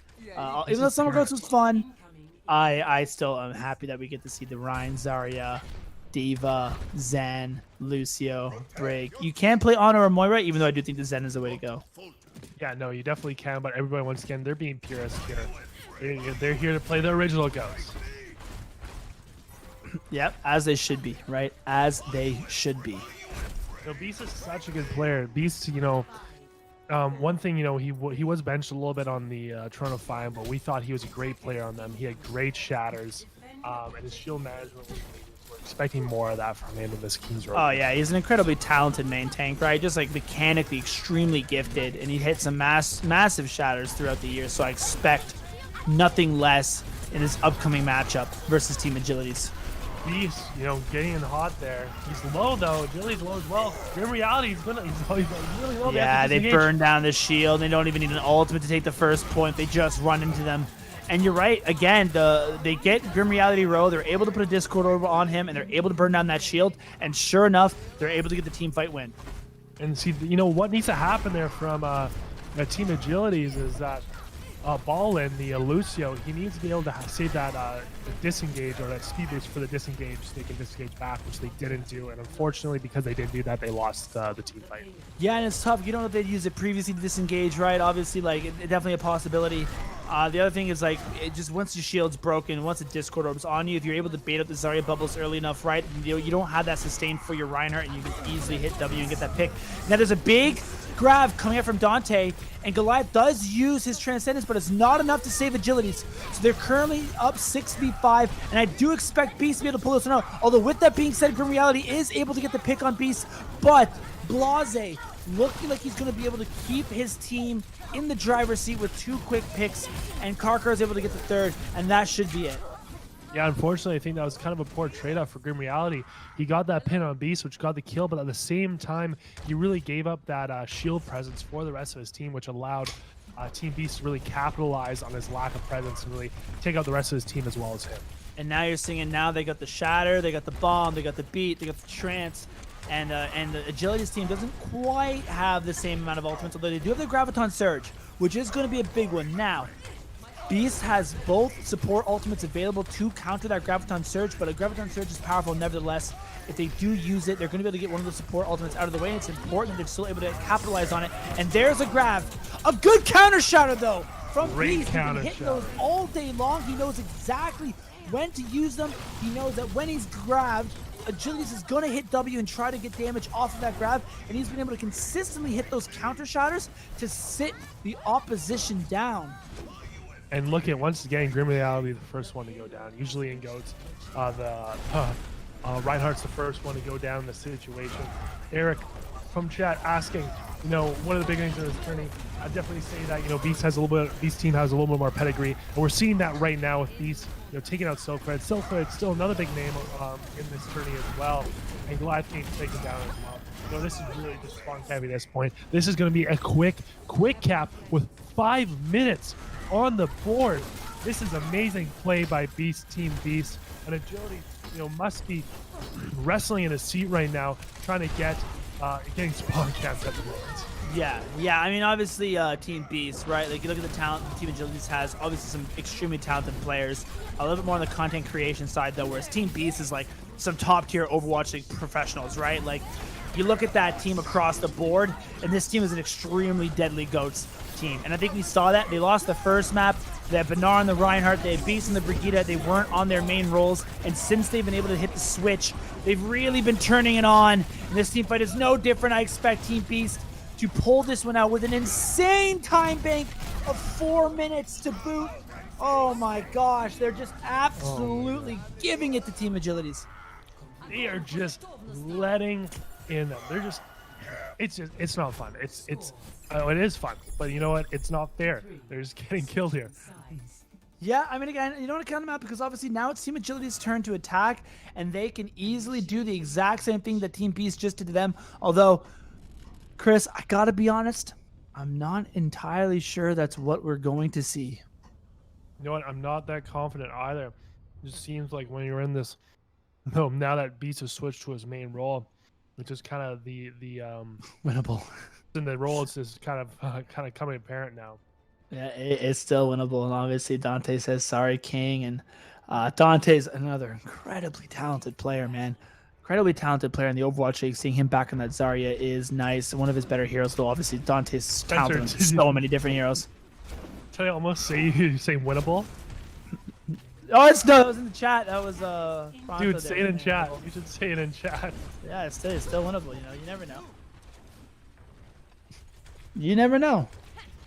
But yeah, it is going to be an interesting one. Team Agilities is going to have to break this first point. That's first in the docket. They got to take this 1 point at a time because 4 minutes and 13 seconds. They basically have to be perfect to match that time bank, let alone surpass it. And you know, if they do match that time bank, this is going to go into, I think, double overtime. So they have so much time on their hands. On the other side of things in chat, you know, Nif's channel saying hi again. Hi back. I hope you're enjoying the stream, and I hope the rest of the 90 watchers are enjoying the stream as well. Enjoying hanging out with us. I know we certainly are. Yeah, no, it's been a great day of Overwatch, and I absolutely love GOATS. And with that being said, like, Team Beast is already being the aggressor here, really trying to get some damage in there. Obviously, positioning by Beast. Beast is hanging out in this corner, just making sure that they can't really push back on the point, making sure that they control that space on either side of this little corridor here. He's doing such a great job, and he gets a big shatter out of the way, taking pretty much everybody out with that triple cap. I think that may be a play of the game right there. Yeah, you know what? Agility's actually had a really good shield bash on Beast, and I thought they were going to be able to focus him down. And again, just GOATS, he was able to be sustained and keep him up, and he was able to pump that damage in, build his shatter quickly, and land an absolute fatty shotty up there to get 3 and really confirm that fight for his team. Although with that being said now, Ultimate's kind of coming online. Grim Reality has a shatter of his own. Can he match and stay 1-1 with Beast? It's going to be interesting. Oh, and Agilities already goes down. Juno is able to get the pick off early. Agilities caught a little bit out of position. Dante's going to be a Silk Red. Beast, and they're spawn camping them. This is not looking good for Team Agilities. He was a little bit out of position there, getting killed off early. Wasn't really with his rhyme. I actually think Beast just lapped Grim Reality in terms of his shatter. He currently has it up. Grim Reality is at 98%. If Beast, again, just such a good rhyme. And another big he hit! He flank shotted them as they came across the choke! Agility's first game picked again. He must be not liking this. A little bit sad. Chat. Oh my gosh. Okay. Okay, Beast this with is the cheeky shatter. I didn't realize he was hiding behind the corner, so as soon as they pushed past the choke, he landed a massive one and was able to pick up the victory based off of that. A quick victory for him. And you know what? Agilities, they just have one ult online. Maybe have bomb. It's not going to do a whole lot. So unfortunately, this is looking grimmer and grimmer. We're almost in that one fight territory. I mean, I guess to be honest, on the other side, Team Beast, they also only have a rally and a bomb, so a little bit even. It's definitely winnable if your Team Agility's here. See, look at that disengage. Look at that disengage after the rally. It was such a good disengage by Beast that they can come back really easy. And then that. The massive shatter bomb combination. Beast shatters have been on point. This is what Overwatch League play looks like, ladies and gentlemen. This is the fun stuff. Should not shatter. Reality is not having yo Beast. Can you not shatter me, man? Much appreciated. Because Beast has been having a field day. I think he's built 3 shatters and he's landed 3 fat ones off of it. And obviously, this is what we saw from Beast all year long, man. You know what I mean? I think you're completely right. Karka had an amazing disengage there, and Beast was able to land a fantastic shatter and really confirm that fight. It really was. And, Beast can do this against most pro teams as well. That's how good he is. And we're seeing this once again. Oh my gosh, Karka gained those picks, and I think this is almost it. They gotta really pull back right now if they want to get any more team engages. Because what? That's it. Goliath does have a trance. Juno does too. So really, we're kind of almost the same on ult right now. Apart from the fact that it's going to be tough though, because I think what you can do obviously is you can grab and you can bait out the trance and then use your trance afterwards to engage. Although Dante's going to use a really early grab, and they don't get any picks off of it. I think they just want to hold them back so they can just see. They do get a pick. Yeah, they are able to. Oh my gosh! I don't think Beast has missed. I don't think Beast has missed. The guy cannot miss. It has been fat shatter after fat shatter after fat shatter, and that, ladies and gentlemen, is enough. Team Beast puts their try-hard pants on after dropping map 1 and absolutely dominates the next 2 maps of the series. Oh, not surprised. And play of the game surprises absolutely nobody. Let's see from his point of view. Oh, this is a different one. This actually isn't even a shatter. This is just him cleaving through the opposition. Cleaving. Yeah, no, that's 3 picks right there. That's just enough to contest for that pick. And wow, look at those stats. We have the 35 high energy kills and the offensive assist by the Lucio too. Just goes to show how important the Lucio is too. Not only those engages and disengages, but also having those Reddit snipe Lucios that just go off and make attacks and kills and assassinations. Oh, I totally agree, and I think that was man, I really did miss seeing Beast shatters. We did play at the end of the year. It was so nice to see him land those again. What an incredible matchup. The Team Beast is stacked, though, man. When they're on their rolls and they're playing tryhard, they are good. Now, we might take another quick break while we wait for the next game to get on their way. But for those of you, thank you guys for hanging out. Again, TD Throwback Tournament brought to you by TD. Thank you so much for sponsoring this. The next game that we have coming up should be a really good one. It's Team Kariv versus Team Nevix. Now, Team Kariv is like basically the old LA Valiant squad, which is a really stacked team. Although Team Nevix, if you were there from the first game that we casted at the very beginning versus Team Cruz, Team Nevix is looking really, really good and was actually able to upset Team Cruz. So that should be a really good game. Exactly, Spencer. So I think we're going to take about a couple minutes off. Just, get some refreshments, make sure that we can cast as well as possible for you guys. We'll be back soon to chat and hang out with the group. Get some water. So stay tuned.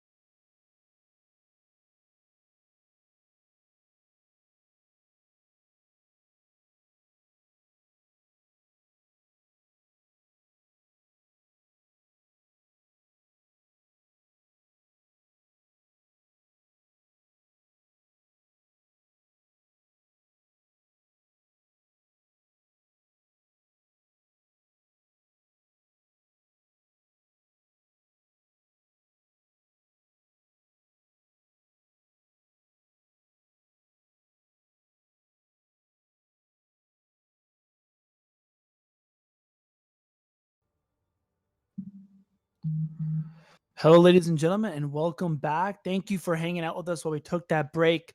Currently just awaiting some of the other games to finish. As you guys can see here, it is Team Kareev versus Team Zik. I believe we are casting Nevix and versus Kareev. So if Kareev is able to win this team, then it should be started shortly. Though obviously, if they're able to, Team Zik's able to win, which it seems really close, then it might be a little bit longer. Either way, we're just gonna have this on, do a bit of a companion stream here. It seems like it's a really good match to watch, and I believe this is on currently the main channel, aka youtube.com/Toronto Defiant. But yeah, actually, it looks like Team Zik might be able to turn this one around.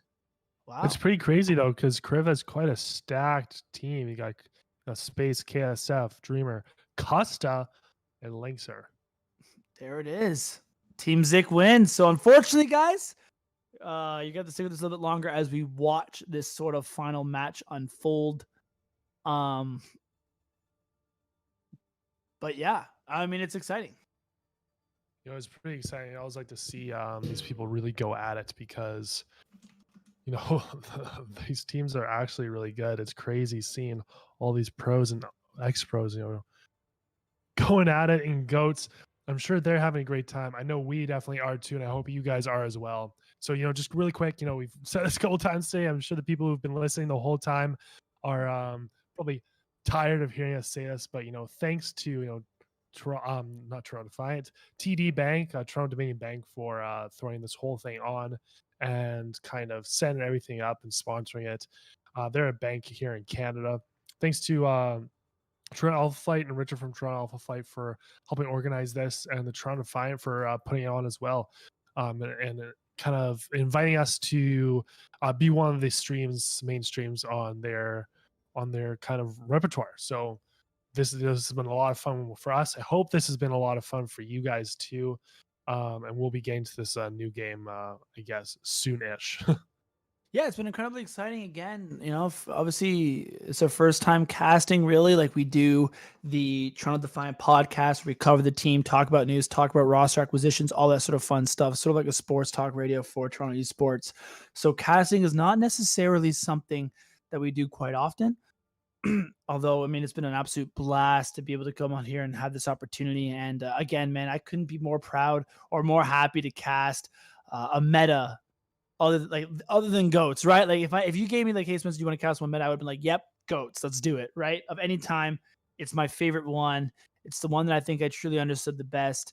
And I'm happy that we have these like fun tournaments. I really hope the community puts on more stuff like this. I think this is an absolute blast. I think it's one of those things that could be replicated. And honestly, I would still love to see the Overwatch League put on like an official off-season GOATS tournament with all the, the teams involved. I think that'd be a lot of fun. Yeah, I think it's going to be a lot of fun as well. And I think they should honestly do this more often. Like, there's going to be a big off season, and I know there's going to be some activity surrounding kind of roster signings and trades and stuff after everything wraps up. But then we're going to have kind of like a dead space that I'm really hoping we could fill with some extra fun tournaments that are kind of like this. Yep, no, totally agree. I think that's one of the things that I think that the CDL and the Overwatch League need to improve upon the most is the off-season content. I think it really is important to, when there are like 4 or 5 month breaks between each season, to really continually to put out like interesting tournaments to keep the fans engaged, right? Like, you end on such a high note, so much excitement after the grand finals, and then you're right, like 3-4 months of downtime is a long time. So I would really love to see them like put on more events like this moving forward. You can obviously throw a big prize pool in there, get people invested. Obviously, putting on the amazing broadcasts with casters and stuff like that, like the Toronto Defiance doing for this one, it would be awesome. I really think that would do well for the community and continue to draw eyeballs and promote some players. Also, I think Overwatch 2 is going to be a big thing for Overwatch League and the community as well. I'm really looking forward to that. I hope that comes out in the off season too. I think it's going to cause a lot of hopefully spike in viewership and interest within this scene. Oh, yeah. I mean, I guess we can have a bit of a conversation. I mean, at this point, we're sort of waiting for Team Kareev to finish their match. What are your thoughts on Overwatch 2? Look at in terms of like what's going to happen with it, or in terms of like what's it going to do for the community. I mean, I guess both. Yeah, no, exactly. I think that the Toronto Overwatch, Overwatch 2 is It's going to be, a really fun game. I hope there's like a lot of new content from what we know. It looks like there's going to be some really cool modes, and I'm always happy to get a Toronto map in there. Hopefully it's not something like a Paris map where people don't like it. Hopefully it's a little bit more fun. But I think it's, just what we need in terms of invigoration of the community. Like, Call of Duty, they have a new game every single year. They always have new content for people to be able to kind of get hype over and have a lot of anticipation for. And Overwatch hasn't really had that. Has had a little bit less success than the Overwatch League has this year. And I think with Overwatch 2 coming around, we can definitely see a big reinvigoration of the community. What are your thoughts, Spencer? Yeah, I think the Toronto map is obviously really exciting. We are Canadian. We are from Toronto. So that would be really exciting to see that finally get an official place in the Overwatch game.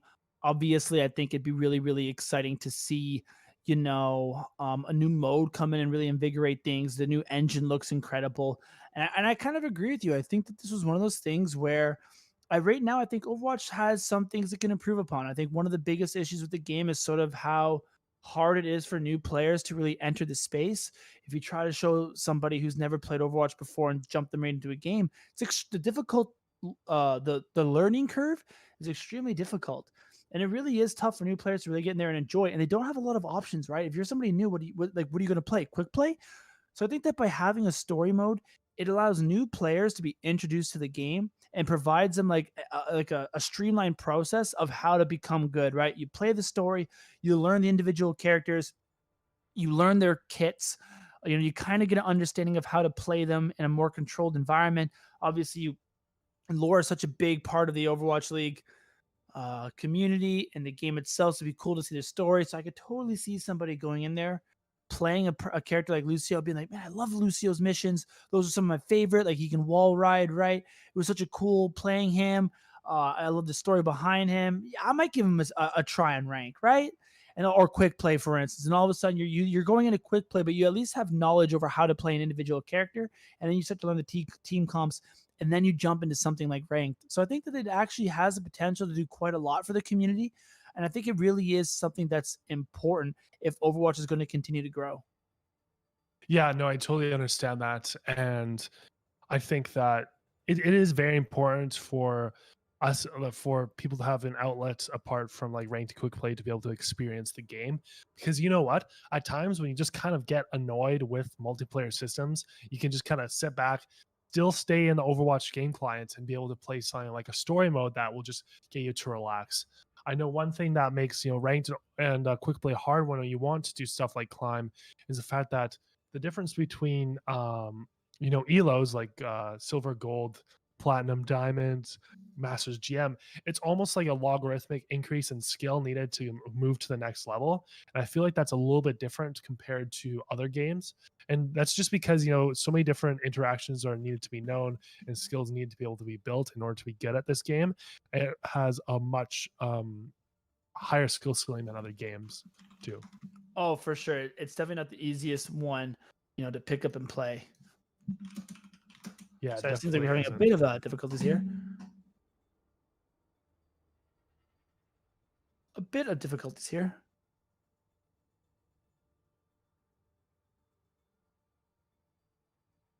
But yeah, anyways, KSF was absolutely farming before. It seems like there's some stuff that's frozen here. But hopefully we can figure that out shortly. But yeah, KSF was absolutely farming on there. Obviously, Team Kareev looked incredibly strong. Then there we go. They were actually able to. No, looks like they got held. Wow, I thought they were going to be able to push it even further, but Team Zik was able to bounce back. Yeah, Team Zik coming bouncing back. King Row, third time we're seeing it. There's a reason why we're seeing it so much. Everybody likes it. I don't know if anybody does. Chat, tell us. Does anybody not like King's Row? Like, it's my favorite. Yeah, in my opinion, King's Row is the absolute creme de la creme of maps, especially in GOATS. You know what I mean? Like, I don't think there's a better. I don't think there's a better map in the game. I mean, obviously for GOATS, I definitely don't think there's a better map in the game. But even without that, I love the style of gameplay. It really encourages, and I think it's just an incredibly fun one to play. And I love the fact that the third map seems to be unanimously King's Row. So whenever you do get these really close games, it is sort of comes down to King's Row. I think that's just like a great way to end it. Yeah, I know. So it looks like, like Team Karev is playing pretty well at this point. Yeah, but they did get held there for quite a bit on streets. You know, I thought it's interesting because streets is one of those things that usually snowball, right? Yeah, exactly. And they had control obviously before we had a bit of a freeze there, but you know, it's exciting. It is exciting. This is going to be a fun game. I really hope you know, Team Karev is one of the teams that I really hope makes it towards kind of like the final, and honestly even wins this, because you know, first off, I love Karev. Like, I think he has been one of the best players on the Toronto Defiant. Second, he has an absolutely stacked roster with people that are great pros right now, used to be pros, and I just want to see him go all the way. Yeah, no, I mean, I completely agree. And I mean, Team Zik, you know, it's got some like lesser, I think, big names in comparison to Team Karev, but there's some really good players on that, right? Like, don't get it twisted. Some really, really talented players. Obviously, I have D-God. It's an absolute monster on the Lucio.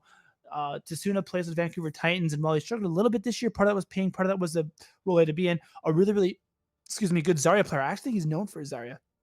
Obviously, Zik, extremely talented, although Zik's on the Zenyatta, which I didn't necessarily think we would see. And Tech 36 too, and Kaiser. Yeah, there's some, again, it's a good team that Zik's putting forward, although I'm surprised to see him on the Zen. I don't know if that's what he played back when Goats was men. Obviously, I wasn't following his career then, but I sort of expected him to be on the Brigida, given that he's a flex DPS player, and that was typically the role they were sort of enlisted. Yeah, you're right. You know what? We haven't seen, you know, it's funny. We see these teams playing a little bit more characteristic of their roles in Owl are, or used to be. Unlike some of the teams before, it's clear that this game is right close. So they are going to be playing those positions that they are best at. Karev on the Zenyatta, obviously not as top hero like his Zen's really good though. Yeah, I mean, I guess he's a little bit less known for it, but I wouldn't say it's his Zen's really good. I would definitely say he's got the big two, right? He's got Ana and he's got Zen. Oh, it's a massive shadow though. Good job. I would not. Oh, oops, a daisy. What? You're good. My earphones copped out there for a second.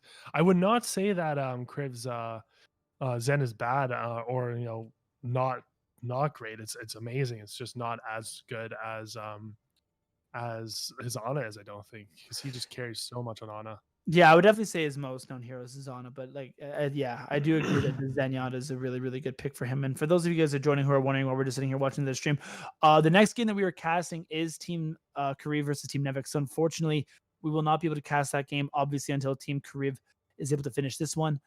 So definitely, I mean, check us out on Twitter, follow our Twitter accounts at CA Overwatch. We will tweet once the final game is live, just to update everybody, you know, when that happens. But until then, we're just sort of having a nice little casual conversation, a little bit of a companion stream, because these matches are close. I was a little bit surprised that, you know, Karev and his team got held so long on streets. I really thought they were going to snowball it, but Team Zik was putting up a fight and a half and was able to hold them for quite some time. So good for them.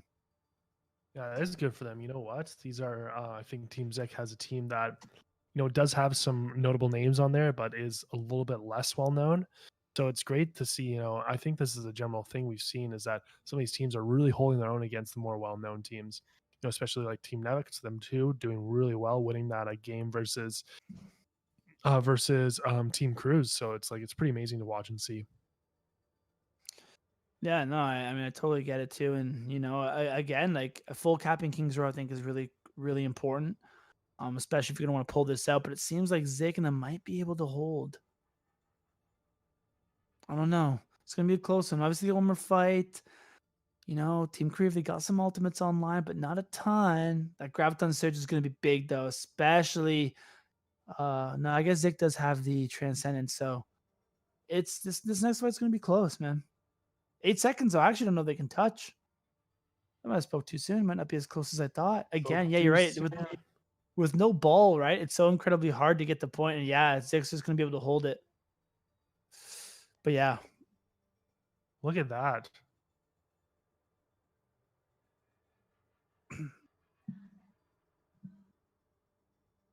But yeah, you know, that's it. That's well, no, you still got to attack, right? Oh yeah, true. But you know what? It looks like this may be over pretty soon. It's really playing having a game right now. And I'm looking forward. I kind of want an update on the standings here. I think I saw something that showed that they were, yeah. It was really interesting to see sort of the standings. I think Team Kariv is actually in third place and Team Nevix is in second, or vice versa. Who's in first right now? Hold on, let me go to the Toronto Defiance Twitter and check that out. Here's the updated standings 39 minutes ago. Wow, Team Zik. So these are actually the top two teams going at it. Although at that point, Team Kariv is undefeated. They're 2-0. And Zik's 2-1. So that's it for Group A. They're first. Kariv is second. And Nevix is third. So that final game is going to be massive between Team Kariv and Team Nevix, especially if Nevix is able to get a win and let's say Kariv's team loses. So while Team Kariv is in second place, they're actually undefeated. And then on the other end, it's Team Roki and Team Surefour. Which is a little bit surprising because Team Beast, I think, is also a really, really strong team. So really important they were able to get that victory over Team Agilities. But I would really like to see them go up against, some of these other top teams. Although right now they're the only ones who are undefeated. And I believe they're 2-0. I believe they are now 3-0 because we did cast their third game. We did cast their third game. And this is looking really big here. 10-36 controlling the high ground quite well. It's weird because these teams look like they're playing a little bit less together. They have their divas kind of going off and doing their own thing, and they're playing a little bit more loose than. But I think on Kings Row it's important, right? Because you want your divas sort of trying to control that high ground and taking that space and taking that like advantageous position. So I don't know if they're playing less. I think they might just be a little bit more coordinated with that, but we'll see. Dreamer with a big shatter there. Dreamer had like the low shield, and you'll see a lot of times when these Reinhardts have their low shield and they're back against the wall, they just throw down that shatter. And typically, you know what? I know definitely, when it's a ranked play, people like to see those shatters for those 5-mans because that's when they get the most value. But really, when you play at this high of a level, because the team coordination is so high, being able to even shatter 1 or 2 people is sometimes still advantageous. Yeah, I totally agree. And another thing is, which is really interesting. And it's one of those strategies that I thought we'd see maybe a little bit more because I think it is really effective is when the diva uses her bomb and sort of breaks the Reinhardt shield and then you see the shatter happen right afterwards. We've saw that used a couple times in Team Cruz versus Team Nevix, and I was surprised that you haven't really seen it since. So, that was a really good strategy to implement it, and I kind of thought we'd see it a little bit more, but the shadows have been insane all day long. The bombs have been insane all day long. It's been a really, really good day of Overwatch. Yeah, that is to say the least. This has been a great day of Overwatch. But yeah, so it's exciting to see how close some of those matches really were. And as you guys know, the top 2 from each group, so there's 2 groups, Group A, Group B. The top 2 from each group will move on to the knockout stages. Chris and I are going to cast the final round robin game for you guys coming up after this match. And I'm not sure if we're casting the final, one of the knockout stages. I think we have to get confirmation on that, but we are definitely casting one more game after this. And then I believe that's the 5th. So that would be all of the round robin games being casted. Yeah, so it'll be great to cast that semifinals because I'm sure that there's going to be a lot of stiff competition in that. People are really going to be going for the money at this point because we saw a couple of a little bit looser games earlier, which is totally cool because everybody's just having fun playing for charity. But we like to have those serious games going on too because they're fun to cast, and I know you guys have fun watching those too. Yeah, they're 100%. I'm actually checking out some of the other games here now, man, and some of them are really, really close. Team Nevix and Logix are currently 1-1 on Kings Row for a third map. So that's really, really good. Obviously, Landlords, they have Team Beast versus Team Surefour. That one's currently 0-0, but that's a big match at hand nevertheless, right? I do expect, I think Beast, they are tryharding this one, so they have Beast and the Reinhardt and all of that, whereas we still see the Hydration, Lucio, and the Surefour Zenyatta. So I do expect maybe Team Beast to pull this one out, but that one's also going to be a really close matchup. And yeah, obviously the one right in front of us right now, which is another like massive, massive game and a really close one. Yeah, exactly. Exactamundo. I'm having a lot of fun right now. I've never casted before, and you'd think that, like really speeding up your talk and speeding up your chat to be able to kind of go with the pace of the game is hard, but it's actually it's a really good time, and I'm really enjoying it. Spencer has a little bit more experience with casting. Cast with a revival, haven't you, Spencer? Yeah, I've done some casting revival. I mean, obviously not a ton. Obviously, we do the podcast, and that's like mostly what we how we sort of made our name, built our brand and whatnot, is around like just sort of like a sports talk radio for Toronto esports franchises. It's a lot of work, man. Not gonna lie, the casting. How some people do this all day, all night. 10, 11 hours is intense. Like, I enjoy it and it's really, really fun, but it is exhausting. So shout out to all those casters who have put in those 11-hour days. And I mean, I know once we finish, whether or not we get the round robin or one knockout game, regardless, beat down and Lemon Kiwi and LaFon, they're all going to be doing it even afterwards. So like, good on them. And it's definitely quite an experience. You almost have to be like, those auction guys are like, yeah. It's like kind of being like an auction guy. You have to, except even harder, because you have to like understand interactions, instead of just kind of like going through those motions of a typical auction. Not saying that that's easy. I'm sure that's hard as well. But it's just kind of interesting, how fast you need to be able to move those lips. Yeah, no, for sure. I totally agree. Look at this. We have KSF and Team Kriv really taking it to Team Zek, winning that team fight. They're giving them a hard time on streets as well. Yeah, which is interesting, because again, I thought streets was one of those ones that you'd be able to see, super quickly and see teams pop off immediately, but and really snowball those ultimates. But I guess teams are just so practiced on it now that, you know what I mean? Like, it's one of those things that that happens.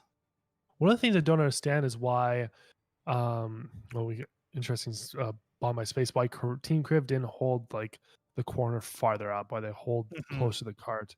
I would like to see them hold a little farther up and have time and ability to like move back if they needed to.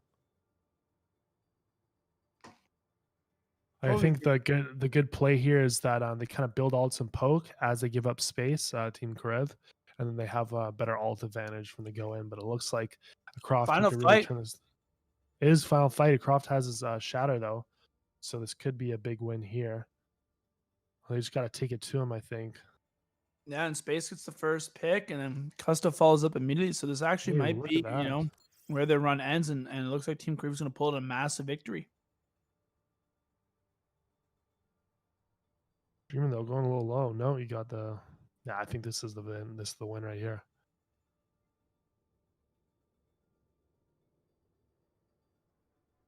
And good on them. Go. Yeah, good on them. Kriv, you know what? Team Zik definitely put up a fight. That was not necessarily completely one-sided. That was a good battle right there. And you can't wait for you guys to check out this and start seeing what's going on here. So let's take maybe a 2-minute break and then we'll be back. Yeah, 2-minute break, and we'll come back with the next game. Once everybody's in lobby, we'll let you guys know. We'll tweet that out. So please stay tuned for that, and we'll be back shortly.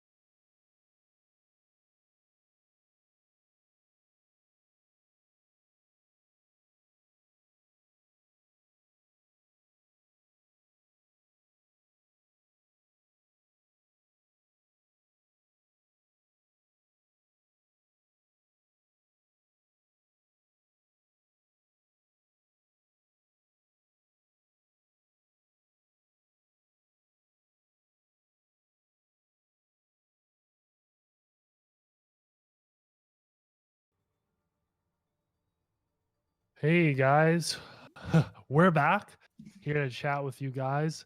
Looks like the next game is coming up pretty shortly here. It's going to be Team Logics against Team Cruise. The Team Cruise or Team Cruise. I guess it's going to be that.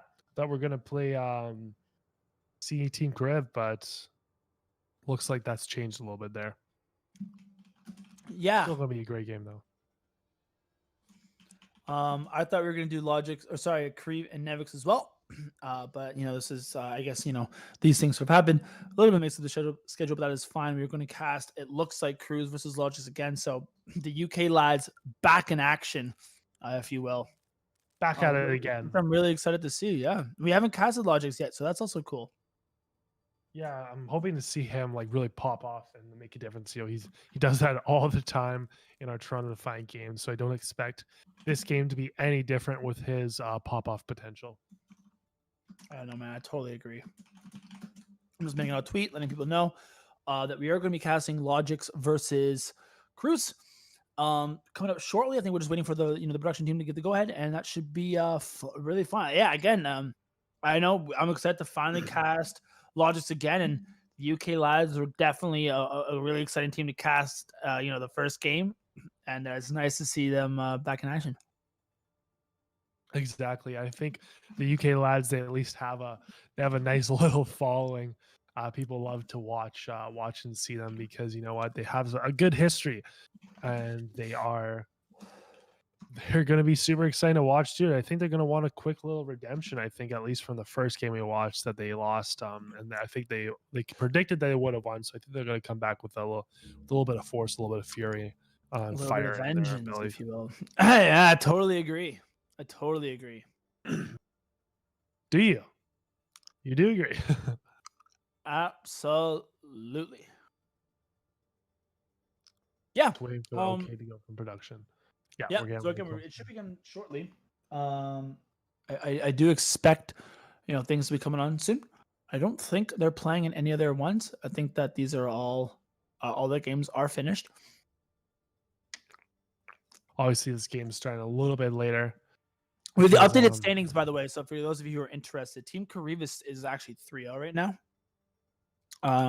Hey.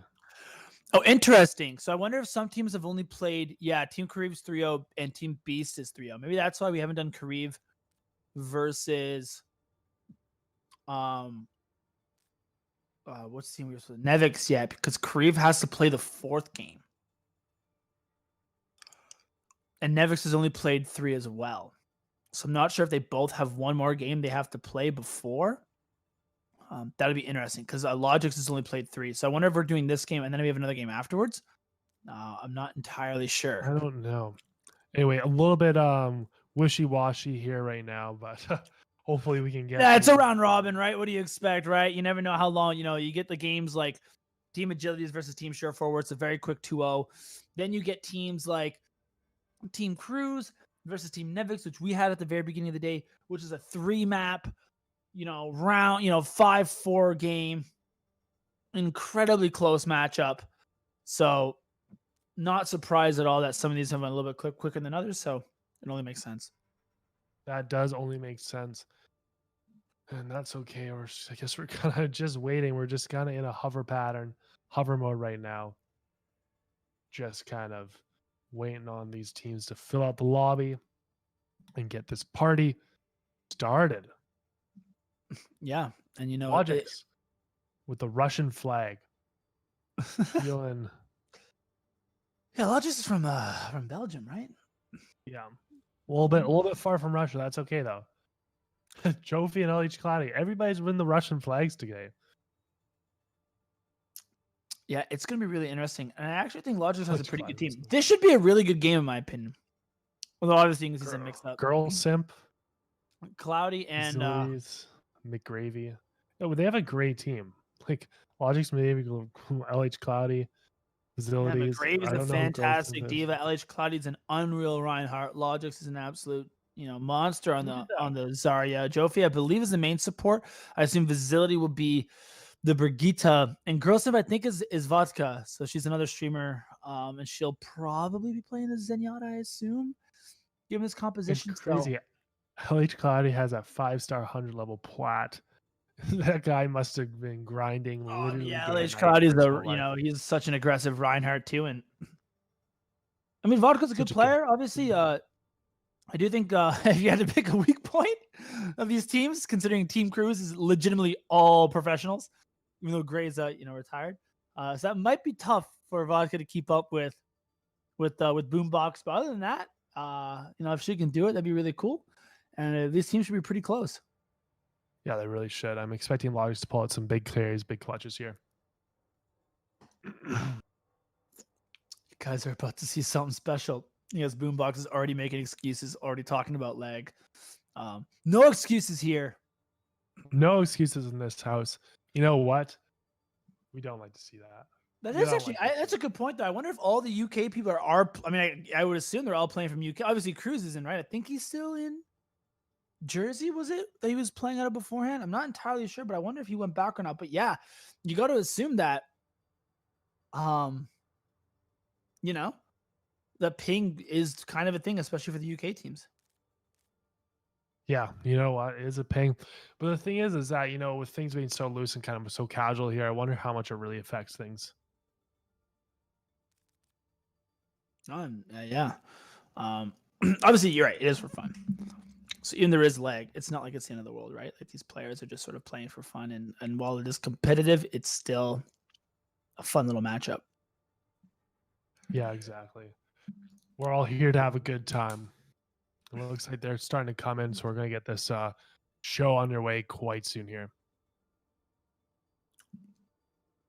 Yep, I hope so. Again, I'm looking forward to this one. I have yet to have the privilege of casting Logix and his team. Some really interesting people on here. Some really cool individuals. I love seeing Cloudy on the Reinhardt. I think it's always an absolute blast. I think a lot of people do. And I think seeing, the McGravy and the Diva is really, really cool. Logix on the Zarya, really, really cool. So it's going to be interesting. Boombox saying, I finally got off the call and I'm off brig. Was learning that the hero for the first time today. Bleep was whack on 200 milliseconds. Boombox is playing Brig. Yeah, I could see Boombox. I figured he'd be playing the Zenyatta. I believe he played the Zenyatta when we first saw him, right? Listen, I gotta be honest. I'll see you in the spawn door, Logix. Already some trash talk going. Already some spawn camping sort of being played up. Logix, you want to kiss in front of your spawn? Honestly, I would believe it. I'd absolutely believe it. Bring out Boomer Zenyatta. These guys are having a good time. This is the friendship match right here. These guys are just here to chat, talk smack. Yeah, it's what this team, it's what this sort of day is all about. A lot of pros having fun, a lot of pros coming in here and playing, some GOATs, which obviously is something we haven't seen in a long time. So I'm very excited. Quick little shout out to the sponsors, obviously TD. Thank you for putting this on. Toronto Defiant for putting this on. I mean, if you've been, you're new tuning in, one of your casters, Spencer, my co-casters, Chris. We do the CA Overwatch podcast, one of the podcasts. Your number one spot for Toronto Defiant news and analysis. We sort of sports talk radio for Toronto Defiant throughout the year. We've been doing this, since they joined in season 1. Extremely, extremely exciting. And if you guys enjoy this or you just love talking Defiant, obviously the YouTube, this is where we upload our videos.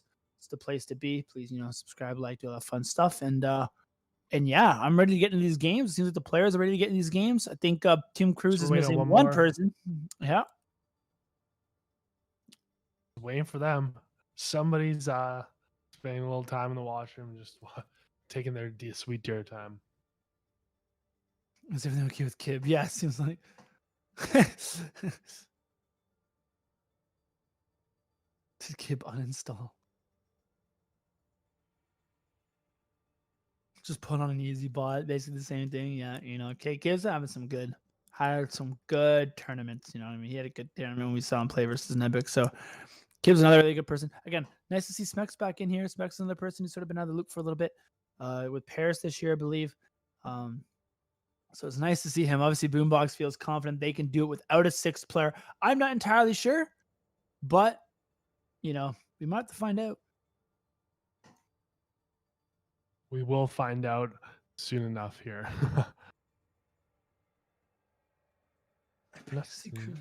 Cruz playing Reinhardt, I think, would be an absolute show. Oh, there's no doubt in my mind. Well, I don't know how Fusions would feel about that. KYB is in.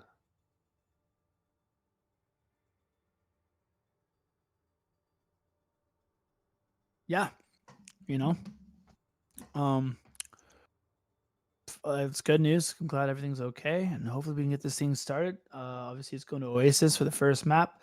Should be a good close game. You know, Oasis is another one of those maps that I'm, not the biggest fan of, which is okay though. You know, I think that a lot of people do like certain parts of this, but it's a little weird for goats. You know what I mean? Especially with you know, University Center and Gardens and stuff like that. It should be an interesting goats, you know, fun play. Yeah, I think controlling high ground on D.Va is going to be really important here. Again, depending on which one you're at. D.Va's going to kind of have to fight over that high ground and try to control it from there, and that's going to be a big reason for them, you know, being able to pull that out. So we'll see. We will see, to be honest. We're almost ready to go. Almost ready to fire up. Yeah, sorry guys. Obviously, again, it's a round robin, so not every game is going to be perfectly synced. We're just trying to get this show on the road. Get this show on the road. You're darn right about that. How's it going, Chris? How's your day? Yeah, you know, it's not too bad. I'm here at the Invictus Gaming Station hanging out. Just, you know, using a computer, using one of their high quality computers, pairing that up with my laptop. You know what? This weekend hasn't been the most relaxing weekend. I'll tell you that much. But you know what? When something's not relaxing and it's thrilling, it just means that you're kind of doing important stuff. Yeah. Hope all you guys are having a great weekend too. Hopefully a little bit more relaxing than ours. But yeah, how about you, Spencer? Man, honestly, there's no better way I think to spend a weekend than sitting back watching some goats. So I'm sure they're having a great time, you know. Weekend's been good. I was in Toronto yesterday. That was obviously fun. You know, it's been an interesting weekend for us. So I'm glad to be back here casting Overwatch and goats. And we are in Oasis. We are ready to go. Initiating match. Yeah. I don't know. I think this is going to be a really close match, though. I do kind of agree that I think Cruz might have something to prove after the previous game. Could definitely see them sort of bringing it because they do feel a little bit slighted. I haven't really watched Logic's other games. I'm not entirely sure what the recent updated standings are and how they've been performing, but this does seem like a good team on paper, so I'm sure they're doing pretty well. Yeah, you know what? I'm sure they are. They're all doing pretty well. Yeah, I'm expecting big things out of the front line for Team Cruz. Once again, they have a great front line. And I'm expecting some big things out of the sport line for Team Logix. You know, I think they have a great sport line, so we're going to see kind of which stands out the most here. Yep, I totally agree. And I mean, I guess your Boombox was talking about how he was trying to learn Brigitte. So I thought that he was playing, but I think Gray was playing Brigitte in the previous matchup. Although it seems like Gray is going to be on the D.Va. Yeah, Gray's on the D.Va. Check that out. So there's definitely been some mixing up here. Some off-rolling. They're going to take that high ground first, look for those environmental kills. I don't think he's going to get any right now. It looks like a kind of a Lucio off at the moment right now. Fusion's on Lucio too, you know what? These guys are having fun. This is Elish Claudius on Lucio, not on the Reinhardt. And we have a Lucio 1v1. The boost on point. The tracking is incredibly difficult. Who is going to win between the main tank Lucio players? Fusion, known for his Reinhardt. Cloudy, known for his Reinhardt. And yet both are Fusion's taking out the better Lucio. But on the other side of things, Logix has just been cleaning up the rest of Fusion's team has taken point. Somebody clip it. The 1v1 of the century. We're back in though. You know, both bubbles used, both bubble engaged used right now. We have a hit on Joffrey and he's down. He got the anti and was able to wean down until he's dead. But Logix got 2 picks as well, so everything's pretty clean and even right now. Max is going low. Logix is really low too. He could die, and he did die. And now it's really anybody's game still at the moment. But you know what? At the moment, we have Joffrey and team Quad really building up their percentage. So if they can draw out this fight for as long as possible, that's good in their favor. It's especially the Nano Logic, right? He was able to pump up so much damage. I think it's really funny seeing again like Cruz on the Reinhardt, Joffrey, another like main support on the Reinhardt. Obviously they can't play Lucio since Fusions and Elish Cloudy are having their 1v1. Oh, nice little flail too. It was a nice flail, yeah. Was not saying that. That would have been a good one. Hey, at the same time, look at I thought they would have played a little more on roll just because it seems like it would be a close game, but maybe not. Looks like we have Cruz getting really close to dying, but he managed to stay up, thankfully. And that is one clean win, and they're going to flip that points and start building up that percentage. And you know what? Again, ultimates on the other end. Now that Kib has the Nano, I'm excited to see where he uses it. And the Nano Ryan with a great anti-nade and rate just like that, they're able to get the first pick. Getting so much value from his toolkit right there. Yep, totally agree. And just like that, right? You make an aggressive play, you get on an off angle, you nano the Reinhardt, you're able to land an anti-nade, and that's all it takes. And there's Logic's giving his kiss at the spawn door, so I mean, that should be fun. You know what? That great little kiss at the spawn door. We've seen a lot of spawn camping today, and that just makes the game even more fun to watch. But Cruz overextending game picked off Flex dying to McGrady being taken out of match. Bodies. And McGravy just talking smack right now. Easy win back. A little bit over the overextension, I think, by Cruz and them. And that's what it takes. That's what happens when you overextend.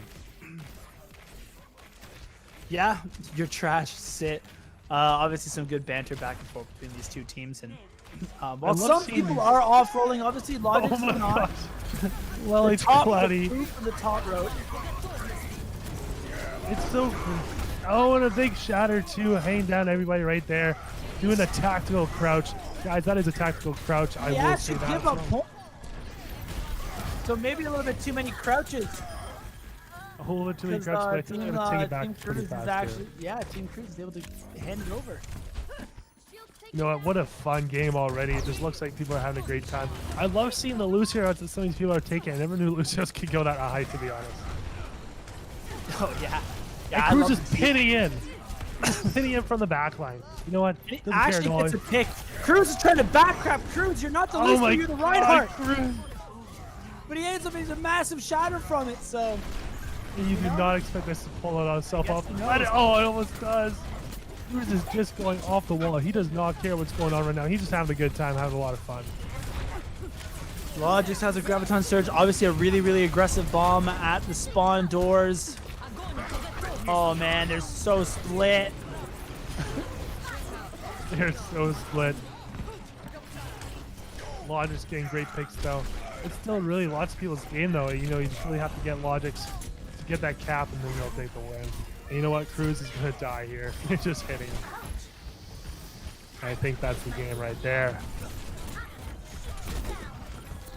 Well, not the game, but the first map. I agree. This is definitely looking like 1-0 for Team Logic's. Obviously, it's hard to bring too much analysis into this one when you do have a Cruz versus Joffrey Reinhardt lineup. And the map did start with a Fusion Cloudy 1v1. Not necessarily these two teams at their fullest. Easy. I don't know if these two teams are definitely not getting to the semifinal. If they aren't, I'm sure that's probably why they're playing a little looser, playing a little bit more fun like. Oh, yeah. I mean, at some point, you're right. If you're kind of lost a couple matches and you're no longer in it, like, why not just make the most of it and have as much fun as possible, right? Exactly. And I think that's exactly what they're doing here. You know what? At least it's a great spectacle for us to watch. Oh, no. I love it starting off with the Lucio 1v1. I wonder if we're going to see something similar. We're going to get a best set of 3 1v1s. Actually, Fusions did win the 1v1, but his team lost the match. So, in the end, you know, at what cost? At what cost? Yeah. I mean, coming up quick roll up by Fusions. He knows how to play Lucio, even though he is a main tank. He's just hanging around. Oh, it's another 1v1. Hopefully he wins again. That tracking is on point. You know what? just completely denying their team. You know, it doesn't even matter what the win is at this point. But we do get a cap from, looks like what's getting a cap from Red at the moment. And Smex and Gray is just popping off. Boombox having a good time too. Yeah, this one's still going on. Still going. It's so hard to kill Lucio, man. Especially when you're, how great Lucio. Oh, but he gets the health pack. The boop. Oh, he stays alive. Oh my gosh. Disengages. This is the longest 1v1 of.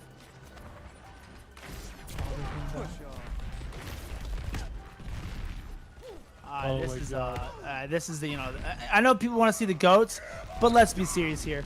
This is why you've tuned in, to see the Lucio 1v1 of the century. Not see Team Cruises pop off. Yeah. Oh, that's cheating. Yeah, that's a cheating. cheat. There's a Discord orb there. I saw that. Hitting that tactical crouch too. Wow.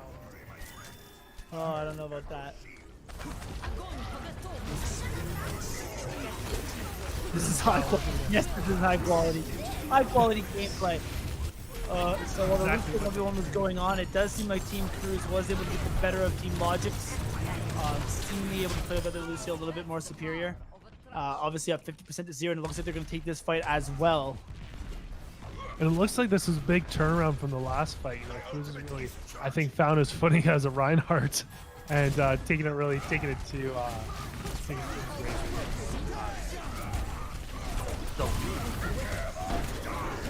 What a big shot. Oh, nice counter shot. Gets kid. Wow. Jofi and Cruz currently reevaluating their entire Overwatch career, thinking, wait a minute, should we not just be Reinhardt mains from now on? Exactly. Jofi just dangling on Cruz, making him wish he never joined this tournament either, though. I don't know about that, but that's a little questionable, yes. As you guys can tell, we have been casting all day. Slowly starting to get to us. It is not getting to us at all. We are completely professional and serious. It's a good grab on Surge coming out there, obviously, from Smex. Vasily is able to counter it. One of the best Zenyatas in the league. Vasily, known for his Zenyatta and nothing else. And you're seeing it right here. You're seeing it right here. These are great picks as well. Unfortunately, Cruz, I think, is really, not throwing, but, he isn't doing positive things to the team at the moment. That's totally fine. He is not a main tank at all. Cruz pins Jofi off the side of the map, kills him real big. This is just fun. These teams are just here to have a good time. We have almost full energy by Logix. He's doing a lot of damage. We're just pumping him out really hard. No, I totally agree. Logix has been having himself a game. Obviously, currently, again, right? When you're fully charged up, like Logix is tracking with so elite. Jofi with another fantastic shatter. And even though Cruz started 80% to 0, now that Logix and his team has their Lucio one trick and LH Cloudy back, things are starting to turn around. They really have, and Logix, I think, is one of the only people playing on roll at the moment, taking this thing a little bit more seriously than everybody else. That's okay. He's a memer. He likes to have fun while he does it. Oh yeah, Logix is so funny. If you've ever tuned in Logix's stream, I definitely recommend it. It's always a good time. Extremely funny individual. I highly recommend you guys check him out. If you're not already checking him out, like a stream. Yeah, you definitely have to get into that and make it a continuous thing. But it looks like Team Logix is on the verge of getting a win here. But Gray gets a pick, may turn around pretty fast here. That being said, Jofi gets picked too. But Girlsim getting a great pick on Gray. That being said, they're gonna flip it here, and I don't know. I don't know if there's enough time for one more fight. I think there is. So I think we're gonna get one more fight to really decide who's gonna be winning this situation. Yeah, I kind of got to be in favor of, I guess no one really has any ultimates up. So, the previous fight was the big cable got a fantastic anti-nade. I don't know if they can touch. I think they're just getting there. I guess Fuse is nice, but I'm not sure we got anybody in this middle circle. Going to have his sound barrier. He's got a barrier. But it looks like, they're going to win this. You said the Boostio right now, Lucio being nanoed, And of all the Lucios to be nanoed, of course you want to nano fusions. He's clear the Lucio. I love to hear that. That's what you want to hear. And this is all tied up.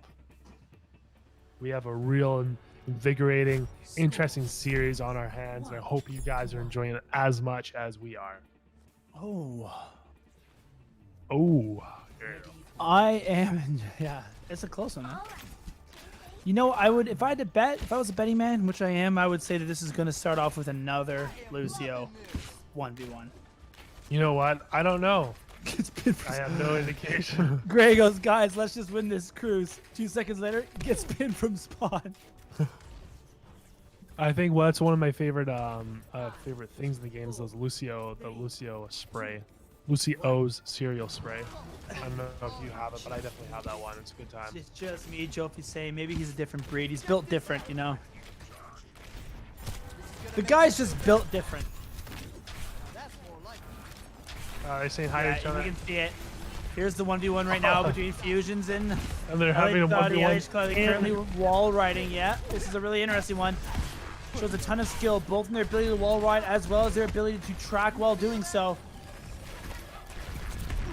You can clearly see that Fusions has superior tracking. He has a lot of practice from using his Reinhardt hammer to track on people. You know, clearly transferable skills right here. I mean, I feel like the Lucio 1v1s are like some of the longest 1v1s in the game. Oh, they just are like everything else is going on right now. Like the whole game's happening, and they just like chilled out. You know, Siege Waters just clapping at the moment. Jofi just killing smacks. And even here, like it's so hard to aim right here. Like, what are they gonna do? It's also obviously if you do get low, right? You just turn the healing on. You heal yourself back up. Like you just don't have enough burst damage. It's so difficult. Boombox to really take care of all these guys. He's getting pissed off. Boombox, he cheated. Classic cheater. Grady does a kill on KY9. And Logic's, you know, not being as much of a carry as he was in the last couple games. And, you know, as translated, it looks like Team Cruz is getting a couple good wins here. Yeah, I mean, Logix does have the Graviton Surge, well, I guess Smex does as well. Basilius forced to use Trance here. There's the grab. The grab actually misses. I don't think Smex got anybody. And Girl Sim, Vonta able to hit a really good anti-nade and get the pick on the Cruz with a double piece. Look at Girl that. Sim popping off. Girl Sim is playing very, very well right now, among a bunch of pros. Yeah. You aren't wrong. I'm not wrong. They're going to hold this classic area that everybody loves to hold. Nobody's quite doing the spawn camping that they did last game, but we still have a little bit of cheeky behavior. Logic's getting a pick on KY9. Classic Logic's being able to pump out so much damage with 100%. KY9. It's Kid, bro. Come on. We've been casting him all day. KY9, you got to turn your resolution up. KY9. You being... Oh, Cruz. Getting unfortunate shattered by Jofi there. But Jofi goes down. So what cost? Fusions the 2-piece. He may have lost the 1v1 or won the 1v1. I kind of forget, but he's able to win the war. He's got the 3-piece there. Reddit Lucio to the max. Flip it. Oh, he's going after Cloudy again. Skadoosh saying, what type of gameplay is this? Lucio 1v1 lol. I totally agree. Matt saying, no, go back to the Lucios. You know what? We should. They're the main attraction. Let's be serious here. Clear. That's wall we're here to watch, not the goats. And now we're getting back to the spawn camping. Cruz being cocky like he was before. Really. Oh, nice sleep.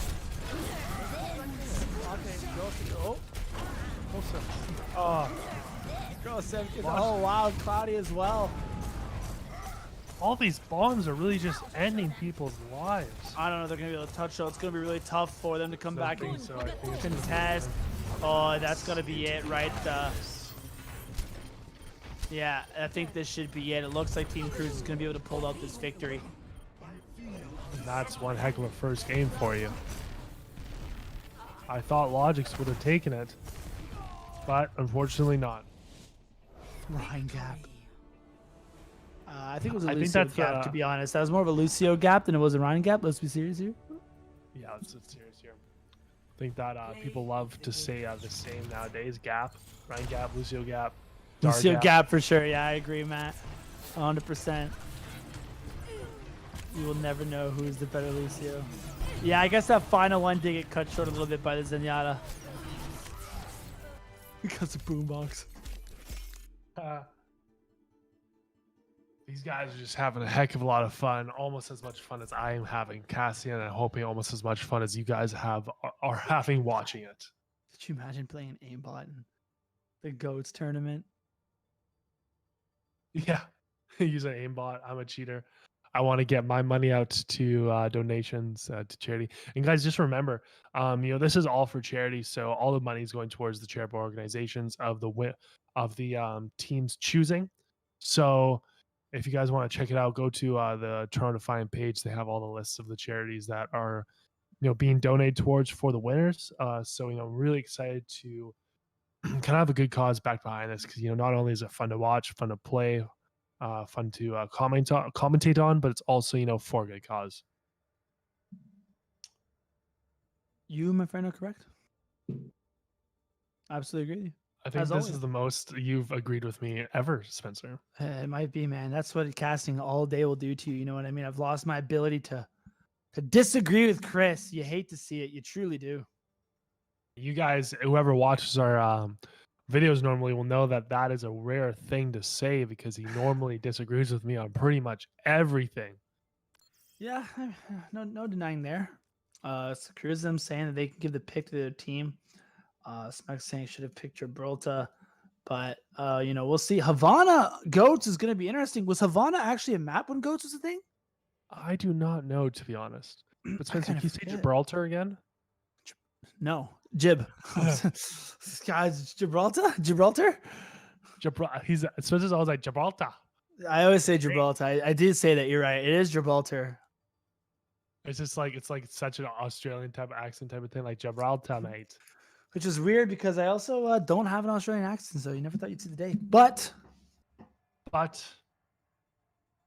is okay, because you're not from Australia, right? Oh man. So Cruz will take the first one. Sort of expecting him. I wonder if we'll see something similar again. The UK lads, and I guess Gray. I keep saying the UK lads, but Gray, I believe, is from Portugal. I think we looked this up. So not quite from the UK, but a great player nevertheless. Obviously, used to play for the Paris Eternal alongside his Smex. I believe. Saying, wait, is this an official, not a scrim? Logic's clearly taking things a little bit easy with his, Russian flag there. Go, go, go, boombox. Bleep, don't watch the first POV of that Oasis. Actually, watch it, you guys. This is some of the best time. I love commentating, but also just love reading chat box. It was mostly, let's be serious. I think we saw more Lucio 1v1s than we did actually GOATS in that previous matchup. And I'm kind of okay with that. I've watched GOATS all day. You know what? I've had a fair share of GOATS. Best GOATS are so far. Yeah, so I wonder now if nope, it looks like they're going to stick with it with Cruz and the Reiner. I thought we might see them change it up. It looks like Team Logix maybe might go to their more official try-hard composition. I think they want to make it a little bit more of a competitive nature instead of losing again. So yeah, this is again, they're just waiting for the match to start, guys. This isn't actually the game. Obviously, Vodka absolutely freaking out on the Zenyatta. Maybe we'll see that next map. Here we go. Now we're actually starting. So let's see if they still pick these same characters and try a little bit harder on this map. I'm not sure if they are going. I'm not going to lie. I'd kind of want to see it. Although I guess at the end of the day, they just want to have some fun. So by all means. Cloudy Reinhardt. Oh. Never playing Lucio again. Horrible hero. Throw pick. Lucio is actually one of those heroes that I cannot play, man. Lucio's an incredibly tough hero to just pick up and play. It takes so much, and same with Pharah. It just takes those kind of skill sets that you need to pair with being able to also aim. That just makes it so hard. Yeah, I agree. Pharah's another one that Pharah, Genji, those projectiles. Lucio, I just cannot play them. So it looks like Cloudy is trying. Looks like Team Logix is out here trying. They got Cloudy on the Rhine, Gravy on the Diva, Brazilian on the Brave. As soon as Team Cruz finds out they are trying, I think they're gonna try a little bit harder themselves. Yeah, I might switch some stuff. Yeah, good point. Cloudy has the OG Mayhem skin on, so that's really fun. It is a very OG skin. You know, you love to see it, but you don't like to think about what Mayhem was like when you think it's that. Yeah, maybe not. Though I guess Logix did get his stuff there. Oh, and a pin off the fan from Cruz. Although he does eat it right afterwards, but it's still worth it. That is A-okay, because that's what you love to see. Now, at least Cloudy was anti there for a little bit. It got really low, but it's getting his health back up. Yeah, the support was there. Shields are extremely low, though, so... And you know what? The spawn camping is something that you actually do typically see from teams who are actually seriously playing on this map. You know, it isn't just kind of screw around type of thing. Yeah, I think the strategy behind it is if you can spawn camp them, yeah, obviously you want to play in close. That's what the rush comp, aka Goats, does better. But also, if you do lose the first matchup, you do get another fight before they round that corner. So it's sort of like, why wait for them to get the corner for free? We can get a fight or two here, and then another fight around the corner. So, especially with Goats. And Gray got a first great pick on Joffy. That's kind of some of the initial things you've seen here. But yeah, it's interesting. It's interesting to see. Sorry, but it is interesting to see. I guess Team Logix try hard a little bit more, and I thought we would see the same from Team Cruz, but they seem to be confident with Cruz on the Reinhardt and Fusions on the Lucio. So let's see how that goes. How about you take a page from your League of Legends games and just surrender? Look, wow. Sim, LH5, that's what you're talking about. That's how it goes right there with Logix kind of cleaning things up at the end. Yeah. Yeah, it's a good play. And again, I think we were saying it before. If they want to make a run of things, I think they might have to swap heroes a little bit here. I think Team Logix is a little bit too good for you to run the Cruz Reinhardt, although maybe I'm wrong. No Brigitte, they have the Ana instead. Really interesting strategies coming out here from Team Cruz. Excuse me, interesting strategies, and they're still saying Boombox going down, so I think we're going to have to make Logix is fragging. Cruz goes for the shatter anyways. I guess he just needs one pick, and they are able to get two, and that's probably enough to break the spawn camp that they had going on, because at the end of the day, obviously, when your spawn camp, the other team's so close to spawn, and with 2 picks, I do expect Team Cruz to back up. Or sorry, Team Logix to back up. I think Gravy game blasted, his socks blasted out. You call him that Mac. But everybody's out to drop it all. A fantastic counter shatter there from LH Cloudy. Not surprising. And Logix is fully charged, and Logix is fragging. Yeah, exactly. Logix also having the OG Mayhem skin on again, back in his days when he used to play for the team, and that's how he kind of got his start. So. Also, yeah, Red's IQ. I also, I do want to see that Logix Cruz Ryan 1v1. Logix on Reinhardt now? Yeah, hey, why not? Why as well, right? Everybody getting low volume from stream. If you are getting low volume for stream, let us know if it's low mic or low gameplay volume. And we can adjust. Yeah, that's a good point. Thank you. In terms of this next fight coming up, it's tough, man. Again, they got this rally to engage. They have grab from Logix. They have Transcendence, Smacks, and they're going to hourly grab it. Although it's eaten by Gray! So Gray, not necessarily known for his diva play, although an incredibly clutch moment coming up from him. But again... Hey, that still doesn't matter. They're still getting the picks. They're still spawn camping with that OG Mayhem skin. And you know what, guys? I just got to think that maybe, just maybe, you put fusions on the Reinhardt. Just for a little bit. They literally are about to be full cast without any progress. Oh! And we got some big ults coming in here. Everybody's dropping ults. They're just blasting everything they have. And still, but Logix is still coming out on top. Logix is once again that great player, and I don't think he's being pressed. I think this is it, though, right? That's fair enough. And man, this is going to be a tough hold for Team Cruz. Is, honestly, we just wanted to play Jib. Switching sides. I wonder if Team Cruz is gonna pull up the try hard pants on the defense though. Initiating match. I don't know. Like I feel like they just stick to their throw guns, because if they like pull out the try hard pants and still lose, then I think that looks even worse. Yeah, but I mean, I think enough people would understand that. Not bad first time Overwatch. Yeah, I guess we'll Not see. bad for a beginner. I guess we'll find That's out. awesome. We will find out. And Love how find you out get to pretty see soon. all this beautiful, beautiful scenery in the parts 2 and 3 of Havana. Unfortunately, you will not see that this game because it's either going to be, Team Cruz spawn camping Team Logics, or they're going to push the cart just a bit and win. So we will not see third point Havana. Emphasis on just a bit. You know what? They literally have to go up the street, a light little stroll on the streets of Havana to be able to win. So maybe Gray, have a coffee on the way, maybe have a little tea, maybe a biscuit in that little bakery right there. That's all they really need to do. Yeah, they might as well. It's interesting though. A little bit try harder. Fusions is in the Reinhardt, but Cruz is actually on the Brigitte, and Gray's on the Lucio with Kib. So no Zenyatta. Wait, they're running 4 supports? Wait, hold up.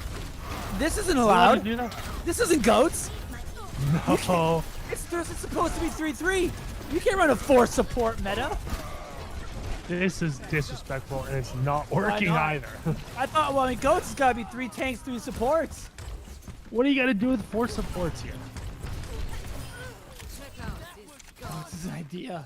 Diva OP. You should post that, Frodo. Post it. Yeah, Pronto. Yeah, that's funny. Although, Diva is OP. A really good hero to have, especially the GOATS composition. I think everybody just wanted King's Row. I think we're going to see a full try-hard here on King's Row. I think everybody knew GOATS is meant to be played on King's Row. Yeah, people are debating Jib or King's Row, and I'm not going to lie. I'm on the King's Row train here. I'd love to see King's Row for this final match.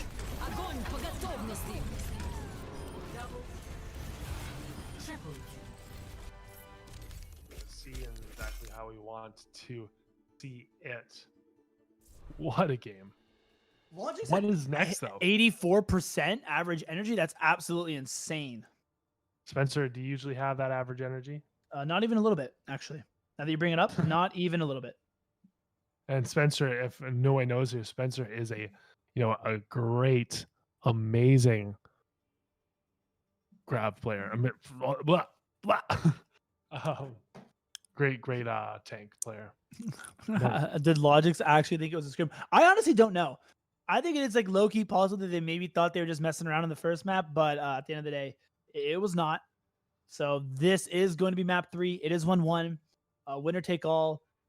He's memeing? Yeah, that's what I thought. Yeah. Proto, I'm expecting you to actually post one of those sometime. No, Chris, he's talking to us. How's he going to post in the chat? They're not going to know what we're talking about. They're not watching the stream, my guy. He's commenting on us. Skadoosh, is this me or everyone getting low volume from the stream? Yeah, sorry, you put that up earlier. Is that maybe they are? Is that from the mics or from the actual gameplay itself? Game audio. I asked that. Yeah, Mike. Yeah, you did ask that. Sorry, you're right. We haven't had confirmation, so maybe that was from our mics. Maybe we just need to talk closer to the mic. So I'll definitely try to do that. So thank you, Skadoosh. No, I honestly, we just had one comment, and if it's continuing to be bad, I mean, guys, please let us know. But I think we're okay. A little bit hard, yeah. That should be good. Jolie spamming some stuff here. I don't know what that is. Yeah, I'm not sure either, to be honest. Back on King's Row, who would have guessed? Definitely not me. I actually was almost certain we'd see this, but yeah, were you? I expect this one to be a tryhard versus tryhard. I think you're gonna. Even as I say that, we have. No, I think we're gonna see. Fusions is Ryan. Yeah. Fusions is on Ryan. Lucio. Like they're actually gonna try now. Which is what I want to see. I mean, Boombox is on the Zarya though, and Kib's on the Zenyatta. Yeah, I think this is going to be a great, a great session from them, a great game from them. This is where we're actually going to see the rubber hit the road. This is where, we can really determine the winners. So I think they're going to really try hard here, and I'm excited to get ready and get started. Completely agree. I'm glad that for the final match, we do get to see these two teams at their fullest. And I do think the slight advantage goes to Team Cruz, but we're about to find out. We are about to find out. You can see how they serve. LH Cloudy is being a little bit passive right now. They're just not trying to burn down the shield as much. Giving a little bit more space to fusions. Really consider that shield pressure and shield energy. And obviously Logic's getting max charge before they hit W, and sure enough, LH Cloudy, being the aggressive Reinhardt that he is able to get the first pick up in this fight. And that should open the door for Logic and then to push forward. And that was really smart of LH Cloudy because he was waiting for the right time. He didn't let them get any poke in to wean down his shield. And he just kind of like picked the right time to engage on them, and was able to take out fusion after he gave up shield health to take space. Yeah, and I thought we were gonna see Boombox on the Zen and Kib on the Zarya, although it seems to be the other way around. So it's gonna be interesting how this works out. Though an early grab from Logix, obviously built it up really, really fast. Boombox falling a little bit behind, and however they don't get any of the picks. No picks, but they do drop down Fusion's right out shield health. That's not enough to pick him up. Incredible track hits. Great tracking from Logic. He was able to get the pick, but unfortunately Fusion was able to get the pick in the back line. And there's investing ultimates to try to turn this. But Fusion, the massive shatter. Great picks by Fusion. I think Fusion really was a standout player there. He had great shield management, great shield health, and was able to get those initial starting picks on Team Logix. Yep. Honestly, just like that, they were to roll through and a big play there.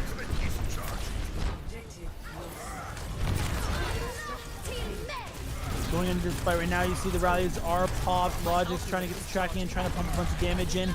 And again, Fusions with the first pick on Facility. It's a fantastic fire strike. Are they going to be able to capitalize this? I think that they are. The beat comes in to help stabilize. And the grab. What's going to happen, though?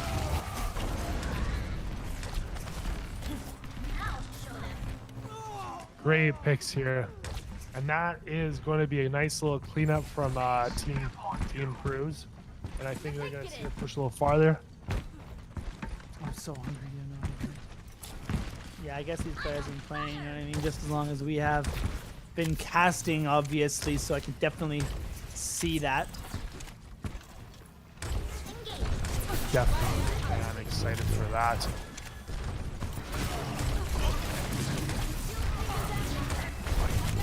Yeah, going forward here. Again, it's so nice to see all these Daryas just massively charged.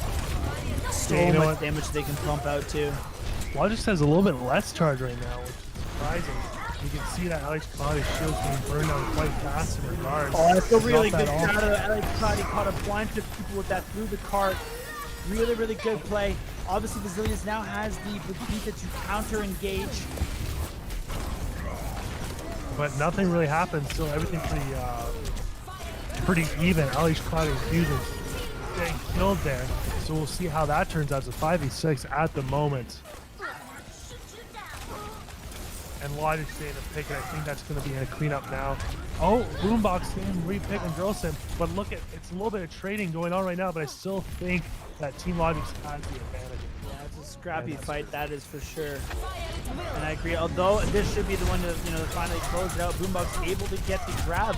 Although, a fantastic beat coming in from Jofi. He's able to sort of pause that one off. Logix picks off Cruz, and all of a sudden, although with the pick on Facility and the Transcendence from Kib, they might be able to turn this right here, right now. Oh, what a massive shatter coming out. And look at that shatter. And Bomb, KYB, they're going to get, this is going to be what it takes to cap second point here. You are absolutely correct, and with that out of the way, they should be able to snowball this into third. As you can see, them taking a bunch of space. Look at how far up they're taking that space. They're really taking away the ability for Team Logix to really capture this corner. That being said, they're going to have to drop back a little bit. People still need to cap.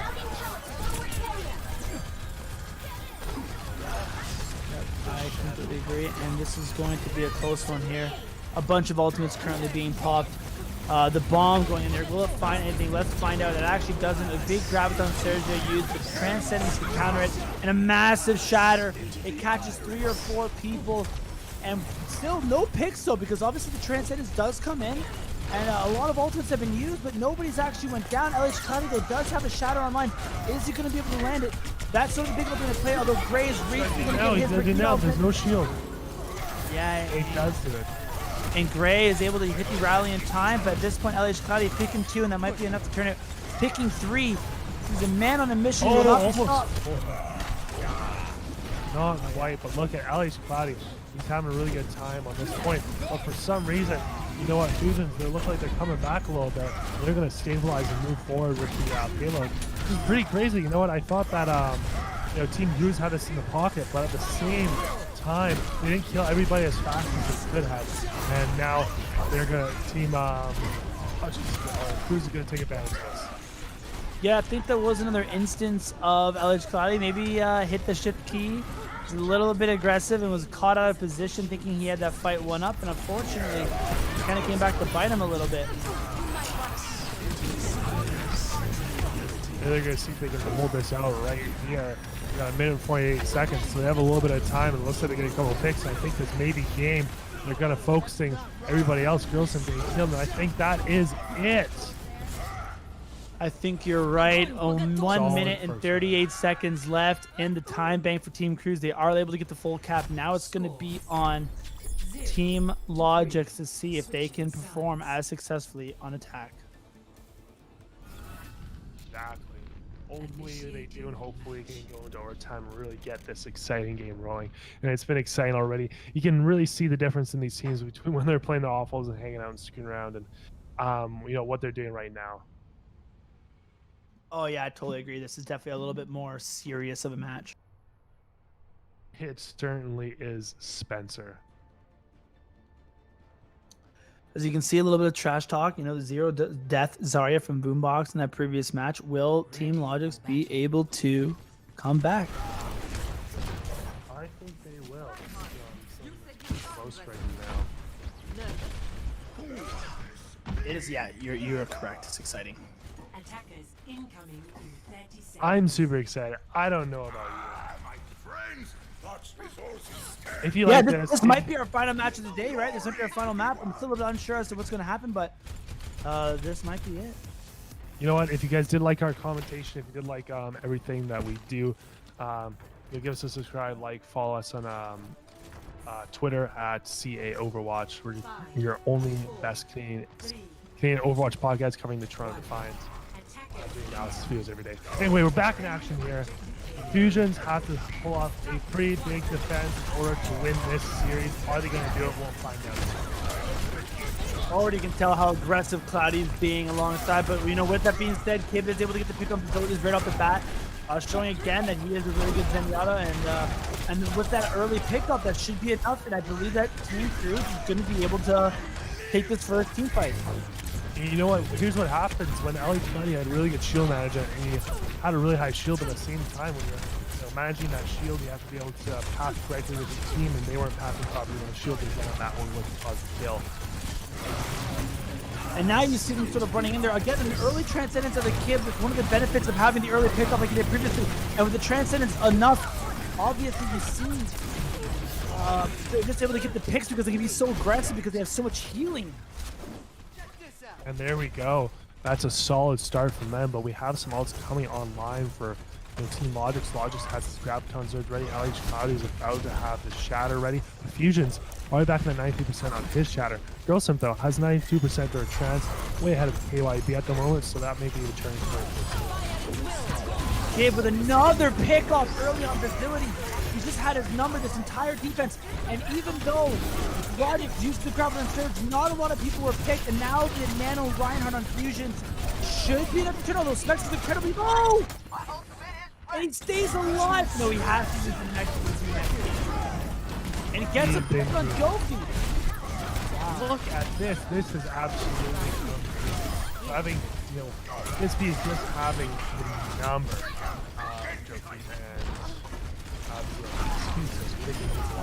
Center here. Yeah, this is sort of what I thought we might see, especially on defense. I knew these teams would be really, really good. We're starting to see maybe Team Cruz pull away a little bit, although the ultimates now on Team Logics are starting to add up. Kid with another aggressive transcendence. Oh, and now it's Cloudy hits a massive shatter. Big shatter here. Look at Ice has a big shatter, but it's going low and nobody's really been picked yet. Somebody got anti-mated. What's going to happen with that? What happened was Fusions hit a fatty on Logix and his team, and when everybody was down, it allowed Gray to hit an absolute massive anti-nade. That was absolutely amazing. And you know what? We're getting close to one-fight territory for Logix. They're at the backs against the wall. They really need to make something happen as soon as possible. And now they got Kid. Kid, who's been getting first picked so early, so consistently, has now been picked first himself. Are they able to turn this fight? Girl Sim does have the Transcendence to sort of counter this, and it looks like they might be able to take it. Although with that being said, yes, Smack's going down. I do expect them to sort of win this fight. That was riding by the seat of their pants, Spencer. Team Logix really kind of leaving it to the last minute to display their skill and get that first stab. Yeah. Although with that being said, though, with so much time left, it did take them a lot longer to cap that first point than it previously took Team Cruz. So, again, another big grab on Surge on Kid is able to hit Cloudy. And this might be another fight win. No, they actually decide to use a great nano though from Gray to keep him alive in that solo grab. That is huge. Oh, and another massive shatter comes out from Fusion. And he gets to pick another shot. He's pushing a little bit too far. Girlston breaks out and gets two massive picks. Girls are really holding their own against all these pros who are having a great time. You know, all these people, even whether or not they're pro, whether or not they're amateur, they're all really, playing extremely high level right now. And yeah, it looks like Team Cruz still able to hold this though. Although again, Cruz does get picked off. Boombox uses the Graviton Surge, and not able to get any picks off of it. I'm not sure exactly who he caught. But now you gotta look at the ultimates here, and Team Logic seems to be having a ton advantage. So this should be interesting. It should be interesting, definitely.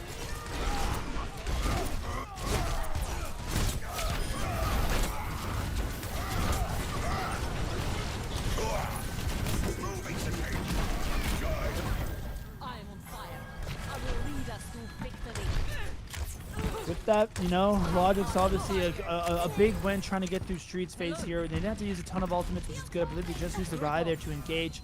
So they have 5 ultimates online, but then again, Team Cruz, they have a bunch of ultimates as well. But you do have as well, so it seems pretty even at this point. I think what we'll be seeing is an aggressive push by Fusions to really stop this team in their tracks. Because they are at a good position and oh, Cloudy shatters the shield. Good block by Fusion. And he gets the nano. And he's holding W. And he hits a nice shatter. He gets a couple. Oh my gosh, there's a couple bombs here. The bomb can do it. There, big bomb by McGravy. Smack still got McGravy back, but at the same time, it looks like McGravy's getting a great hit. And that's going to, it's kind of hard to see who's winning right now. So satisfying to watch Logic's just perfectly track these people down, man. What a fantastic fight. And to be honest, Team Logic, they started out this attack rough, but they've recently been putting on some really good time, and they're actually the opportunity to finish with even higher time.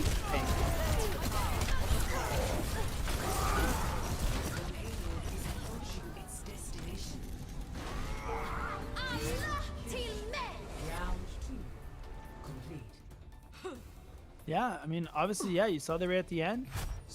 They were able to finish with the timing that they had, and I actually think... Hey, it's pretty close. Yeah, it's incredibly close. It's going to be a very interesting overtime, because, King Row is a map that's known for, your snowball and your 3-point push with overtime. It's very, very doable and very, very easy. Yeah, obviously Robin saying, Christians, you guys are doing great. Thank you very much for the support, and it's coming home. Yeah, this is going to be a really cool overtime match coming up here. And I am, again, like, these are two really close teams. Not surprised that's going to overtime 1-1. Not surprised that when they finally put their try-hard pants on that you're starting to see these teams, perform a little bit better than they were at the beginning, obviously, with the Lucio 1v1s. Yeah, exactly. You know what? I think both these teams are pretty evenly matched. There isn't a lot of weak points that, or big gaps, as people would say, on some of the other streams between these two teams. So I'm really interested to see, how these two teams work their ult economy and how they work their engage and disengage ability, because I think that's going to be the real difference between two teams if one wins. I can see a couple people saying, please don't draw, our internets are going to run out. Yeah, I do hope we do see a victory. Obviously, with the King's Row, a draw is a possibility. Although I do expect UGG already to take the first point, although maybe I cast the curse, so we'll see. Fusion's going incredibly low. A ton of pressure being put on him. Ellie Chikati also being aggressive. He's able to get the bubble off. Discord order on him, which means you gotta be a little bit careful. But space is being taken. Alex Kai's got to push up a little bit farther. He has a lot of health and has a lot of shield. Oh, and an immediate shatter from Fusion. He got it so quickly. I think he caught some people off guard. And they're able to pick Logics. If you want one person to go down, just Zarya's not one of them.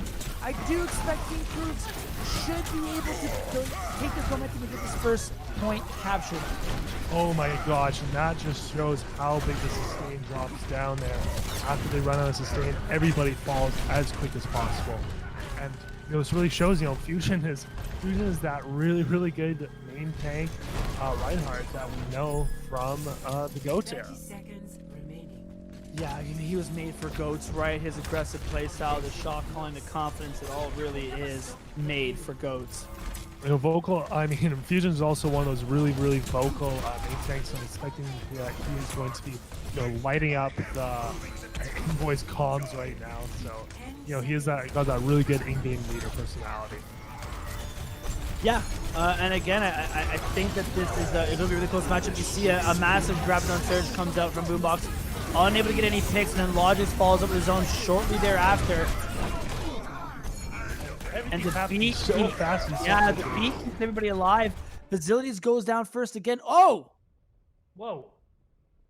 Initiating match. No way. Wait, I'm good. What? No what? way. I'm confused. Was that a C9? No. I think the server closed or something. Somebody lagged out. Server error. No. Now entering King's Row. Initiating match. Yeah. 1v1.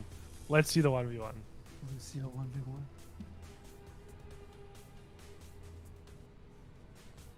I think people want to see this end with a Cloudy versus Fusion Lucio 1v1.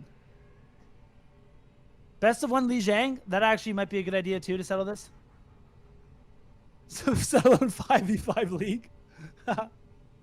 Oh, it seems that the Lucio 1v1 from Pronto is getting some traction. And if I had it my way, I'd definitely agree with the Lucio 1v1.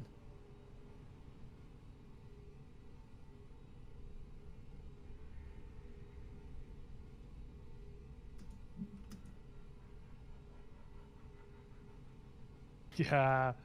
Get your votes in. 1v1 for the win. Put some Lucio 1v1s in the chat here. Like, let's get it. Guys, let's get Lucio 1v1s in the chat. Oh my god, that's funny. GG's Go League. Could you imagine? No, you cannot have a Lucio with a Mercy pocket. There's no way that fight would never end.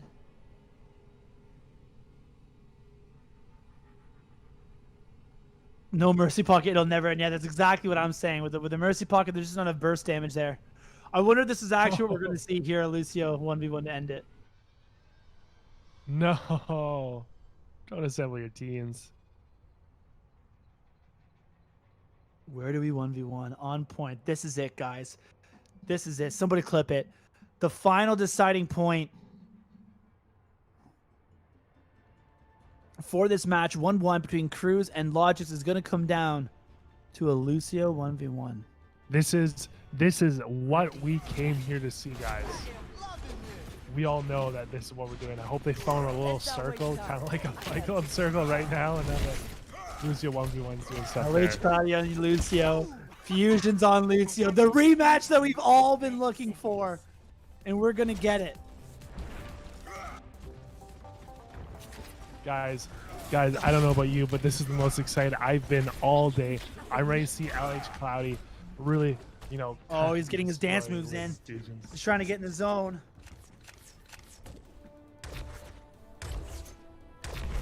Who do you have, Chris? Who do you think's going to win?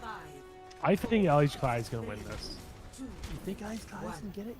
I think Fusion is too much of a Reinhardt player. Oh, I don't know what that thing. Fusion's getting a little bit of the better of him in the previous engagements. So here's the 1v1 to decide it all. 3, 2, 1. There it is. Let's go.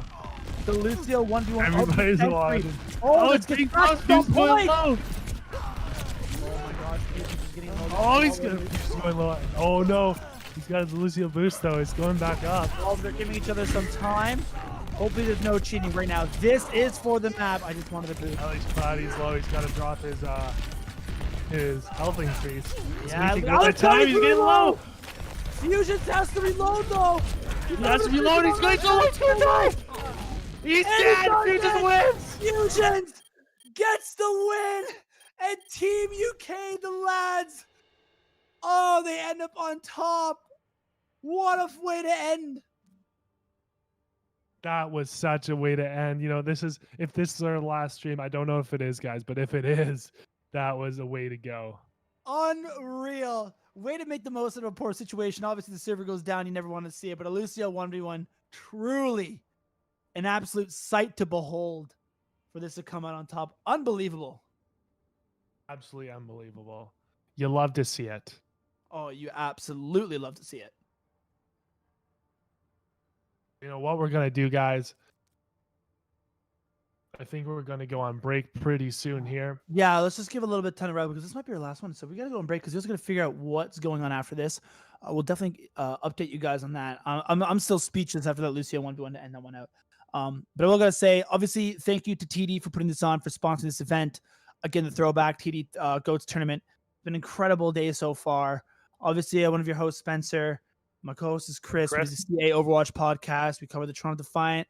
Sort of like a sports talk radio for Toronto Overwatch. If you guys are fans of the team, and you enjoy what you've heard so far, please like, subscribe, do all that fun stuff. We do really appreciate it. Thank you so much for hanging out today, guys. And I hope you enjoyed that final game as much as we did. We might have one more after this, but we will let you know. Definitely will.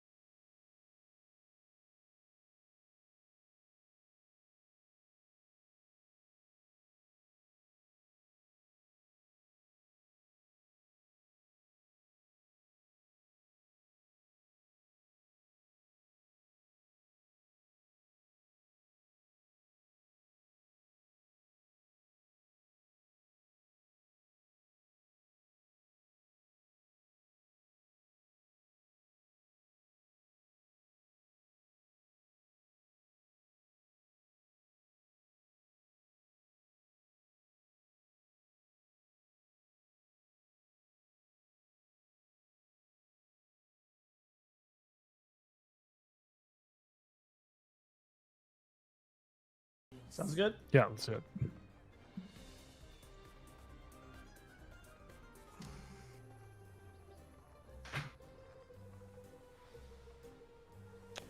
Hello. We are back. And we're ready to cast you guys one more game tonight. Yeah, we got one more game. Obviously, it is Team Beast versus Team Zik. So Team Zik was able to pull it out and actually go through, which is a little bit surprising, if I'm being completely honest, but good for them. Yeah, you know what? They were, and I'm super excited for this. And now, I think these are two really awesome teams going at it. I think Zik may have a slight advantage, but I honestly don't know. I can say it. Yeah, I don't know, man. I think Beast, like, they're try-harding now. Like, when we saw Beast and them try-hard at the end of the other map, it was incredibly dominant from Team Beast, right? Like, him on the Reinhardt, Blase on the... I think Team Beast might have this one. This is a really good team. Although so is Team Zik, right? FT going into Lucio is insane. Like, really good teams. But I do think that, like, the old Fusion University teams are going to be something to watch here. They really are. So it starts off, obviously, the nice engage. Pretty difficult phase here. Again, Juno's actually able to get the original pick on Kaiser. So a good start for Team Beast. Even though he goes down, he's able to create enough space for Blase and Bernard to really open up and get a couple of picks. And so, like, just like that, Team Beast with the first fight win. Yeah, FT almost with a spicy little environmental great opportunities here for environmental kills. So I'm really going to be looking at those Lucios, seeing how it plays, if we get any cheeky kills coming off here. Yeah, we definitely have some good ones too with Karkar and FD God, two really, really talented Lucios. So I am expecting at least one person to take a dip in the well, potentially more. Yeah, dip their toes into the drink. Yeah, exactly. Guys is getting a little bit low, but he's able to get healed back up. Thankfully. He already has his ult there. You can see that popping up pretty soon. And there it is, another there it is. Dude, this man. But you know what? Escroft has been able to work himself back up, and he's dead though. That's okay. Karkar getting a great pick on FD God. I mean, on Escroft. FD God going down too. It's gonna be cleaned up by Team Beast here, and all the time, they're building that. They're almost at 50%.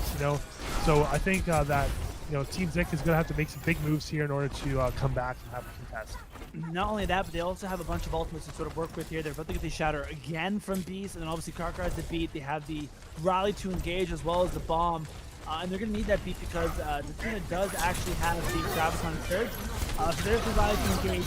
And there's the Graviton's eaten by Bernard. Oh my gosh, what a great play. Such a big win condition for Bernard, but no. The amount of... A Beast gets a bigger ass up. Beast is just dominating the front line battle at the moment. It is absolutely amazing. Same with, their whole front line. I've seen a heck of a lot of Grabs being insane, and that's so surprising considering, like how loose this gameplay is and how less corny is than normal pro play. Yeah, at the end of the day though, these are still pro players, right? A lot of pro players in this lobby, so they're no. It's not like they're unknown trying to just get a handle for goats, right? These guys know how to play it, know how to play at the top level. So I wouldn't expect anything less. And it makes sense, they're all fighting within this little confined area. It makes sense why they do that because they don't want to get confined. They don't want to dive back.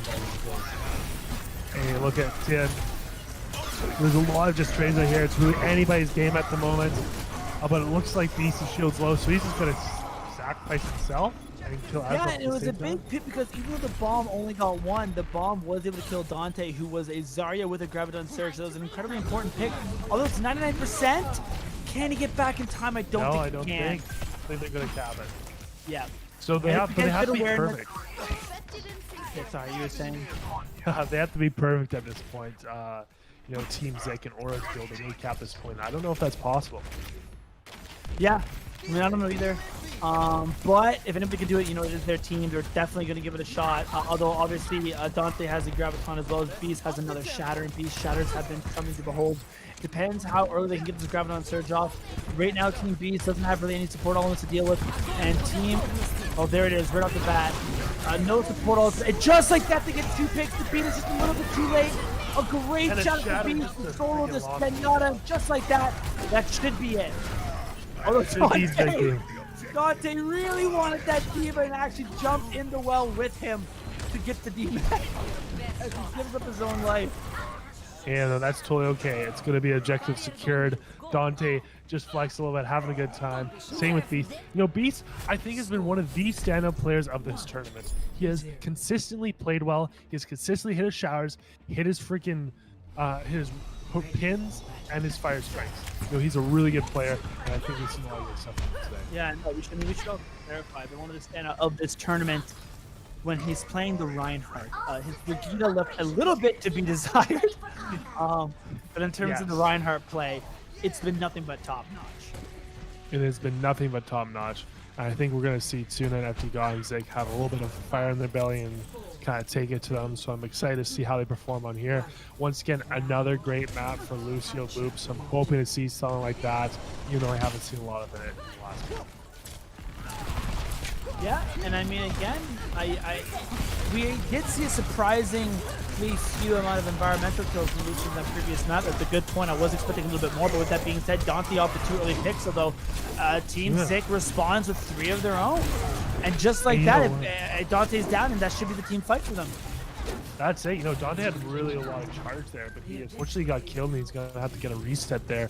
Where at the same time, Tuna has that charge, is going to stick at the front line to kind of keep it maintained and built right there.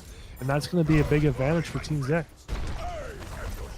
Yeah, and I mean, obviously they have point control right now, which is one advantage. They should have a little bit of an advantage in the ultimate economy, so that will be another advantage. And with that being said, though, obviously when Judah comes over there and picks your Lucio player, and then Blase goes in there and gets a pick of his own, that kind of takes all those advantages and throws them out the window, as I expect Team Beast to sort of be able to close this one out.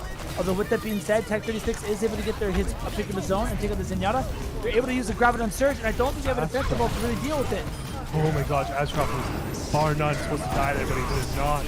And Beast comes back with a great shatter once again. Like I touched on before, amazing shatters. Both bubbles used by Tuna. Beast is out for dead right now, and that is going to be some great play. Oh my gosh, Beast again.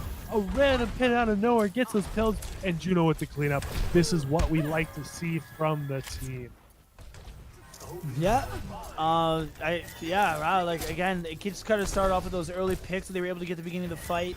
I think that was really able to turn it from Juno, and then just really good team coordination moving on. Well, Toronto Defiant stream's dead. You know what? Hopefully this stream's doing pretty good too. What a block from that. I agree. What a freaking block we have here. Oh, and a fantastic grab from Dante. Dante, though, a little bit on the charge at only 30%, but still enough damage coming through. We're able to get one. We're also able to use the Transcendence. And then another massive shatter that puts 2 on the ground, and Blase is able to follow up with a pick of his own. This should be Team Beast with another shatter and another team fight win. I think they do. You know what? I don't. It looks like nothing's really gonna stop them now. I may be able to eat my words in a bit, but they're just playing so on point. Their team coordination is so kind of coordinated together that I don't know what's gonna stop them at this point. But Tuna has a grab on surge. He's a little cheeky. Can he make it a good surge? Yeah, FT God finally gets an environmental kill that you were talking about. Tsuna's still holding that grab. They think maybe with a pick advantage they don't need to use it. With that being said, they decide to invest and try to secure things. And Tech 36 with a great bomb over the top. And that should be enough to turn the fights and put the point once again in Team Zig's favor. That being said, you know, Team Beast is only really one team fight away from taking this and winning the first double. I agree, but look at the ultimate. You know what? You're right. You know, Beast is not that. Well, I mean, Beast could get his ult here too, and all he needs is another classic Beast shatter to be able to win this. So, but Zik does have his trance, and Juno isn't quite there yet. Even though he is getting close. Out of Benar, will he be able to get the figure 1036? He actually isn't. He does drop the bomb right on top of the Graviton Surge. Beast is able to pick FD God, and then another massive shadow, though this time, no, once again from Beast. Sorry. Once again from Beast. Once again from Beast. And I think this is the game right here. This is the map right here. We're going to cap this point. And I know they have 20%, so there may be a chance for Team Zik to contest, but you know, if Beast go off and take enough space and stop them right towards more towards their spawn, then they will be able to cap it. Beast is an absolute monster, man. I missed his shatters so much. We obviously got to see them this year on the Toronto Defiant. And it would have been really cool if obviously Goats was meta because he is landing them so consistently. And against another good Reinhardt and Ascroft, sorry. So there goes the Graviton Surge. I think both Gravitons were used. Sorry, no, just as soon as. And wow, they're able to turn it. I thought it was final fight. They got two sort of picks here. Blasi's going to get one of his own. And Dante's going to get one of his own. They might be able to turn it here. With the Graviton Surge, is it enough? I do not know. This is a really scrappy fight. Really scrappy fight right now. You have no idea who's going to win here. Dante goes down. That's got to be it. Yep. Team Vic is going to be able to cap it, and they actually have control of the point, which means it's last fight territory. Now, obviously, Team Zik has a Graviton, the Bomb, Transcendence, Rally. They have a bunch of ultimates online, but I will say one thing. Team Beast has a Shatter, and right now that seemingly is all they will need. But we will see a really early Graviton to grab them off a point. That's such a good play. What a good play, and then they're going to take it back. Beast Shatter can't really do anything. He's going to die here. He's at 5 health, and he's dead. You know what? What a turnaround by Team Zik. They're really turning this map into a great contest. Yeah, that might have been the first shadow that we've seen Beast whiff all day, but again, it's tough when the most of your team gets grabbed off the point in such a good position, such a good grab by Suna, and it really left them with not a lot of options, so trying to make the most out of it. A really close match too, and now going 1-1 into the final one. This is going to be good. You know, Ruins, a little less opportunity for those environmental kills, but we haven't seen a lot of them anyway. That's okay. I love watching Ruins. I love all the different cover that people can use, and I want to make sure that, you know, we can still see these clean engages and clean fights here. Yeah, Peter coming in, supporting the stream. Hey, man, we appreciate anybody coming to hang out, man. The numbers aren't a big thing. Anybody coming in, we thank you for the support. Beast doesn't miss, bro. Beast has been hitting his shatters all day, all night. One of the star-studded, it absolutely is. It absolutely is one of the most star-studded rosters. I can't disagree more. Team Beast is stacked from top to bottom. I wish that Beast did season 2, man. So do I. It would have been incredible to see him on GOATS. I really wish that changes things did end up working out. And I'm glad this tournament is doing so well. Same. I absolutely love GOATS. I think it was a fantastic idea. Thank you for putting this on, and let's get back into the action. Look at Tex getting a big pick on Juno. That's putting them down. They got a lot of damage that isn't on the table anymore. The Beast is going to come back with a pick of his own on Suna. He's got that ult down. What a big ult there. That is absolutely amazing. That's what we like to see from Beast, and that is why he is an OWL player. Oh, the kid just doesn't miss. Oh, the shatters are so good. The shatters are so good. You know, we see Beast's mom all the time on Twitter, Deb Den. She's great. We'd love to see the old battle get involved here. So happy to see him do performance on the team. Ascroft, though, no touch in the right hand as well. Lands a shatter of his own. Oh my gosh, where did that fire strike go? We're going to pitch on Beast, though. This is the moment. Another really good Graviton Surge from Dante with the bomb, with the Transcendence and the beat being used simultaneously. You never really want to overlay support ultimates. At the end of the day, it was able to keep him alive. I'm not quite sure why Juno did that ult there, maybe just to get some more points on board, but I think that's really good beat to restabilize. Oh, look at that! No! Oh, no. No! Oh, what's going on in the game client today? Some people are suggesting that because they're using an older version of the workshop, that it's sort of a limited amount of time, and that's why everyone's going to remake lobbies. That was so close, 1-1. I hope they just weird. It's so weird because it was just the first, you know, map. It wasn't like it was map 3 or anything. Lucio 1v1. For those of you guys who missed, our previous game actually ended in a very similar fashion. And in order to decide, because it was the map 3 in overtime, we actually had Fusions get on the Lucio and LH Cloudy get on the Lucio for an old-fashioned Lucio 1v1 to determine who would get the win at the end of the day. Beast, chill. I know he should chill out. This guy's playing too well right now. This guy, I think, is one of the big carries of the match.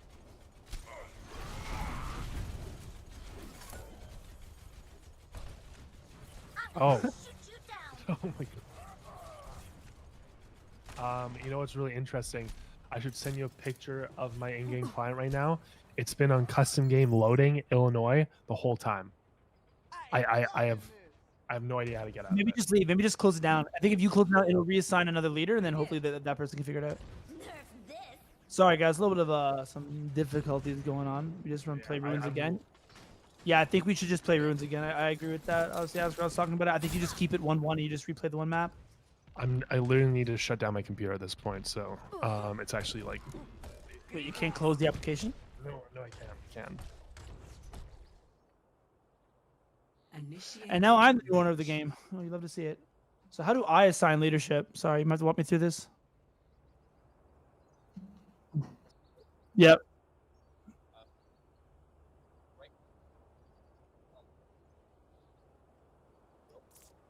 Oh, okay. Yeah.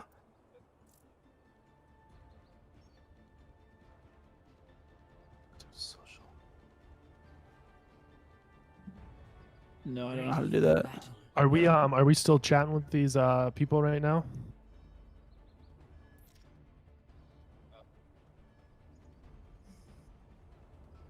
Are we still streaming? Like if I right click the name, that option doesn't come up. Make new leader. I have to go to like what Okay, yeah, guys. Sorry for this. We're gonna go to break. We'll be right back. 4, 3,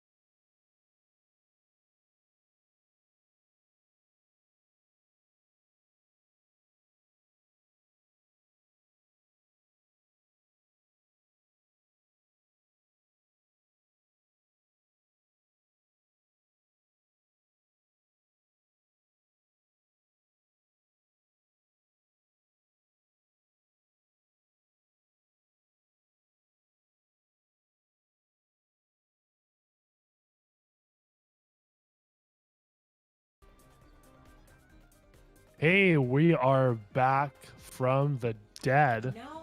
A little bit of an issue once again on Ilios. So I think we're getting a custom restart from the oh, they're just trying to get to ruins here. Yeah. So Angel in the chat says, by the way, I want to thank everyone who's involved in this. All of you made my Sunday so much better. Thank you very much. You'd love to see, comments like that. No problem. And a bit from us too, right? Thank you to everybody who was involved, the observers, the admins, right? People you can't necessarily hear or see. There's a lot of people that went into this, and I'm glad you enjoyed it. I mean, we enjoyed as well. Initiating match.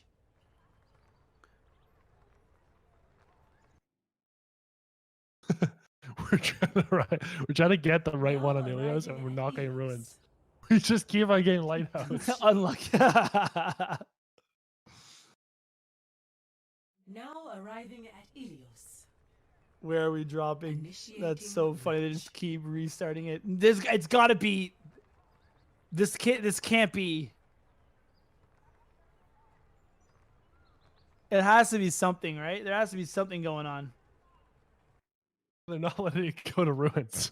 1 out of 3 chance. I don't think it can't be a 1 out of 3 chance because we've gotten Lighthouse every single time, and it was also the first one we got when they started it. It must be like in a custom game. It automatically does Lighthouse first. There we go.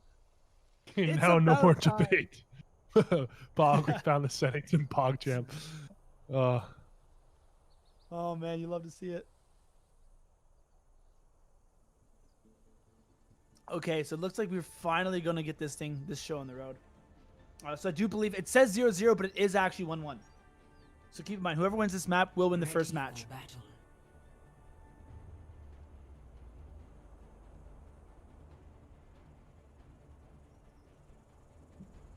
And yeah, it can be confirmed that Beast did unfortunately shatter the server. The kid just can't miss. It's unbelievable. Not only did he hit the entire enemy team, but he also put the server out. So unlucky. Blame Beast, and we are back. Really goes to show how good Beast is as a shatter.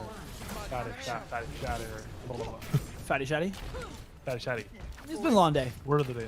It has been a long day, and that's okay. Thank you guys for hanging out the whole time with us. Everything's happening all at once right now. Oh my gosh.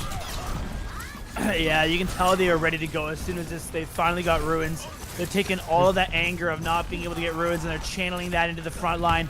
Dante is able to get Tech 36 right off the bat. Beast is able to get Ashcroft right off the bat, and then after that, it's just clean up from there. And Beast is able to take fight 1. Yeah, Beast really opened that up and took it to them. I think they're keeping their wrists warm while we're figuring out those technical difficulties. Now they're going to take a little bit of space right by these pillars here. Coliseum. Hopefully, get a couple picks there. Dante or Ashcroft misses his pin. But once again, Beast with a massive freaking shatter. How does he keep on doing this? And I actually thought that Dante was a little bit caught out of position. He tried for this really weird flank, and then it looked like Team Zik was going to be able to capitalize on his sort of positioning, and then just as they turned around to capitalize, Beast just sat them all down and said, "No, thank you." No, thank you. Not my Zarya. I do not know why he keeps on getting all these things shattered off. His shield play is really good.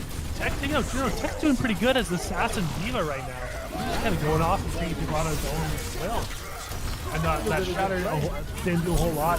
He got the drop of all coming out, the bomb coming out too. He still gets Ashcroft too, even through that transcendence there. Although Dante does go down, and honestly, at this point, soon as charged up, I kind of expect it to be enough to turn this fight. It's so tough to turn that around.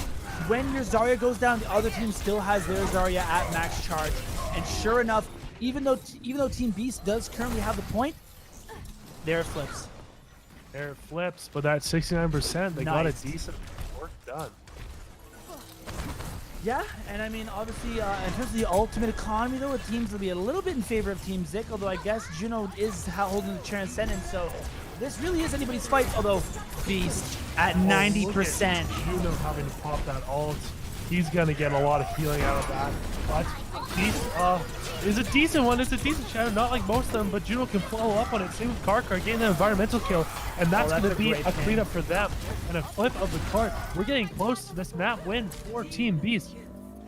Yeah, I mean, you think they got like what, one more fight in? And by the time they re-engage, it'll be 80-85%. It's probably one fight territory if you're Team Beast. So, I mean, yes, Dante needs to build his Graviton Surge.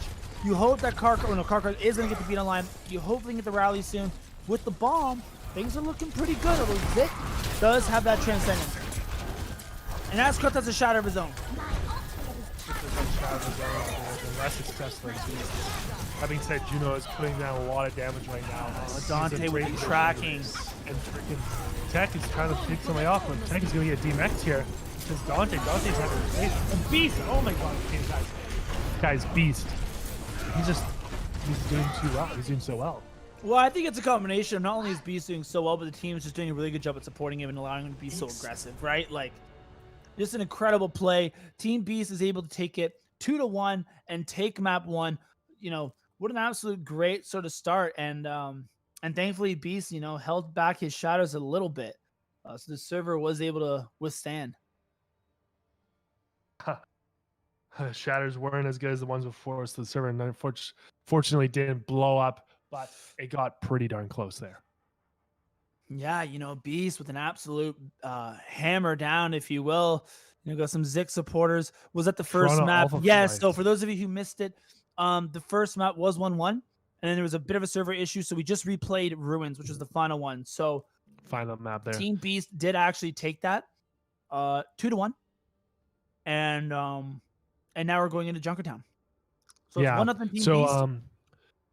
Matt Horn saying 1/3 chance, lol. Definitely. Toronto Alpha Flight saying Beast. I totally agree with that. EL Flex saying let's go Beast. That's big bleep energy. You guys can all read the chat if you want to see that. I agree though. Let's go Team Zik. You know what? They may come back in this Junkertown too. We haven't seen Junkertown yet today, and it's a weird map for goats, but it should be interesting. Yeah, interesting. Nevertheless, is correct. Nevertheless, you know what? It's really, I really find first point interesting because there's a lot of different routes that a team can take, and if they want to flank, and also, you know, your more undisciplined teams may fan out a little more, and that's what you don't want in goats. You like that big lateral movement. You don't like a big lateral movement. You don't like a lot of horizontal movement. So we could see the difference between, you know, practiced and unpracticed teams, you know, in this first point here. Yeah, and this is another one where, again, there's a little bit of high ground here, so I think the divas are going to be a little bit more impactful, being able to control that, being able to take certain off angles. It seems like, yeah, it's going to be another mirror with the Zenyatas. I was wondering if you'd see Zenyatta, but I do think this is a better Zenyatta map for sure with the long sight lines and the ability to sort of get some poke damage off. Yeah, I'm just really excited to see, and I wonder if they're going to play, it seems like they might be able to play the defense really up close here instead of holding that corner, so that should be really interesting. Shy Raptors, I hope FD Goat going to win. You know, he's been playing extremely well, and he's been kind of like a catalyst for how good Adcock were too. But he's still doing a little bit better here. They start up high ground, and they're trying to completely contest Tuna right away. Tuna right in front of everybody. And Tech, okay, you guys got to keep an eye on Tech. He's trying to be that assassin. He's going down off the bat, though, a little bit aggressive, and Adcock, you know, holds his own and makes him pay for it. Exactly, but you know, FD God game Bernard too. Bernard game picked off, and that's really solid first kind of team fight. But Beast how does Beast get a pin there? This is such a weird spike. He has the taxi, got him back super quick. It really did. What a good way to get back too. Not only do you use the charge to get back, but you actually get a pin out of it, like in a Zik in a weird situation. He's gonna by himself. He could get picked off for using himself. Get it. Has Transcendence, and Juno's only at 49%. Double Zik pumping out the damage. Bernard eats the grab. That's a huge play by Bernard. I think if Asuna lands that grab, it definitely flips the fight. But since Bernard's able to eat it, Dante is going to be able to get the pick on Ascom. FD got able to pick Juno, but it's not enough. It looks like Team Beast is going to be able to win this fight and take the point. Or sorry, not the point, but regain control. Sorry. And that's all it takes, right? You know what? The play was getting a little loose there. They weren't staying all together. I was a little bit skeptical about Zik's angle he was taking, even though he had a good trans onto points, but it didn't seem like it was enough. And Beast and Team Beast really, you know, did a good job. Well, I think it would have been enough if Asuna lands that Graviton Surge. You know what I mean? Obviously, the off angle was there, but he was able to build up trans extremely quickly, and I think Bernard just makes an incredible play there and is able to eat it. And looking at this next team fight, you see both support ultimates on the line for Team Beast. Obviously, the beat to engage, a counter beat to sort of go against that Diva Bomb. And can they find the space? They do. A good isolation there on Askov as he was separated by the bomb.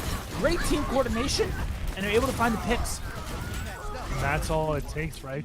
Dante's going to go after his counterpart soon and see if he can get a pick, but I don't think he will. Now they're just going to take position with Bernard going up and taking high ground and just making sure that Askov and them can't really contest that payload. So now you look at this next fight, and I think what you got to look at is the fact that Duna has a Graviton Surge, and currently Team Beast does not have any defense ultimates to counter it. And there you see the Graviton Surge. Yes, the shatter that Askov lands is a big one, and they're actually able to get the picks off of it with the rally. The transcendence of the Graviton is enough to regain Team Zik control. And that's all it takes. But you know what? You know, that's just one battle right there, and it's pretty close to Team Beast's spawn points. They can pretty much easily just go back and push it forward from there. So they have to be very careful, making sure that they use those ults properly, making sure that they don't waste any at this kind of less crucial points in this point. And just as we said in the previous fight, you look at Dante now, who has a Graviton Surge, and once again, Team Zik now has a lack of defense ultimates. They're going to be extremely aggressive, but then they get caught in a big Graviton Surge, and Beast is able to get one, but... Oh, what is this battle? Whoa!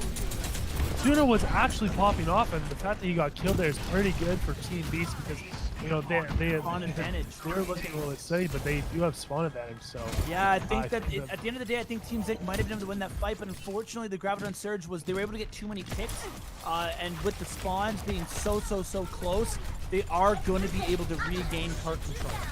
But you know what? Right now, it looks like Team Zik has high ground right now. They can just lay down some damage and really kick down these individuals.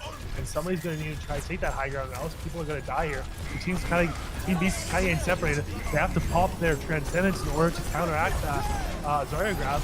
But FD God's going to drop down his ult. And unfortunately, Beast's Shatter doesn't really connect on anybody. So it's still anybody's game right now. Wow, I never thought I'd see the day that Beast wouldn't hit a 5-man Shatter, but it does appear. And is that enough? Askov now lands and hits a couple. But that being said, Dante's able to take the pick, and Dante is charged up, and Dante is ready to go. That is really lucky because Beast was kind of started out of the game. He didn't have any more shield left. He had to drop back or clean back in. And unfortunately, Dante really was able to carry that with his high charge. What a track by Dante, and hit the right click. Incredible mechanics.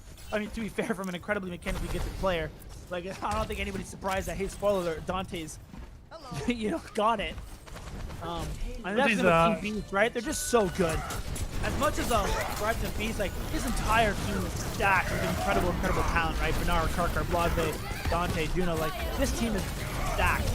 Look at where this fight's happening right now. It's just this small little corridor, and Bernard gets a massive bomb off, and that's what happens when you're in those small areas. How do you avoid those bombs? It gets that double pick, and that's going to clear up the fight right there. Yeah, you know what, man? You know, Team Zik, I think, has been playing incredibly well this match and really holding their own against one of the most stacked teams in the lobby. But at the end of the day, there's definitely moments where you just see how good this GOATS team really is. Man, I want to see this GOATS team in real life. Man. And this is going to be a nice play for a high ground point control. And whoever's going to win is... Oh, great boop off by FD God right there to gain control of that area. And then... you know, we're going to have to see Juno doing his transfer there to save things. Don't they still gets the damn kill?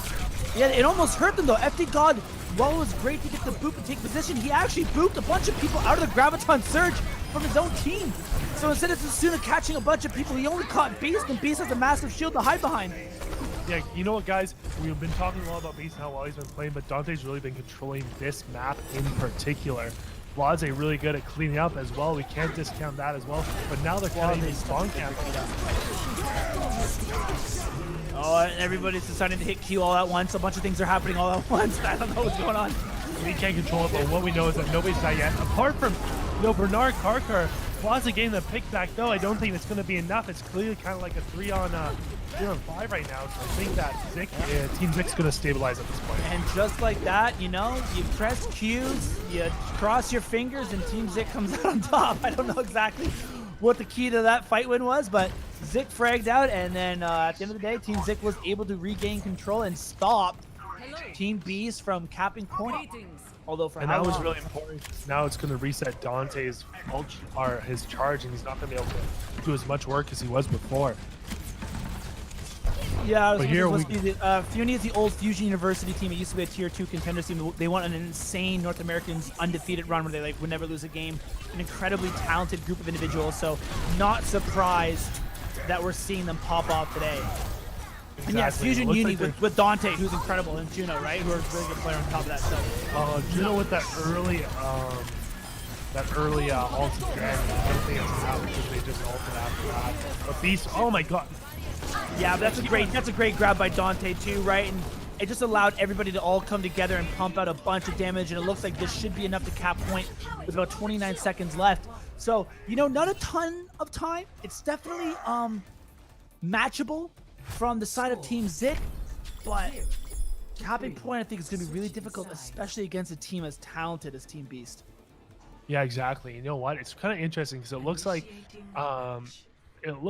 almost we're looking at Juno was ulting and trancing a little bit early each time, but for some reason it was able to enable Dante and Beast to work together to be able to get those first picks, and then Blase Karkar, they're doing a great job at cleaning up the rest of the members after that.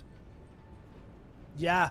Again, a really close matchup. I think I totally agree. There's some FD Gods fans in the chats as well. FD Gods been playing fantastic. And I think he's another player who, had he been in the Overwatch League during the GOAT season, would have been one of the standout players, as well as Beast. So there's a lot of players here who never really got a moment, like Bernard, to play during GOATs, and a little bit unfortunate because clearly they still got it. Although obviously, we got to see Blase and Dante and stuff like that. So. Yeah, exactly. You know what? That being said, there's still some great talents here going on, and I'm super excited to see if Zik can really hold their own and go cap it in the better time, if they cap it at all. Hard to say because of Beast and Dante's superior performance so far in this matchup. Yeah, and again, it's going to be another one. They're deciding to hold closed here. It's going to be a really important defense. I think filling out this first sort of first point and last point is going to be incredibly important. Wow, a really nice little rotate here from Team Zik, though, taking high ground and being able to push Team Beast back. A really cool spot to go. I guess they speed boosted from up top and were able to jump across. Again, just showing how, these players, even though they haven't played GOATs in a long time, they've still got some strategies up their sleeve. But that being said, Beast made a go around and a contesting point. That being said, I think also Beast has a... Oh my gosh, great pick on Ascroft by Blase. Great little flail there. You love to see it. Sooner though, coming back and demecking Bernard. Dante quite low here. He can get a pick on Zik, and he could also die. It looks like he's about to die. Getting demected as well though. And it looks like Dante and Team Beast is going to come out on top once again. Amazing teamwork from Team Beast. Dante was so incredibly low. The team call-out was there from Zik. You saw a couple people came over to try to help and get the pick off, but as soon as he was in trouble, sure enough, there was the rest of his team. There was Karkar able to put the sustain in and keep him alive long enough for his, max charge to really keep damage. Bernard being pulled out here, I think he's going to get demet. Oh, he didn't. He was going quite close to it. Beast throwing another shatter. Not a great connection there, but still, it's been able to mitigate things. Yeah, and the grab comes off. The transcendence is there. Gosh. The bomb catches nobody, but at the end of the day, Beast and Juno do. And they're able to get a couple of picks, and they're still holding Team Zik near their spawn. They haven't been able to break this spawn sort of trap that Team Beast has been able to put. And if they don't get soon, sure enough. With that being said, though, Team Zik does have the ultimates at hand here. They have, the beat, the bomb, the shatter, the dead yellow, the transcendence, and a nice little flame shatter. Oh my gosh! Wow, look at that. Ascroft putting in the work and able to really break this point. But you know what?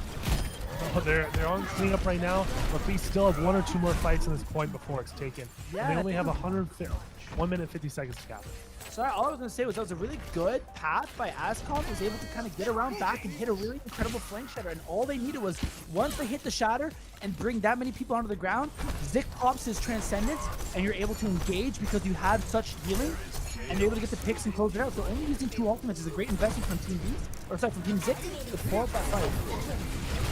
Exactly. That's exactly what I like to see. And it looks like Beast has a great pick. And once again, you only really need the one person to shatter the one kill, and you got that right there. Yeah, so it might not have been 5 mans that we've been used to, but you're right. It was a very crucial solo shatter. It was able to isolate a target, get the early pickup, and they've just been able to capitalize ever since. And it looks like they're going to win this fight. And now with only 1 minute left, Chris, not a lot of ultimates on the side of Team Zik. They do have the rally to engage. Zik is getting incredibly close to a Transcendence, but Dante has a Graviton Surge, and then Juno has a Transcendence of his own to match. So it's going to be a tough fight. It's definitely winnable, but if they can't pull it out now, I don't know how many more shots they're going to get. Gazer has installed as well, but they're going to have to pull out Sonny out of their pants, out of their back pocket. They have to do something interesting to be able to win this. Because Beast is just on his element right now, and that's a great grab. But you know what? Ozcroft goes down, and that just may be it. That may be the floodgates that have opened. We do not know yet. It's still anybody's game, though. They actually, I would have gotten more, but there was incredible bubbles by Suna keeping everybody up. That would have been a 3-4 person shadow, but the bubbles were able to block it for the most part. However, Dante is still max charged and still fantastic at Overwatch. So unfortunately, he's able to put a bunch of damage in and get a lot of picks, as it looks like Team Beast is going to be able to secure it. I don't know how much Team Zik has left in the tank here.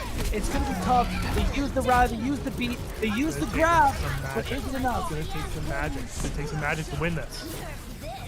You don't know if it happens yet. Suna's kind of on a mission behind him. I think it's a C9. They got to go touch it. They're going to go touch it. They do get some point in time. Team Zik's able to get a pick, but Dante's still alive, pumping in a bunch of damage. I don't know Suna's going down. Suna got the pick. He's on his back foot. Suna got the pick, and it's Dante, and Suna's max charge now. They lost Dante, and they don't have a Zarya, and Team Zik clutches. No way. I am not gonna lie. I thought that was gonna be Team Beast closing it out, but they were able to stay long enough and that charger. Or are they gonna go for another one though? They can still contest this. Holy crap! Transcendence, do everything in there. Although it's a good pin by Ascroft, Beast though is able to get him. And Benari, another Graviton! Oh my gosh, but it's not enough. Suna's still gonna get those picks. Beast D-necking, but Suna's got too much charge now. They're gonna take this point. That was so close. Oh, I think Beast hit another fatty shatty, but at this point it was too late. The damage was done. I thought for sure when Bernard ate the Graviton Surge that it was gonna be it. Again, it looked like Beast was gonna win that round quite easily and secure the 2-0 victory, but Team Zik had other ideas, clutched up when it mattered most, and secured first point. Oh wow, that was some big plays by all these characters. Now they have another 2 minutes to go through second point, but I gotta say this is gonna be just as hard as first point. Oh, what a bomb by Bernard to take out Zik, FD God, and Suna. That was perfectly timed and perfectly placed. Yeah, and I mean, not a lot of setup there, just a really well-placed bomb. I didn't see, a shatter. It wasn't your typical grab bomb combination. Bernard just threw one over the top, and it was just incredibly well-placed. That was a Hail Mary that turned out okay. Yeah, I mean, a massive pick, and just like that, they're able to secure high ground advantage, regain control, all with only one bomb now. They do use Rise Engage, able to put high ground. Ascop gets low, but the team is able to keep him alive. A really good Graviton Surge here by Dante. With no Transcendence, though. The Graviton Surge and the damage being put into it is too much, and Team Beast is able to pull out another team fight win. And now we're back in that one fight territory. You know what? They're going to get that close to that spawn right there. And, even if they do get this win, it still may be a 2-fight needed to be able to cap this play. Yeah, I don't know if one fight. It might be 2 here. I kind of know what you mean. Depends how quick this first fight is. Again, Suna has the Graviton Surge and a really good pickup on Juno. That should be enough on combination with the bomb. Yeah, they have him in the closed area here. This should be enough. There we go. That being said, Team Zik's still in hot water, but I think they're going to come out clutch. They're really taking it out and clutching it when it matters, though. Yeah. Now this is final fight territory. Look at all the ultimates that Team Beast has on the line. They have Rally, Beat, Bomb, Almost Grab, Shatter, Juno. Once all of these ultimates are gone, I'm sure it's going to be able to build up to a Transcendence. With that being said, Zik's got ultimates of their own. They got to get there fast, though. They're about to cap it. No, 18 seconds. They should have enough time to touch here. Oh, another really good grab on the top ropes, though. It is competitive. It's enough. It's not enough, though. It's not enough. They're going to ult. Oh, there's been ult going everywhere. Who knows what's going on? Tech getting a pick on Juno, though. Tech being demet. That being said, Bernard's going back in. He's got that ult. Juno's taking his way down. And a massive starter by Beast when it matters the most. Isn't enough to get the pick. Juno goes down. That's such a big pick. He sees. But the feet It's going to be a cap, though. Oh, my God. C9. Wow. These guys are really just holding on. They only got a minute and 25 seconds, though. That's the thing. They really have to be able to win so every single fight. Man, I can't believe my eyes. Suna's carrying. Yeah, I don't know if he's carrying, but my God, is he playing well. The Shotty wasn't fatty enough. It was fatty, but you're right. At the end of the day, Team Zik able to clutch up when they needed it.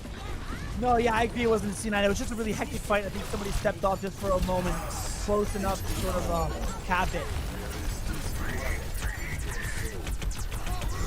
Oh, there we go. Nice little shot. But he doesn't get any picks off of Beast. Going to pick him back. Suna getting a nice pick, though. That being said, I think it's a 5v4 in this situation. They're still pushing the cart, though. Heck 360 saw his grab, though. Heck 360. He's another grab, bro. A massive play there. But it doesn't seem like it's enough because Beast gave it a bit 2 in the room. Beast wants to keep this a long fight. They only have 26 seconds. You know what? It's now or never for Team Zik. They're in hot water at the moment. That being said, there isn't a whole lot of ults. I mean, Zik has a transcendence. Look at Beast, look at Beast, look at Beast. Beast is sitting here holding out back, wondering, going for the classic bumper shatter. If Team Zik isn't careful, they grab some people up top, and unfortunately, Dante's able to go down. This might have bit Beast in the butt. They do know where he is. He's able to get the pin, but it might be over Iceland. Oh, they found him now. Oh, wow. It didn't turn out. That was a combination. Wow. Obviously, Suna gets grabbed up top. Dante gets solo grabbed up top. It's a fantastic recognition from Suna. Sees that there's no Reinhardt up there. Able to grab it on the Zarya and get the pick. And while Beast is going for a cheeky little flank shatter, it might have ended up costing him. Nice job. It's still final fight territory, though. Anybody's match. A lot of ultimates online here for a couple of these teams. They're going to use Transcendence to engage.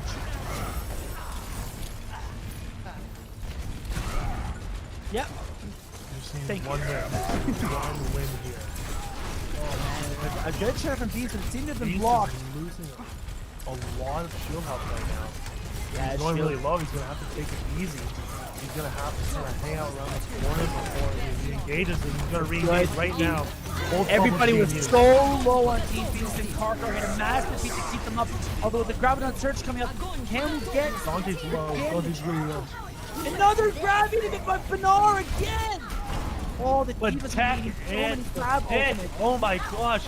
This is a game if I've ever seen with myself. Beast whiffs the shatter. That's probably the worst thing I've seen today, unfortunately for them. But Dante's getting picked on Ashcroft, and they're going to... Suna's getting picked on Dante. I think this is it for Beast. I think it's going to go to overtime. Suna really with the cleanup here. This is something to see. This. Oh my gosh. Oh, this is Bernard getting these picks, but I don't think it's enough. It's so insane because you know what? I mean, a lot of people in the chat were talking about how stacked Team Beast are, and don't get me wrong, they're absolutely stacked, but Team Zik also came to play. And that map looked like it could have been over on the very first defense. It looked like Team Beast was going to be able to hold them, and they just clutched fight after clutch fight after clutch fight. Multiple different times we said final fight territory, and every single time we said that, Team Zik was able to pull it out. They were able to pull it out, and that's crazy. It seems like a team that can really work under pressure. And I'm gonna say one person I've seen definitely step up with Suna. He definitely stepped up, and Tech too. I think they're working really well together to be a kind of the assassin squad in order to get those first picks. Yeah, I totally agree, man. And obviously, as an FD God, you can't, discount him in terms of like leading the speed boost and the beats being completely on point. Same with Karkar on the other side. It's been a show for the Divas, though. It seems like whenever I'm certain that a grab's gonna come in and change the tide of a fight, a Diva makes an incredible clutch grab and really like turns the fight in their favor. So this is gonna be interesting with only a minute essentially for each side. Obviously, Team Beats having a minute and 30 seconds. That's not a ton of time, especially on Junkertown. It's going to be very interesting to see how far these teams are able to push the cart. Yeah, you know what? And this is a little bit less like King Road. It's a little bit hard to do a 3-cap push. It's a really hard map to cap in general, so I don't think we'll be seeing much of that, but we might see some good pushes here. Yeah, you never know. I do agree that Kings will definitely get some. Oh wow, Dante off the bat with a rip. That was just devastating. That being said, it was pretty early.